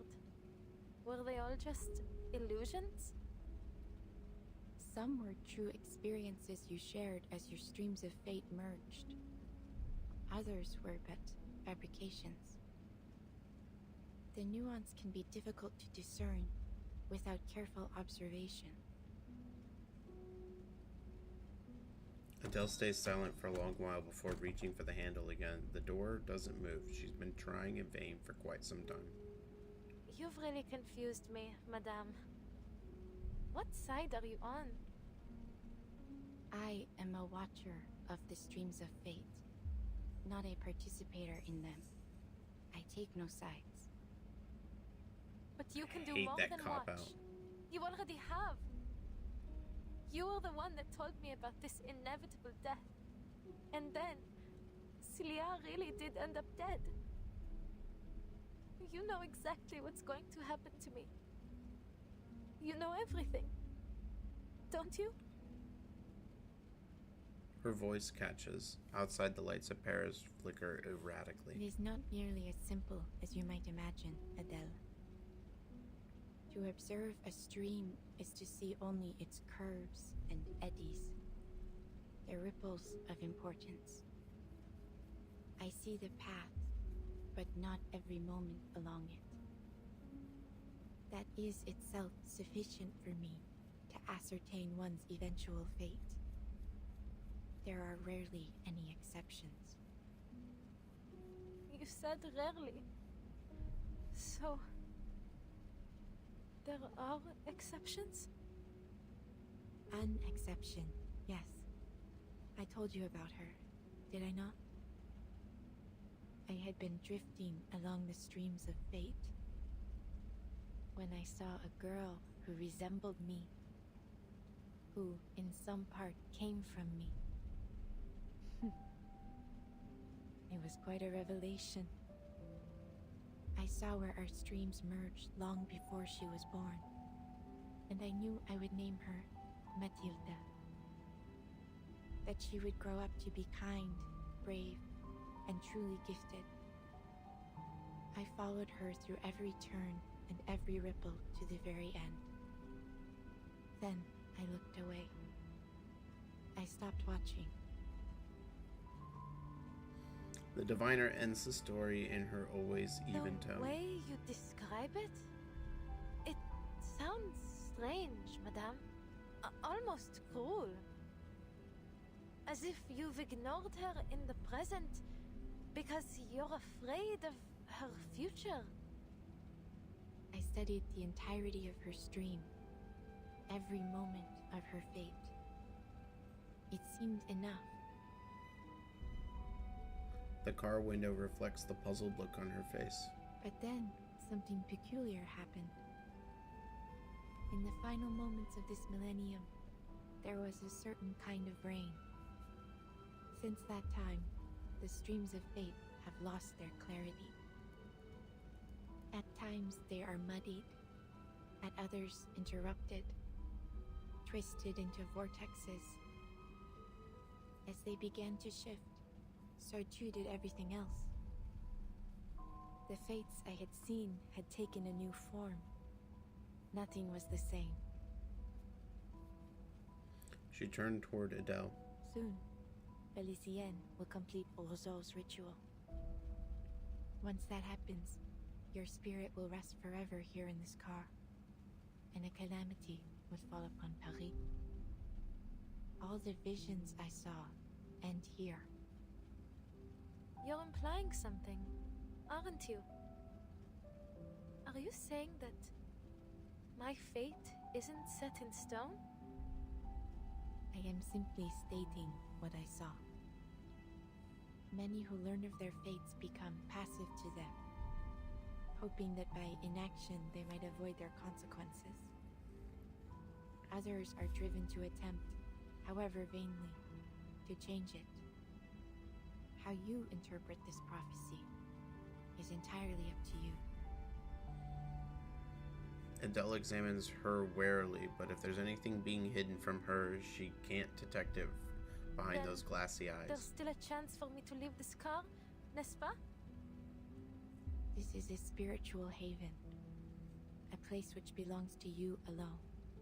Once you leave, you may find salvation hidden within the currents, or a fate far worse than death.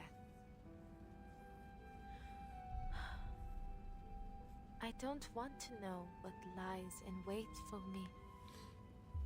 What I want is to get out of here and destroy the diamond, just as I promised. I won't fail again. You know a way to let me out, no? You wouldn't be here otherwise. Please, madame, tell me. Whatever future you're hoping to see, it will never happen if I give up now. She clenches her fist, ready to shatter the window if no answer comes. Even now, she doesn't know what Beryl truly wants. She doesn't understand and has no time to attempt to. Then the diviner's smile fades, replaced by something unfamiliar. It's a diluted kind of sorrow, perhaps just the weariness of someone used to failure. Even in the face of oblivion, you would try to change your fate. She leans forward, presses down Adele's fist, and gently opens the door. Go, then. Beryl holds it there, steady, meeting Adele's startled eyes. Merci. Outside, the lights of the city seem blindingly white, as near and as distant as the sun. A strange calm washes over her, despite seeing nothing at all. I'll see you around, Madame Boiniche. She steps into the white. Beryl closes her eyes. She recalls something from long ago.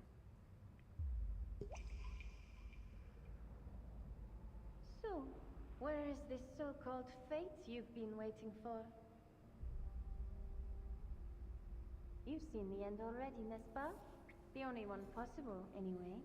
My triumph. You prophets are all the same. My family bankrolled a dozen frauds like you, yet not one ever foresaw the revolution. You ought to have dedicated yourself to the guiding one instead.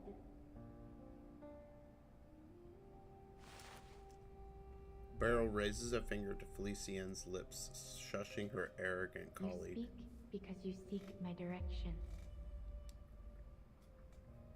You wish to unravel the secrets of resurrection. You're clever for a prophet. Of course, that's my goal. I wouldn't allow those bungling followers to take credit for such a discovery. I must determine the truth before anyone else. North, that is where your path leads. But know that there are consequences to what you seek. You will not emerge from it the same.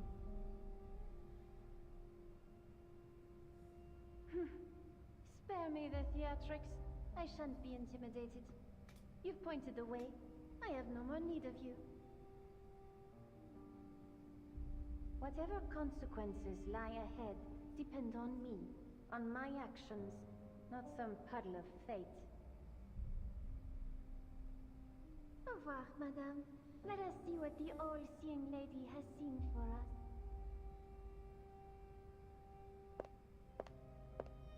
Beryl watches her silhouette. It passes through the corridor, out the door, vanishing into the Goodbye, blinding daylight. I look forward to seeing what comes of your actions. To seeing another prove me wrong.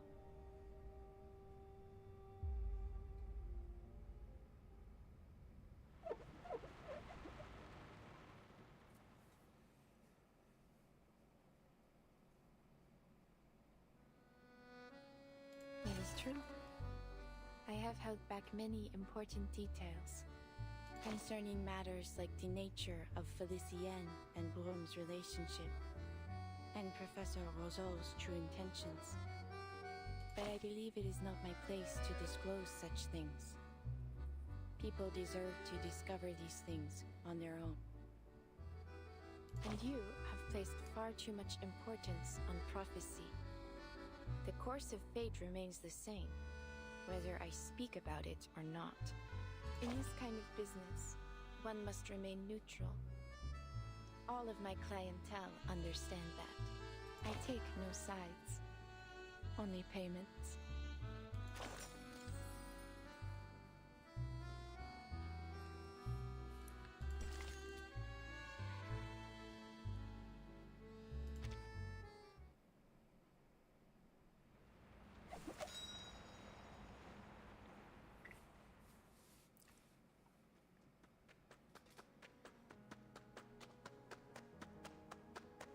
She runs through the endless white, not knowing what she's searching for, nor where the path will end.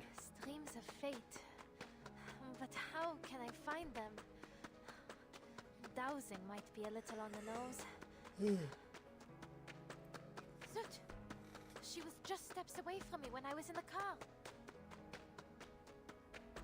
Her steps grow heavy, but she doesn't stop until Paris appears before her. What's that?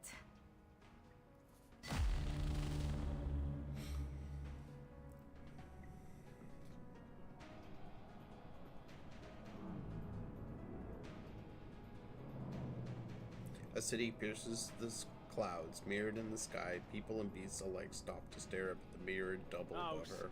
Spectacular. If this isn't a miracle, then I must ask, what else could possibly qualify as one? Let dusty historians scoff and rivals sneer, but there are none who would dare scorn this timeless, flawless vision of Parisian beauty across the ages. Who from this lofty perch would deny this is the truest form of Paris? The Palace of Optics, the Eiffel Tower, the Arc de Triomphe, Notre Dame, the Luxor Obelisk, the Lutetia Arena, the medieval quarters. Each piece woven together in perfect harmony. As I've said, thought shapes reality. This Paris, born from collective imagination, is Paris at its most true and most real. Only when it fully descends shall we finally possess a real world. A life worth living. One embraces the sky, one holds the key to the ritual, the last remains silent.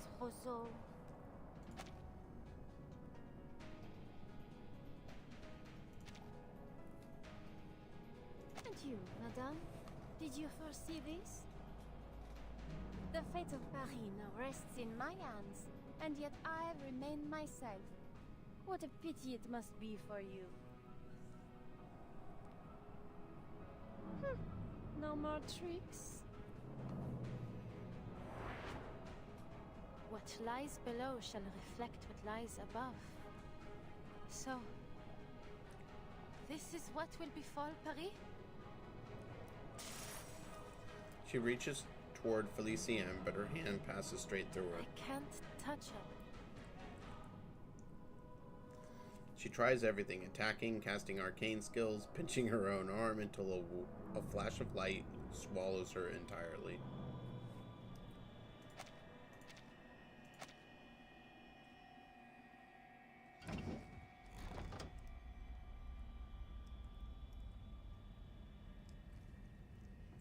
have returned. What? When she blinks, she's back inside the taxi. How am I back in here? You failed to take back your body. So long as you return here, though, there is still a chance. I found Felicienne. I was right next to her. But I couldn't reach her no matter how I tried. Then give up. And accept this as your final resting place. No, I won't sit here and do nothing. I will destroy that diamond. I must. For Celia. But how am I supposed to reach Felicienne? Wait. I don't really need to reach her, do I? She snaps upright, remembering. Madame Boiniche, you said before that the stream of my fate merged with Felicienne's. So, in a sense, she and I are always together, n'est-ce pas? Her fingers brush the dragon's spine in her pocket. The smooth cut... Then I don't need to find her, nor even find myself. The smooth cut, because the limp she is tailed me, timp. and I am her. Then I don't need to find her, nor even find myself, because she is me and I am her. You have begun to understand. She only had the means to claim your body because your spirits are closely intertwined. Any impact to your body affects both souls, though the weaker of the two spirits often cannot endure the strain. Often, but not never, no? So even you can't see what comes next. You don't know whether Felicienne or I will win this fight. She locks eyes with the impartial diviner, and then she sees it, the flaw, the crack in the illusion.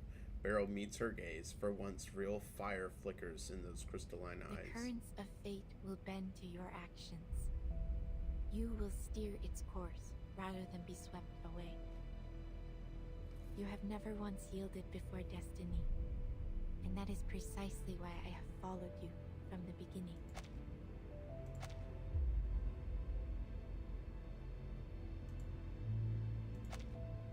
She no longer looks detached and polished, no longer like a crystal reflecting every light but her own. The diviner finally descends to the world as it is. It is as you say. I do not know if you will emerge victorious in this final trial. Will you carry this through for me? Do you even need to ask?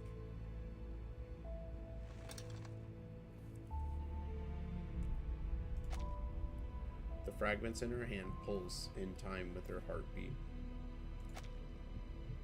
Now this picture, this art that they made is really cool. Alors, Felicienne, time for you to experience the Tavernier family curse. The marvelous little dragon pokes its head from her pocket, sparks flaring If from our its fates are nostrils. truly intertwined, then this curse must bind your soul as well as mine. And in true Tavernier fashion, your end will come, just as you lay hands on the treasure you desire most.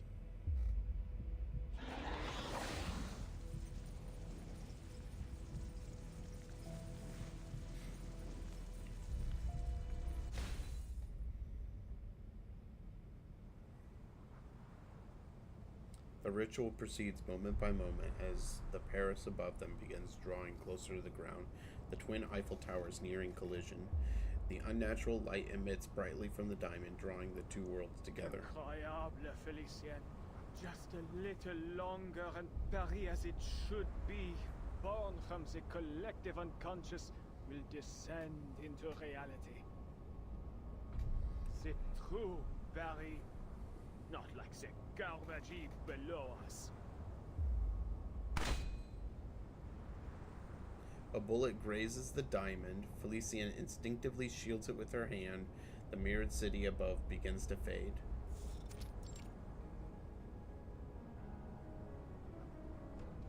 Celia?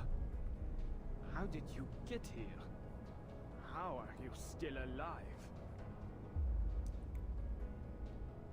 The professor's assistant stands with a gun aimed at him, but her outline wavers ghost-like, just like a reflection above them. Adele called out to me. Fascinating. Truly fascinating. Your soul should have been erased by Felicien. I must thank you once again, my most brilliant student. Your existence confirms another of my theories. Oh, I hate this guy so much. The depths of myth promises more than just resurrection, but an end to death itself. A friend of Adele's? No doubt you're as tactless as she was. You intend to stop me? Be my guest.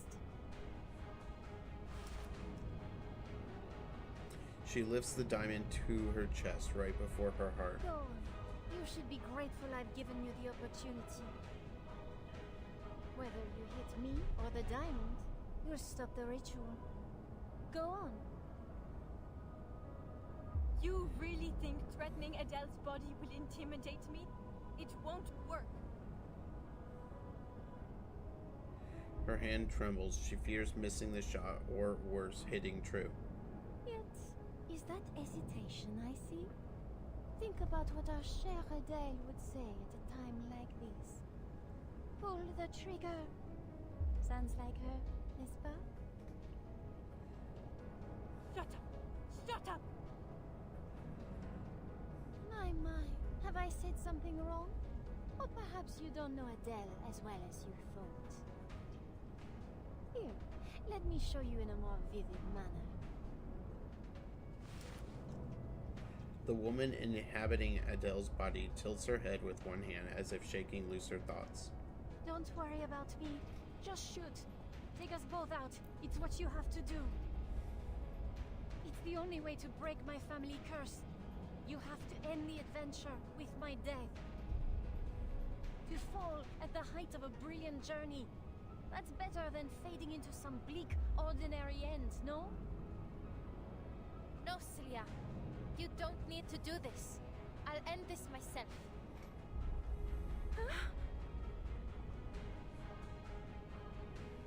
An unexpected line is delivered in a clumsy play, stunning both the actress and her audience. At that moment, the sleeping dragon awakens in her pocket. You irritating little lizard! How dare you harm your own master! Damn you, Adele! You and your wretched pet! Flame sears through the haze, pain burning away the chaos of her memory. The scorching heat, purging all illusion, returns the body to its rightful owner, allowing her to move freely. So this is what it feels like for a soul to be scorched. I finally understand why so many fear hell. Adele, you fool! Tell your pet to stop at once! Do you wish to die with me? No, I don't. Not right now, Felicien. So why don't you draw the diamond? I can already guess your response. You keep dreaming! This diamond belongs to me! Not even death can steal it from me! Listen to you. You'd make an excellent tavernier. Felician's anger only grows. Her left hand is clutching the diamond tighter still as the flames crawl further up her body, inch by inch. Separate true from false, Felicien.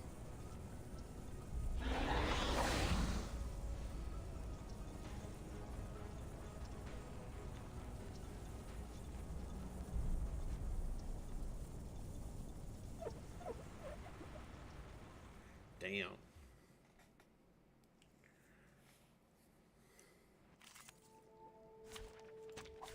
Will there be time for a nap later? Oh, it's back to Lucy? Why did it change my characters?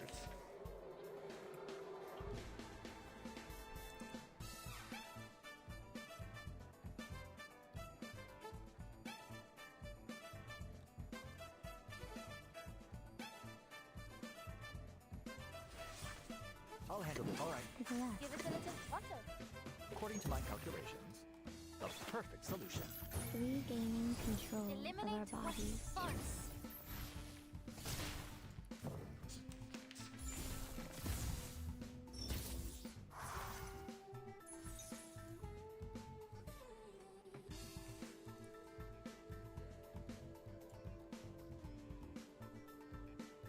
Charging. Loading. The rank. It is heat plated, no? The light that illuminates all.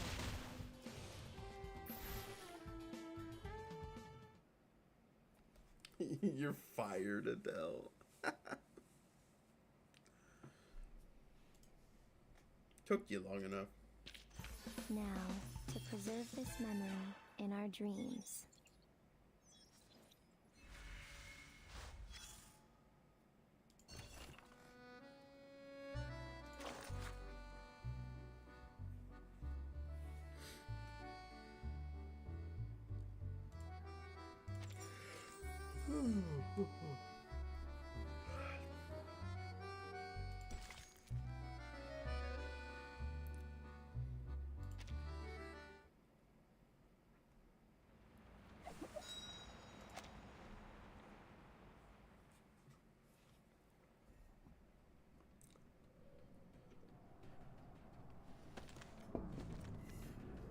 The professor writes one last line, snaps his notebook shut, and reaches under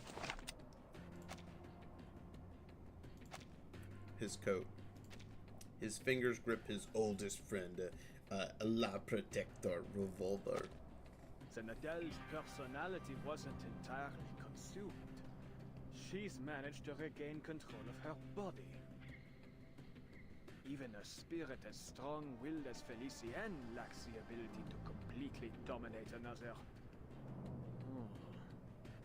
Perhaps I was wrong to shift focus from the power of the collective unconscious.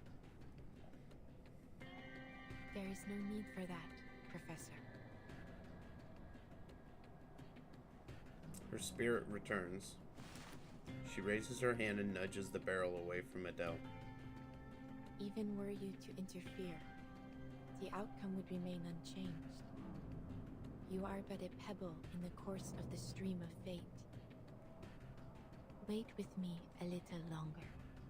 Things may just take an unexpected turn. You saw something, didn't you? Quite the contrary. I see nothing. And that is what fascinates me most of all.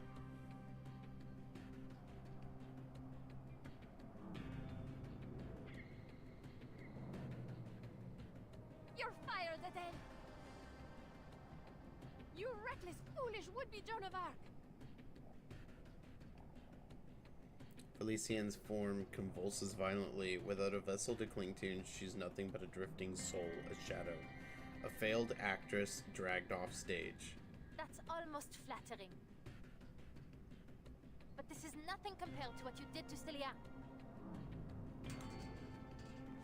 She picks up the diamond that rolled away during the struggle. Adele, hurry! Turn your fire on the diamond! Silence!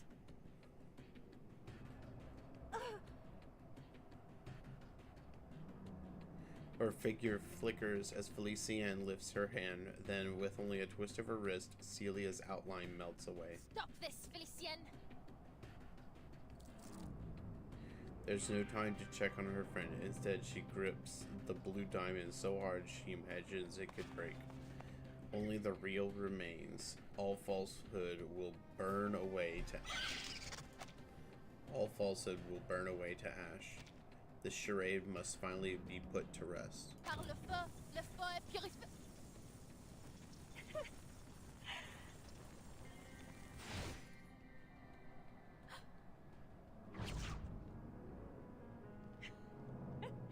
You disgusting hypocrites! Don't you dare wag that finger at me! You may fool everyone else, but not me. I know you better than anyone. I know your true colors. Deny it all you want, but our souls are entwined. Because deep down, you and I are just alike. Take pride in it, girl. Boosting me will be your greatest achievement. Be honest now. No need to play pretend as you did with Celia. All that time, you let her keep writing those letters, knowing full well that your parents were long dead. How wickedly false indeed.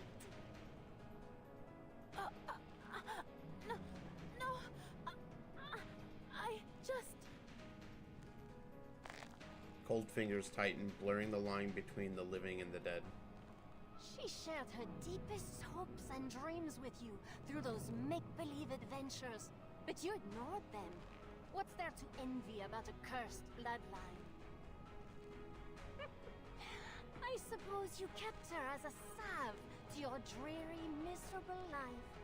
You really thought you could fool the world into thinking taxi driving was your highest ambition? Deep down, you've always craved more.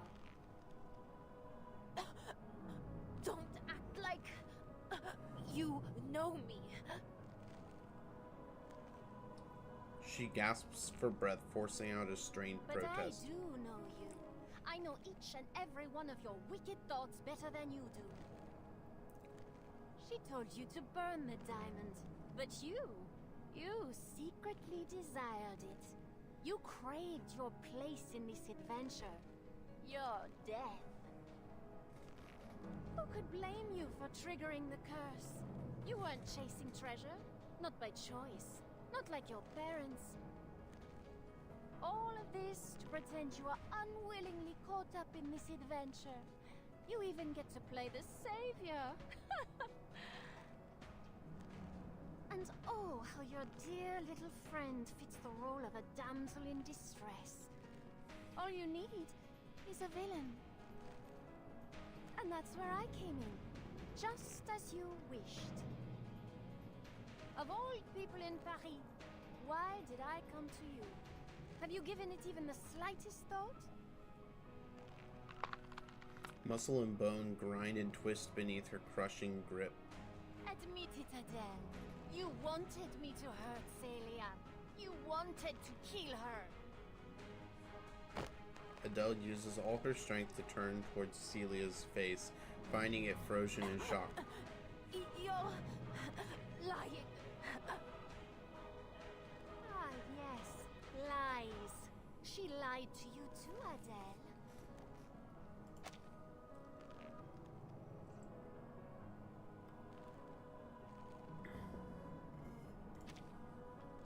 You really are a perfect duo. Two little liars keeping secrets from one another. Allow me to reveal another secret. Destroying this diamond will bring an end to more than just me. It will end her as well. Though perhaps, without her, you might at last be free. That's not... true. How's she still so corporeal? She looks at Celia again and hears the same plea she's heard 100 times before. Don't listen to her, Adele. You must destroy the diamond. The depths of myth must not be unleashed. Lose your friend, or lose the city. What will it be, Mademoiselle Tavernier?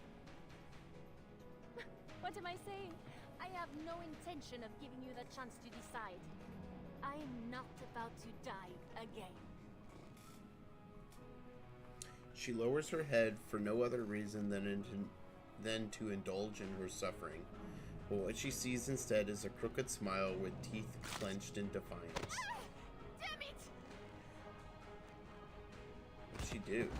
Felicienne recoils, shoving Adele away. Adele, anticipating the next play perfectly, rolls twice and lands on her feet. Funny that. I'm not ready to die, either. She doesn't look back at Celia. Those anxious eyes burn hotter than any flame of truth.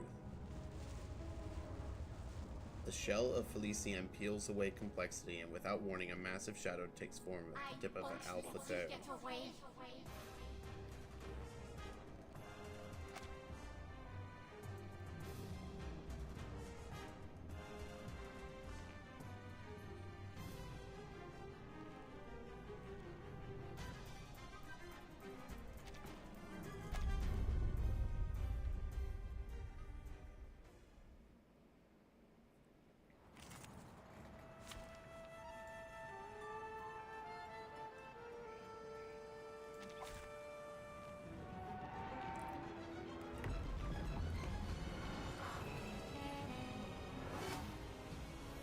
Interesting. Battles can be just as informative as codes.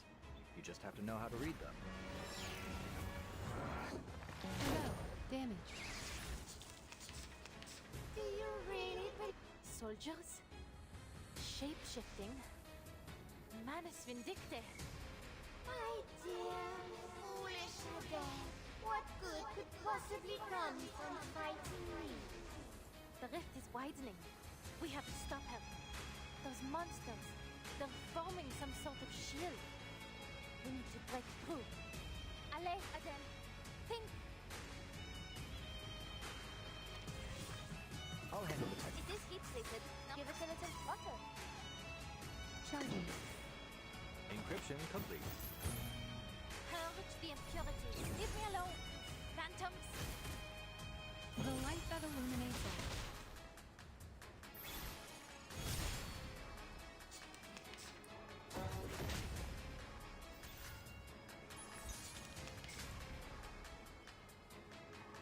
If the depths of myth is nothing more than a sea of collective unconscious, then the creatures born from it must be mere reflections.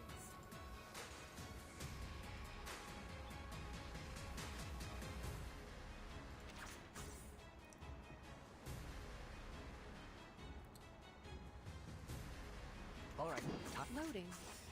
Charging. an accurate reading. Faraday's miracle. Barrage. No damage. No damage. Take a deep breath.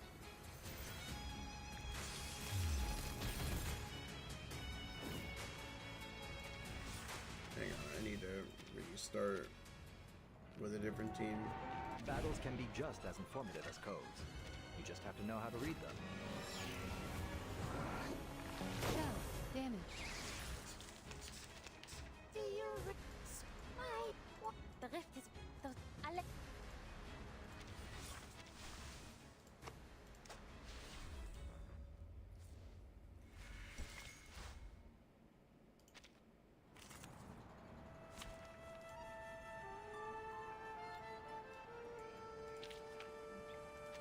Okay.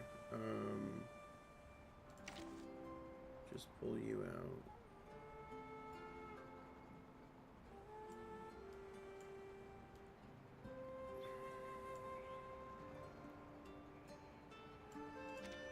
So many people here.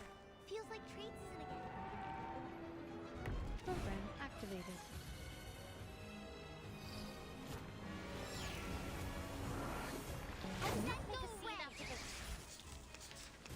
Do you really? Soldier. My what? The rift the allez. Oh look, here's another one. All right, time it. I'll handle the tech support. Charging. We stand together. According to my calculations, the perfect solution.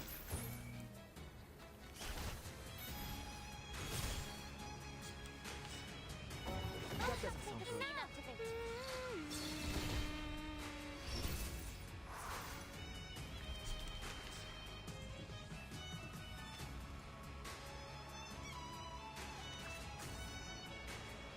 Give us a little water.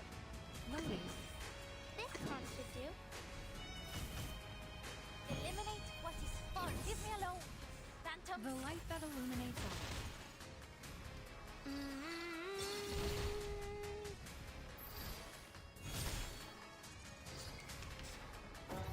mean it? Attack. Oh, be careful.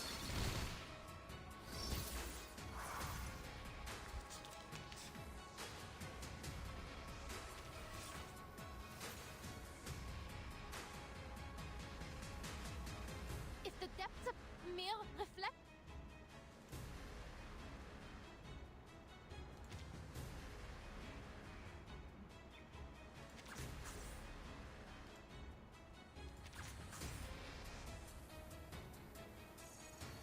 Oh look, Charging.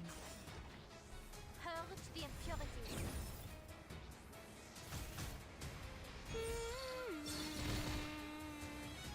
Faraday's miracle.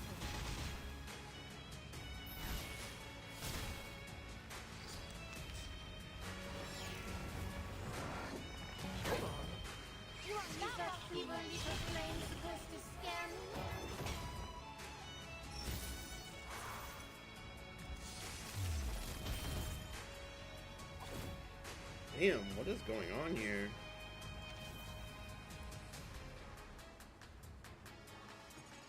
Open your eyes and look around.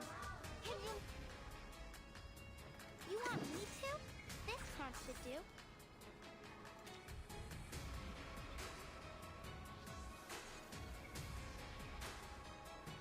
It is deep-seated, no? Alright, time to crack some codes. We'll find our home one day.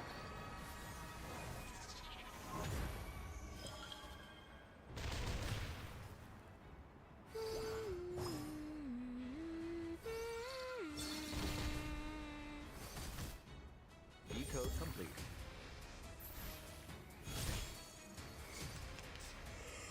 That was quite rude, no? This thing does a lot of damage.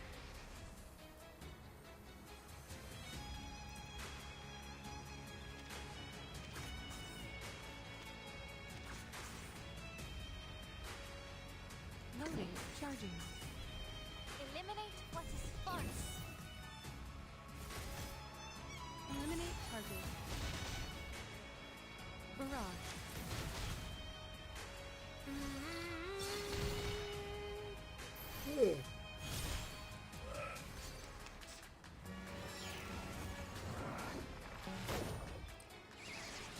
That was quite rude, no?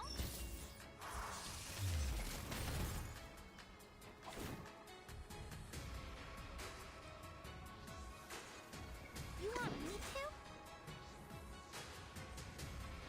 Circuits functioning properly. I'll handle the tech support.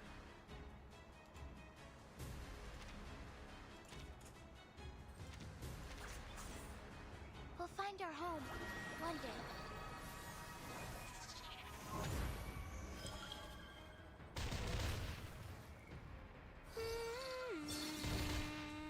I, Robot, child of science.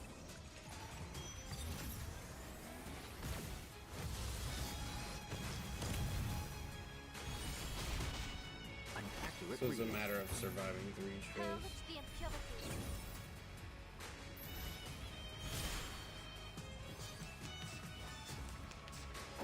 Myself!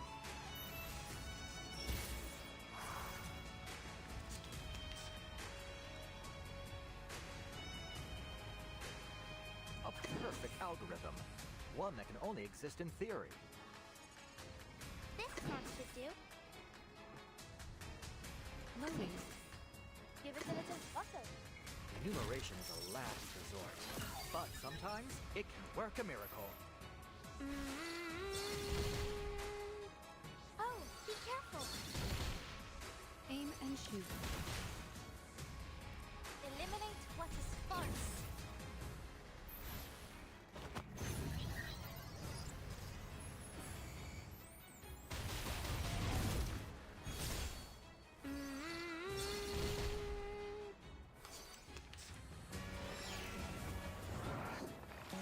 Go away.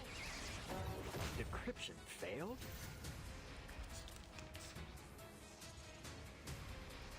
You want me to? Charging. Why won't these...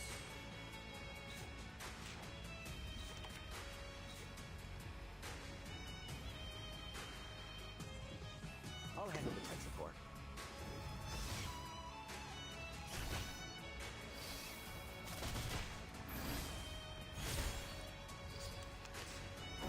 Stay away from me. Damage. You are not welcome here.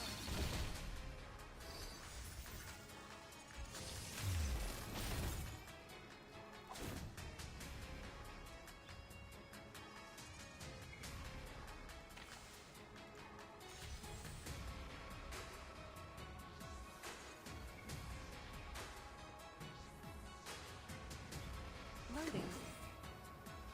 Charging.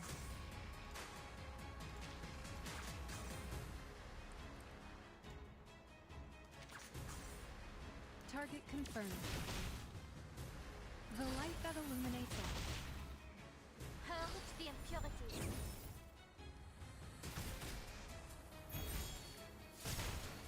I have to go through another round of this? Oh my god, you gotta be kidding me.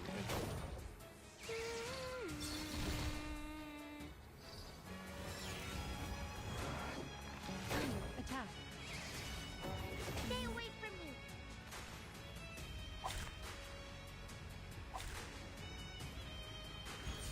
I'm nobody.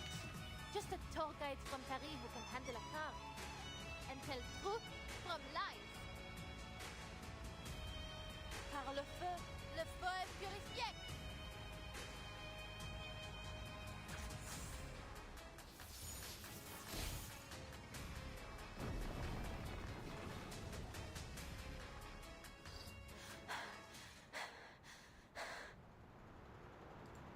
Stop this, Felicienne. You're no master of this city. You're not even the master of yourself. Another perfect combination of reason and passion. That one, I don't know about that one. That's brutal. She's going to destroy the key, Beryl. If I don't intervene, all I've worked for will come to nothing. Give me one good reason I shouldn't shoot. The rift of the archive of imagery has shown no signs of closing, Professor. Look up again. Watch closely.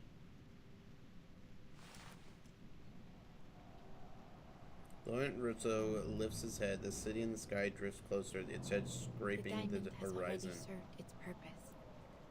It has torn the rift open. The depths of myth is trickling down over us as we speak. Let's see what more the little gemstone can do in her hands.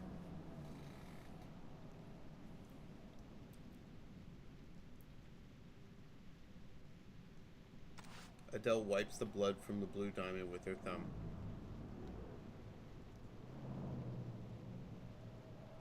Before she decides, she has to be sure of one thing. Celia, you said you'd buy me a good luck necklace after you publish your paper. Will you keep that promise? She lowers her head, blood diluted with tears, and sweat runs down her face, dripping onto the diamond. You're too cruel, Adele. Why didn't you just tell me? I wouldn't have had to write all those silly letters.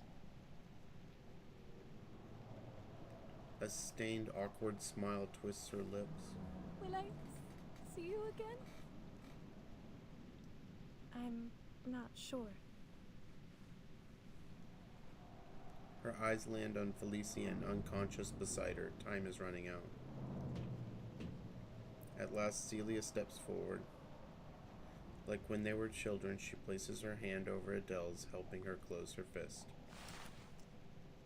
The art of resurrection is elusive and unknown. I don't know what will happen after the diamond is destroyed. What Felicienne said, it was just speculation. There's no more time, Adele. Make your decision. Now. Adele listens, motionless. After a few failed attempts, she forces out the words. You know what? Felicienne was right. I am a foolish, pathetic hypocrite. But she still doesn't know all that much. She steadies her breath, but her next sentence spills out without any filter. You were never the damsel in distress. No, you're the hero. The adventurer. You were the one who uncovered all the clues. You were the first to embark on this journey. You're more of a tavernier than I'll ever be, Sissi. The hand holding Adele's tightened once more. Celia sighs softly, helplessly, then Adele hears her laugh. Don't be silly, Adele. That never mattered to me. It wasn't the tales of gemstones or adventures that drew me to the Tavernier family. It was you. Me? You've always been so driven and sure of yourself. Even when we were kids, you never hesitated, never looked back. I wish I could live without regrets like you do. That laugh tears through her trembling heart, but it keeps beating, scarred but alive. Stay that way, Adele, just as you are. She bites out the words like an oath or a demand. Maybe not completely without regrets. That's asking the impossible. But if you hesitate now, I'll be disappointed.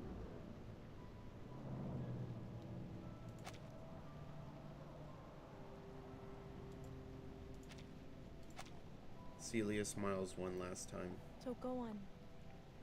Follow your art, my dear friend. I believe in you. She pats Adele's shoulder and lets go.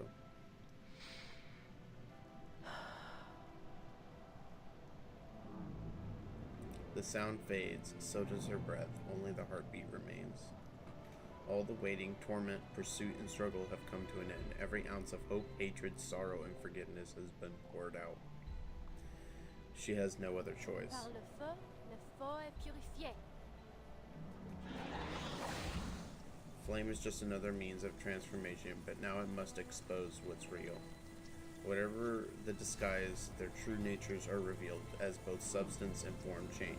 The consuming flames surge upward, devouring the French blue. Adele feels her hand grow heavy as its familiar smoky quartz reappears in its palm.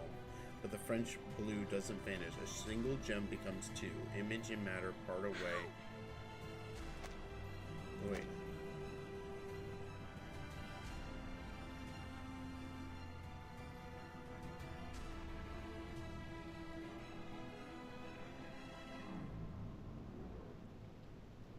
Hand grow heavy as a familiar smoky quartz reappears in her palm. But the French blue doesn't vanish. A single gem becomes two. Image and matter part ways, yet neither returns to its origin. How can it still be here? Par le feu est purifié.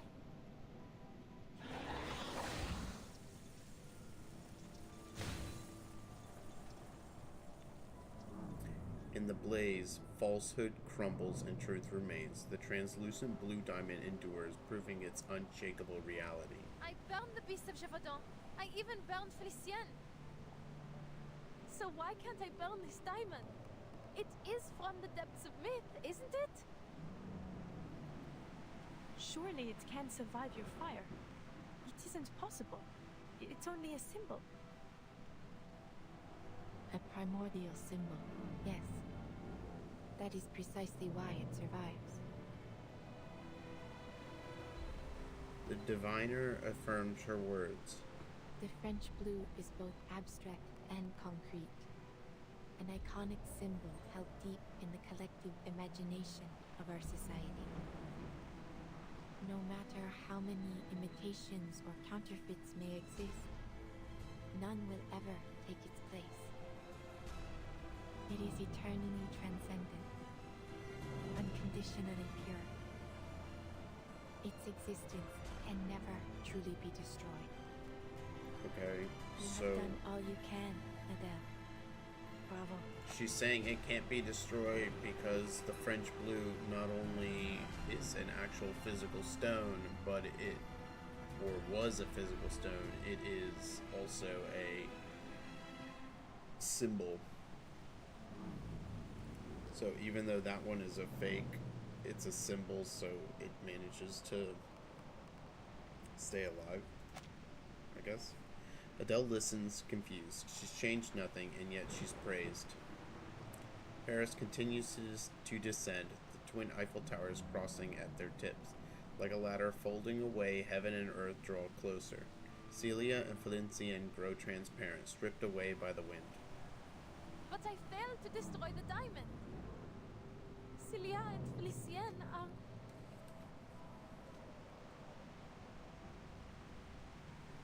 Adele can't go on, but she sees Beryl's smile.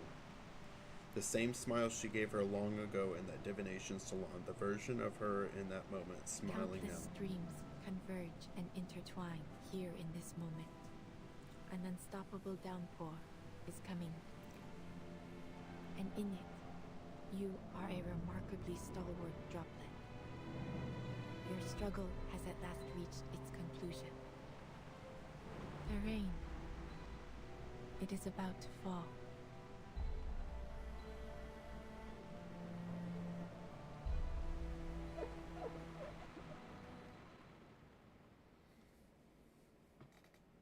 I don't get it. Is another storm about to happen?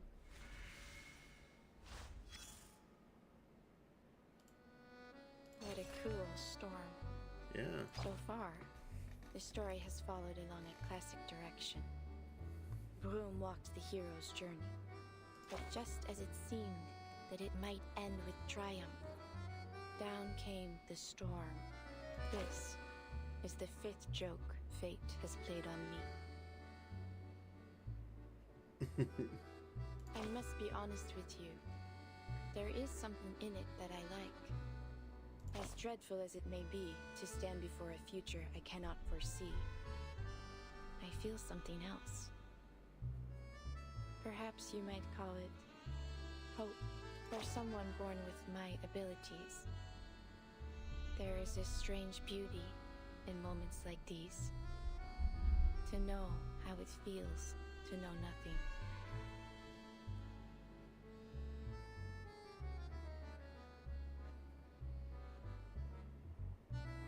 Yes, though I understand it may come at a great price.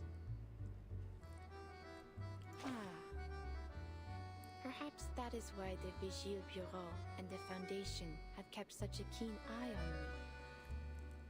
Perhaps they you're think crazy. me one of those storm advocates. But why would I advocate for it? I have never asked for it. All I have done is try to understand it. Matilda, bring your mom in check. Jeez.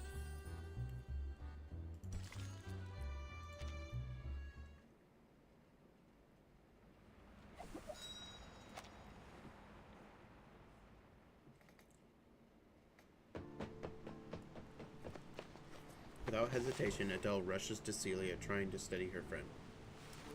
Celia weakly shakes her head, stopping her.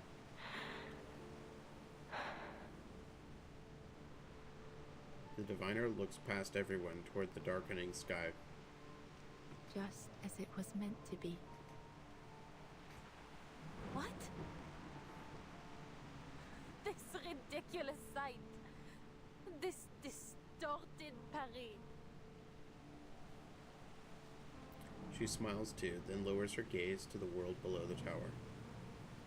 The beasts below have donned new costumes, masquerading as humans. The strike becomes like a carnival parade.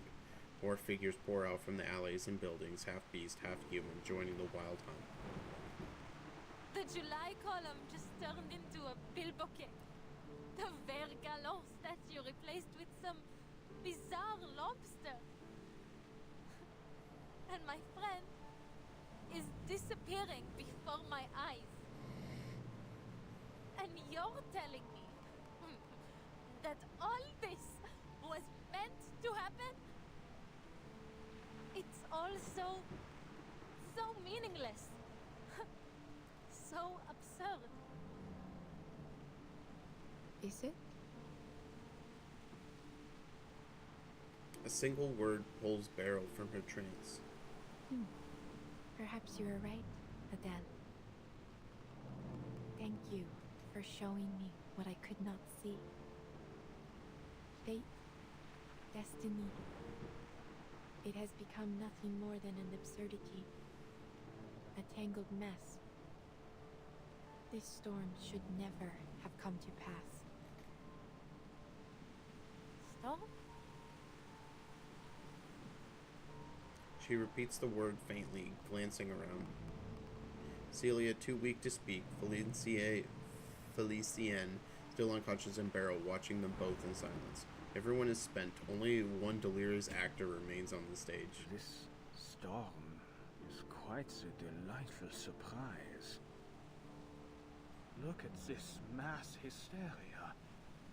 It's becoming ever more unified. As if Some force, some will is drawing them together, controlling them. He stumbles, penning the last stroke into his notebook. Yes. Yes, I see it clearly now. The world is a stage, a performance with no script, and we have arrived at the moment when the curtain must fall and the scene must shift. This upheaval, this shift we've ushered in, has been intensifying the turmoil of the era. What a marvelous device. It's just the spark we need to ignite a cleansing fire. With this power, we can manipulate the appearance of the storm as we please. The changes to the mass hysteria, yes, it's all obvious now. They were born from the collective subconscious. We are mere actors on this stage, for the material world is nothing but a projection of the mind.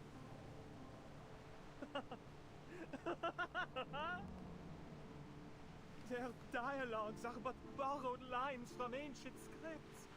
Their passion, their love for life, an oblivious repetition of the same narratives. The play has no script, yet tells the same story. This material world, it is nothing more than a flicker on a cave wall.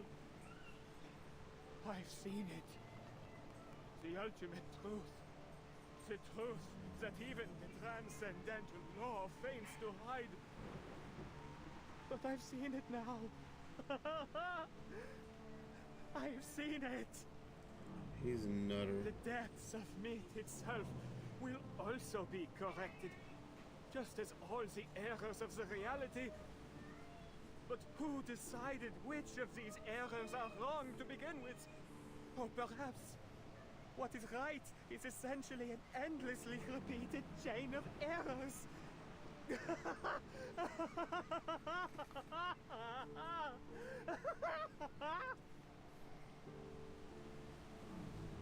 Laurent Rousseau bends backwards so sharply it seems as if he would snap in two, the reflected light of the city sky shimmering in a reflection of his manic joy. Beryl looks at him, pity flickering across her tired face. What's wrong with him? He has seen the fruition of his life's work, and it has driven him mad. But mad or not, none of it will matter soon. This whimsical era, along with the Paris we know, will be washed away in the coming rain. Is this some kind of joke? Am I missing something? An era wiped out by a little rain? It doesn't make any sense.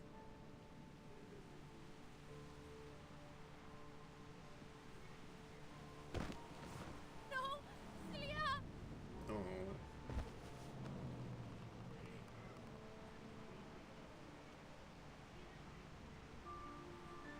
Paris. La ville lumière. La ville de la romance. Une tapisserie de symboles. Elle n'hésite jamais à montrer toutes ses émotions. Les passions chaotiques de points de vue qui s'opposent. Les complots mis en scène dans ces ruelles anciennes et étroites. Parce qu'elle défend ton droit de choisir. De crier ou de te taire. De regarder en arrière ou vers l'avenir. De vivre sous une monarchie ou une république. Et une myriade d'idéologies. Tu peux te jeter dans le maelstrom ou en créer un nouveau toi-même. Celia loves this city so deeply. She knows everything about Paris, from the catacombs to the top of every tower. Celia deserves to live, not me. Why? Why does Celia have to vanish? Nous nous tenons dans un vaste jardin où les sentiers s'entrecroisent à l'infini, accueillant des bifurcations sans fin. des choix sans fin. Hernani, Notre-Dame, les montgolfières qui flottent au-dessus du palais Saint-Pierre. Ces philosophies trouvent leur forme, circulant de lèvre en lèvre, de cœur en cœur, à travers tous ses habitants. Considérer le destin et la vie avec élégance et légèreté. Voilà le véritable esprit de Paris, là où les rêves et les imaginaires ne s'effacent jamais. Il t'accompagne à travers tous les temps et toutes les époques, comme un festin qui voyage. Immortel, indestructible. Non!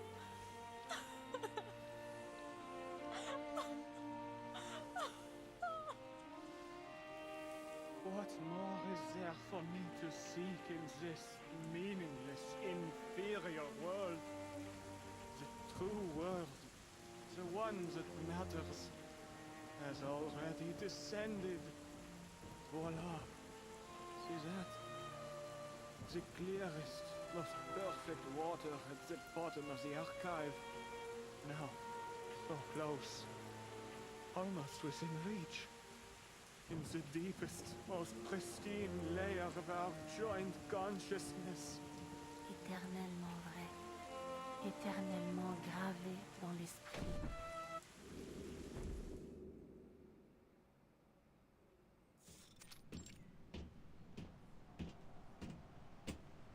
The rift is closing. The storm will now correct the faults of this era. What happened there? The city of light descending from the sky. The phantoms walking among the living. And the legendary beasts roaming the streets. They will all vanish. The mad have fulfilled their wish. The play has come to an end.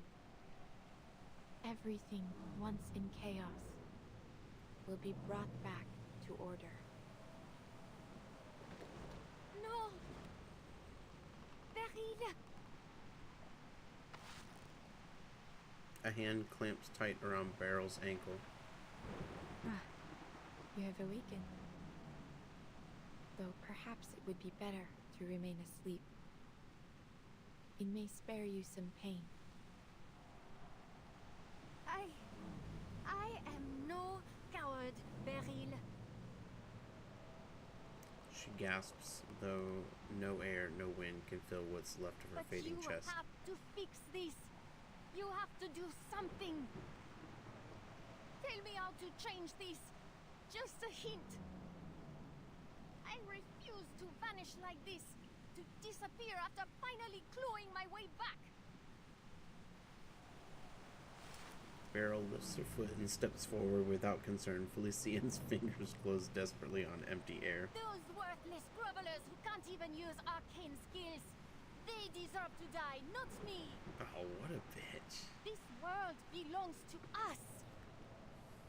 Don't you dare turn your back on me, Beryl Buanish. I will report every moment of this to the Guiding One. The retreating footsteps pause. I saw what you did to Laurent Rousseau. You drove him to his death. You've never been loyal to anyone. You're nothing but a soulless profiteer. You care for nothing. You never believed in any of the principles of Manus Vindicte. You never wanted to bring back the beautiful world we once had, did you? The sound of familiar steps approaches again, stopping right in front of her. How amusing. You seek my help, yet accuse and threaten me in the same breath. Do you think you speak to me from a position of strength? What would you do if our positions were reversed, dear Felician? Beryl looks down at Felician as if examining a rare creature writhing in a deadly trap. There is nothing more to say. It has been a pleasure, Madame. Before Beryl can move, Felicien trembles out a faint, broken sentence.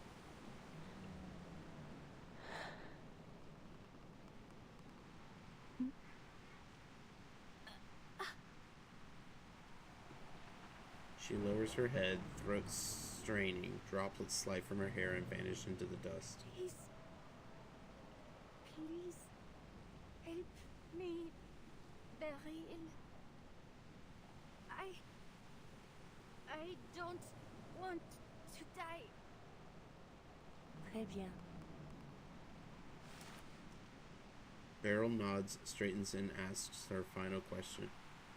But this time her translucent gaze settles on Adele. What do you think, Adele? Should she be saved? Or pay for what she has done with her life?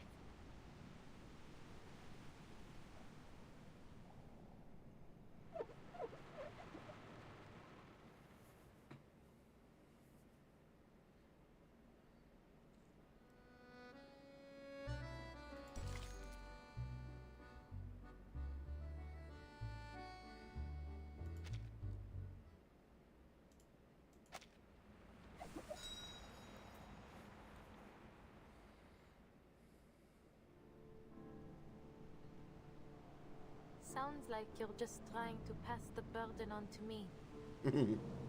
Whether she lives or dies, the weight ends up on my shoulders, doesn't it? Question is more direct than expected. Beryl thinks over the words, then nods again. In many ways, you two are alike. Neither of you can stand by as fate attempts to pull you down its path. You fight. It is no wonder that she could reach into the depths of your mind. Now, her very existence is in your hands. You will not have another chance like this. She reaches out her hand. Your friend and the original Felicien perished in the same way. It is likely, then, that she has returned to the depths of myth. Should Felicien live, she may become the key to discovering the truth of that realm. And in time, you may even find a way to bring your friend back. Yet, should she die, you will have taken a fitting revenge, and her torment of your body will end at last. Swear it then. Swear that every word you just said is true. That's not gonna do anything. One pair of earnest eyes meets another, calm and unflinching. You ask for something beyond what I am capable of. As you know, Arcanum has its limits. There is no absolute way to prove one's intentions or words, just as I cannot see all ends as clearly as I once did. Time is ticking. Give me the diamond now, or lose this opportunity forever. Adele hesitates, then raises her arm. Felicien is silent, or perhaps she can no longer speak. She lowers her head. That proud defiance she once carried is gone. Irritation, exhaustion, and aimless rage wash over her, and in the end it all becomes a sigh. Take it. Her resentment is still there, but somehow looking at her broken and pathetic, it awakens some pity in her. Save her. The diamond drops into Beryl's palm. Merci beaucoup. You have led me to the answer. I will respond with the sincerity it deserves.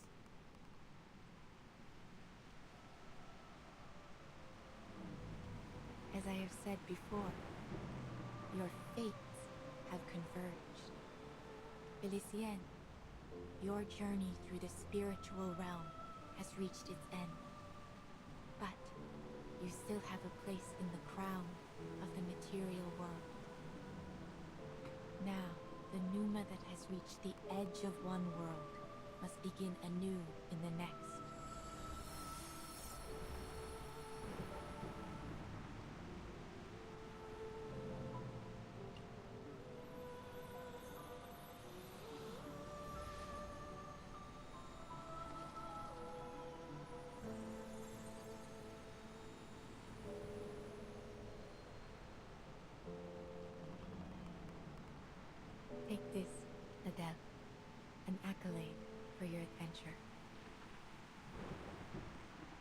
She just gave us her pendulum. An accolade. It's back in her hand. Stained with blood, warm with tears, the last thing she still owns. Merci. But your eyes. Please do not worry yourself. It seems I have walked this shoreline too long. I have grown too accustomed to watching its flow. The more I think I see through fate, the more vulnerable I become. Did she give to up it. her gift of foresight?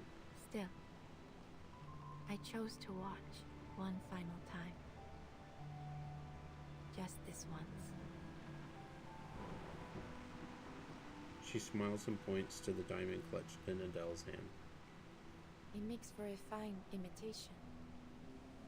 Your flame separated the French blue from the smoky quartz it had inhabited. I simply gave it a new vessel, a clear quartz. It was the best that I could manage. I hope it will suffice. And I hope both you and Felicienne will be satisfied with it. Okay. Will she wake up soon? And when that happens, will I still see her image in my hallucinations like before? You will suffer no more hallucinations. And she will awaken again. In time.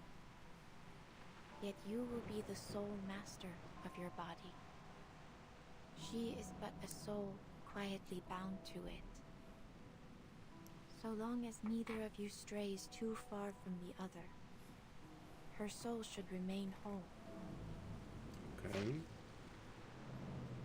Its edges cut into her fingers. She feels the veins in her fingertips tighten, pulling at her heart. Everything unfolds as foretold.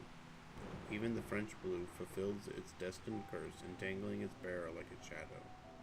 The rain is about to fall. We must go. By dawn tomorrow, this world will be washed clean.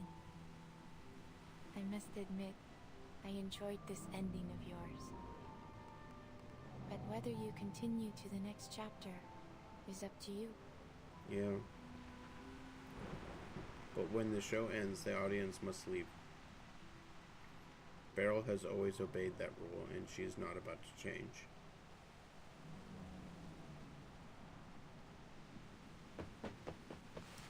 Madame Boiniche! Madame Boiniche, forgive me. Do you know the theory of evolution? Humankind evolved from apes. I don't understand the science, but in short, we all came from monkeys.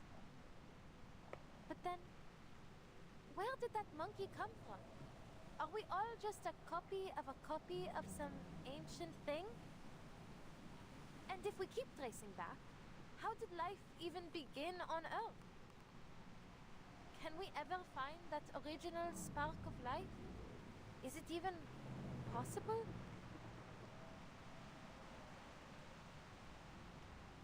What I'm trying to say is, things rarely have a single clear cause. The birth of life is complex. It can be influenced by all kinds of factors. Maybe that applies to fate as well. So, whatever happens, I don't intend for my story to end anytime soon. Friends, home, curses, prophecies, everything she's ever hoped for or fought to achieve means nothing against the rain. If only one explanation remains, she'll seize it. Even if it's just a fragile thread of silk. Please, take me with you. There must be a way to avoid this storm you spoke of. Okay. She shouts. The Tavernier curse may already be in motion. This is the goal fate intended, a goal worth dying for. The rain washes everything away. The rain washes everything away, ending her long wait. As ordinary life fades away, her adventure truly begins.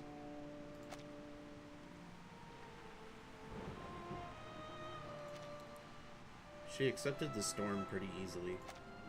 I'll help you find jewels in return. Answers, anything. Whatever it is you seek. A generous offer. To honor your sincerity, I shall give you an answer. What is it you wish to know? The truth about the storm. She answers without hesitation. I need to understand it so I can bring back my friends. Including Felicienne. I wouldn't call her a friend. But for her to simply vanish... that's just... too merciful for her. The diviner listens to every word, then nods. Would you still accompany me, knowing we may gain nothing in the end? I would. You can't just sit around waiting for something terrible to happen, can you? The little dragon climbs onto her shoulder and spits out a fireball. Indeed. I suppose there will never be an age lacking those who chase gemstones and answers about their fate. Perhaps a jewel hunter is exactly what my little establishment needs.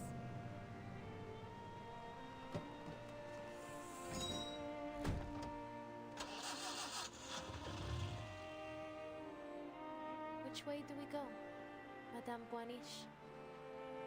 Forward. Through the crowd. Allow me to guide you. I'm just glad to be of service, Madame. I hope you have a pleasant journey.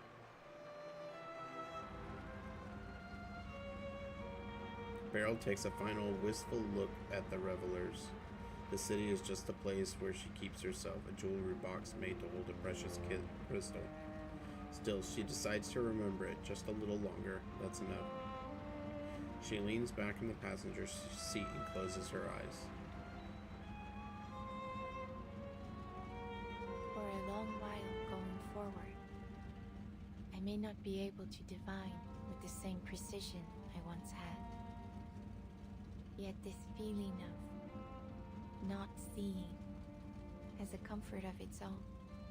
Okay. If our fate truly is guided by a higher being, I must imagine they are blind. The radio begins to play. I hope that when I awake, you will have reached your destination.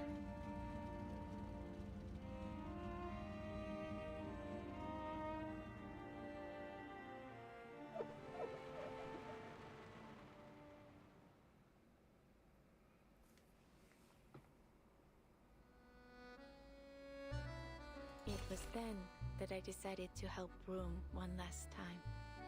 There was risk in my choice. I could not see what the consequences would be.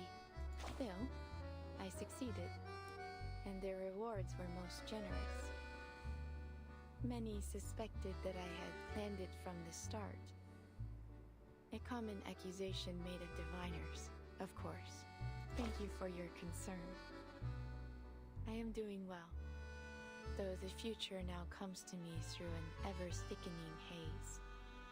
Though, I should say, I find myself welcoming the lack of clarity. I am now able to watch my daughter grow, to observe her, and feel true surprise in every step she takes. If there is anything to take away from Broom's story, I would suggest this. Sometimes, good can come from being blind to fate's path. How exciting it must be to arrive in this world knowing nothing, and, after a long, beautiful journey, realize just how much there is still to discover.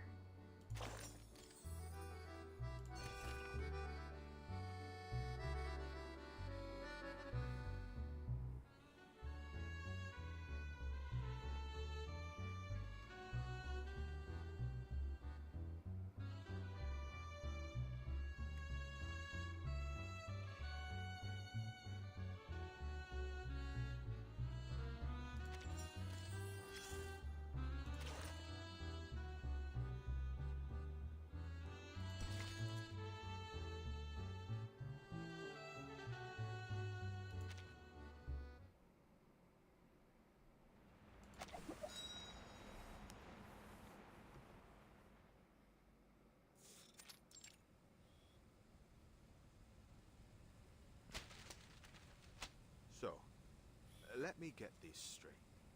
The fifth storm was brought forth by Manus Vindicte, and you witnessed the process firsthand. Based on your testimony, Miss Beryl Baunish wasn't an accomplice of the Manus, and she even saved your life. Yes.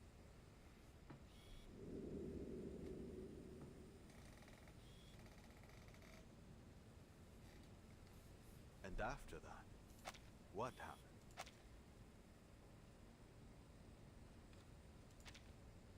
I followed Madame Boaniche's advice and made it to a shelter that could resist the storm. The rain got heavier and heavier along the way, but thankfully we made it there just in time. It's such a shame my little cab didn't have room for anyone else. I know that there's still a Paris out there, but it's no longer my Paris. Everything I loved there was washed away in the rain. Just as the prophecy said.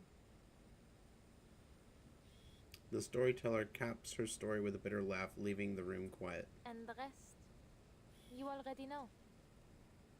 Thanks to Madame Boaniche, I wasn't left on the streets alone. The neighborhoods I knew, the people I once recognized, they've all changed. But at least I have my car. In any case, I still prefer driving the streets to staying in some cozy room. Madame Boaniche's work keeps her on the move, so I've been helping her since then. We even went to Delhi to sell her topazes. Oh, and I met her daughter there, Matilda. She's nothing like her mother.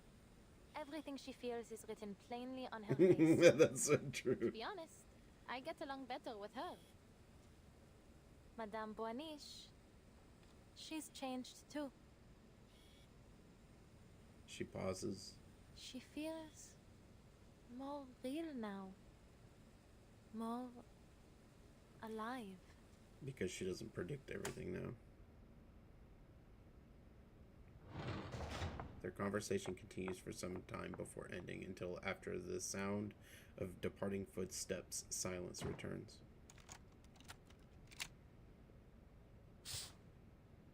It seems Miss Boaniche is in the clear, based on the witness's testimony. She claims Beryl Boaniche saved her and has remained at her side for years. If there were anything suspicious going on, she would have noticed. I wouldn't be so sure. Who's Black Ibis? A voice comes from the shadowed corner. Throughout the inquiry, his superior has kept You silent. don't trust the lie detector results? Isn't this the most advanced, top-of-the-line model? Advanced or not, machines can fail. I prefer to trust my instincts. Black Ibis steps out from the dark, rapping her knuckles on that costly top-of-the-line model on the table. And mine are telling me she's hiding something. I mean, About yeah, the fifth storm? That, and the fact that Madame Boaniche returned so abruptly. After the ninth storm, she vanished without a trace. Who would have thought? She would stroll back in out of nowhere, acting as if nothing happened, with some big revelation in hand. Okay.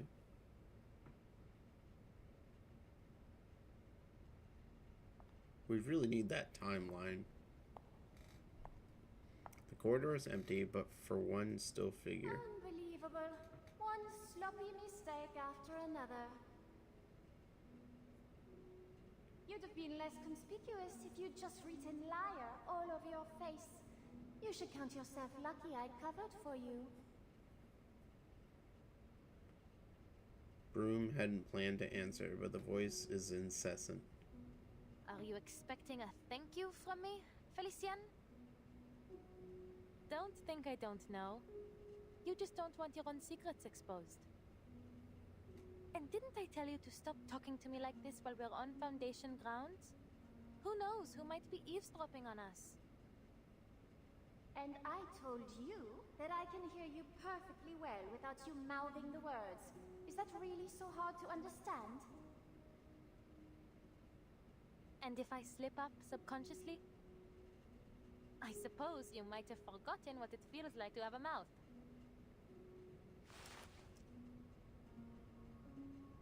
A cold snort crawls from her left hand up through her arm and rattles around her skull. So rude to me, while you offer nothing but praise and fawning to that woman. You ought to have listened to me. Gone to meet the guiding one and pledged your loyalty. But you didn't, because you are, and always have been, a stubborn fool. Fine. Side with the Foundation if you want. Call it ignorance, call it short-sightedness. Should I expect anything less from such rabble? But staking our lives on that woman? That is something far more than simply foolish. Do you really trust her so much? Yeah, I don't trust Beryl, really, after all this. The complaining voice in her head receives a curt reply. I do. I believe in Madame Boaniche. She'll prove I made the right choice. A knock on the door, a pause. The Chief of Staff's voice from within. Who is it? It's me, Vartin. I've come to check on the status of my field mission application. Is now not a good time? Usually the door opens right away, but this time she waits a little longer. Please, come in, Burton.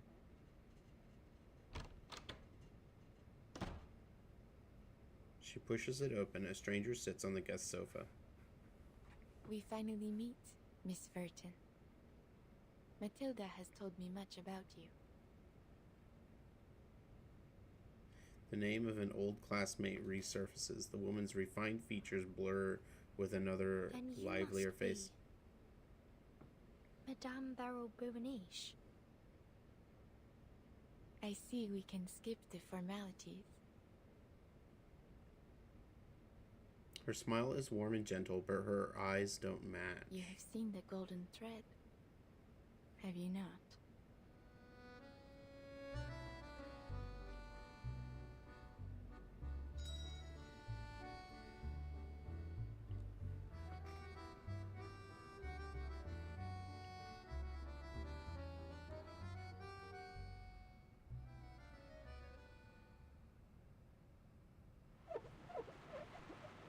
That was an interesting side story. I wonder what Beryl's up to. I don't trust her at all. Not one bit.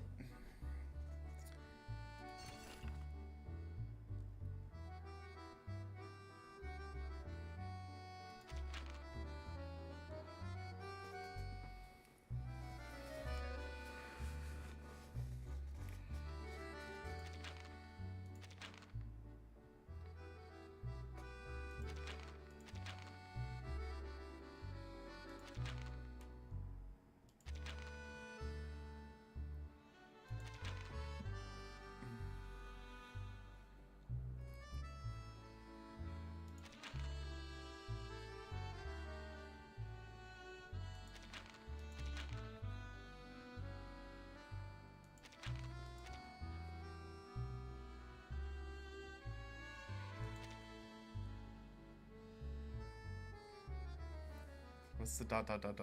for?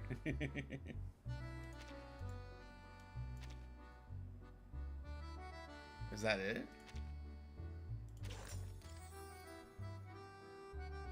Okay. I don't know what to expect out of that.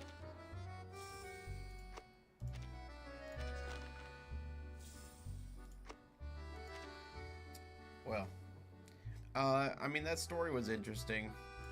It took a while to get into it, and then it felt like the pacing was off for all of it. And a lot of it was confusing. So, it was okay. Honestly, not my favorite.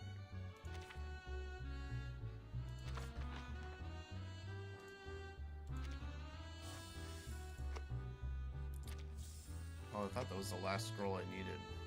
Damn. Okay. I need this light cone badly. So, alright, well, we got one done. Next time I'll play this, well, no, well, I don't know when we'll play this again. But, let's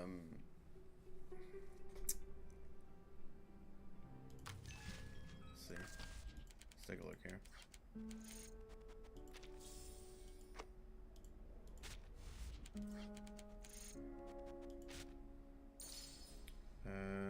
Okay, so this is a 15-day timer, and this resets in 2 days. Okay, so I need to play it by the end of the month. But, we have a lot of stories to go through, because I've been putting them off because of Enfield. I have this to go through. I have ZZZ to go through. I have HSR to go through.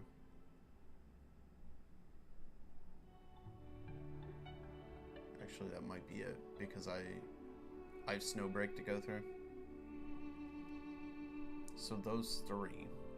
And then after that's all done, I want to go through every game, like spend a day on each game, and make sure that I've completed everything that I need to. It'll take a while. But I want to do that before the WoW expansion comes out and so forth. So anyways, went kind of extra long today, but that's going to be it for today. I hope you guys have a good rest of your day. And, well, I'll catch you guys tomorrow. Neptorka out. See you guys. Are you trying to enter a state of stillness? That's mathematically impossible.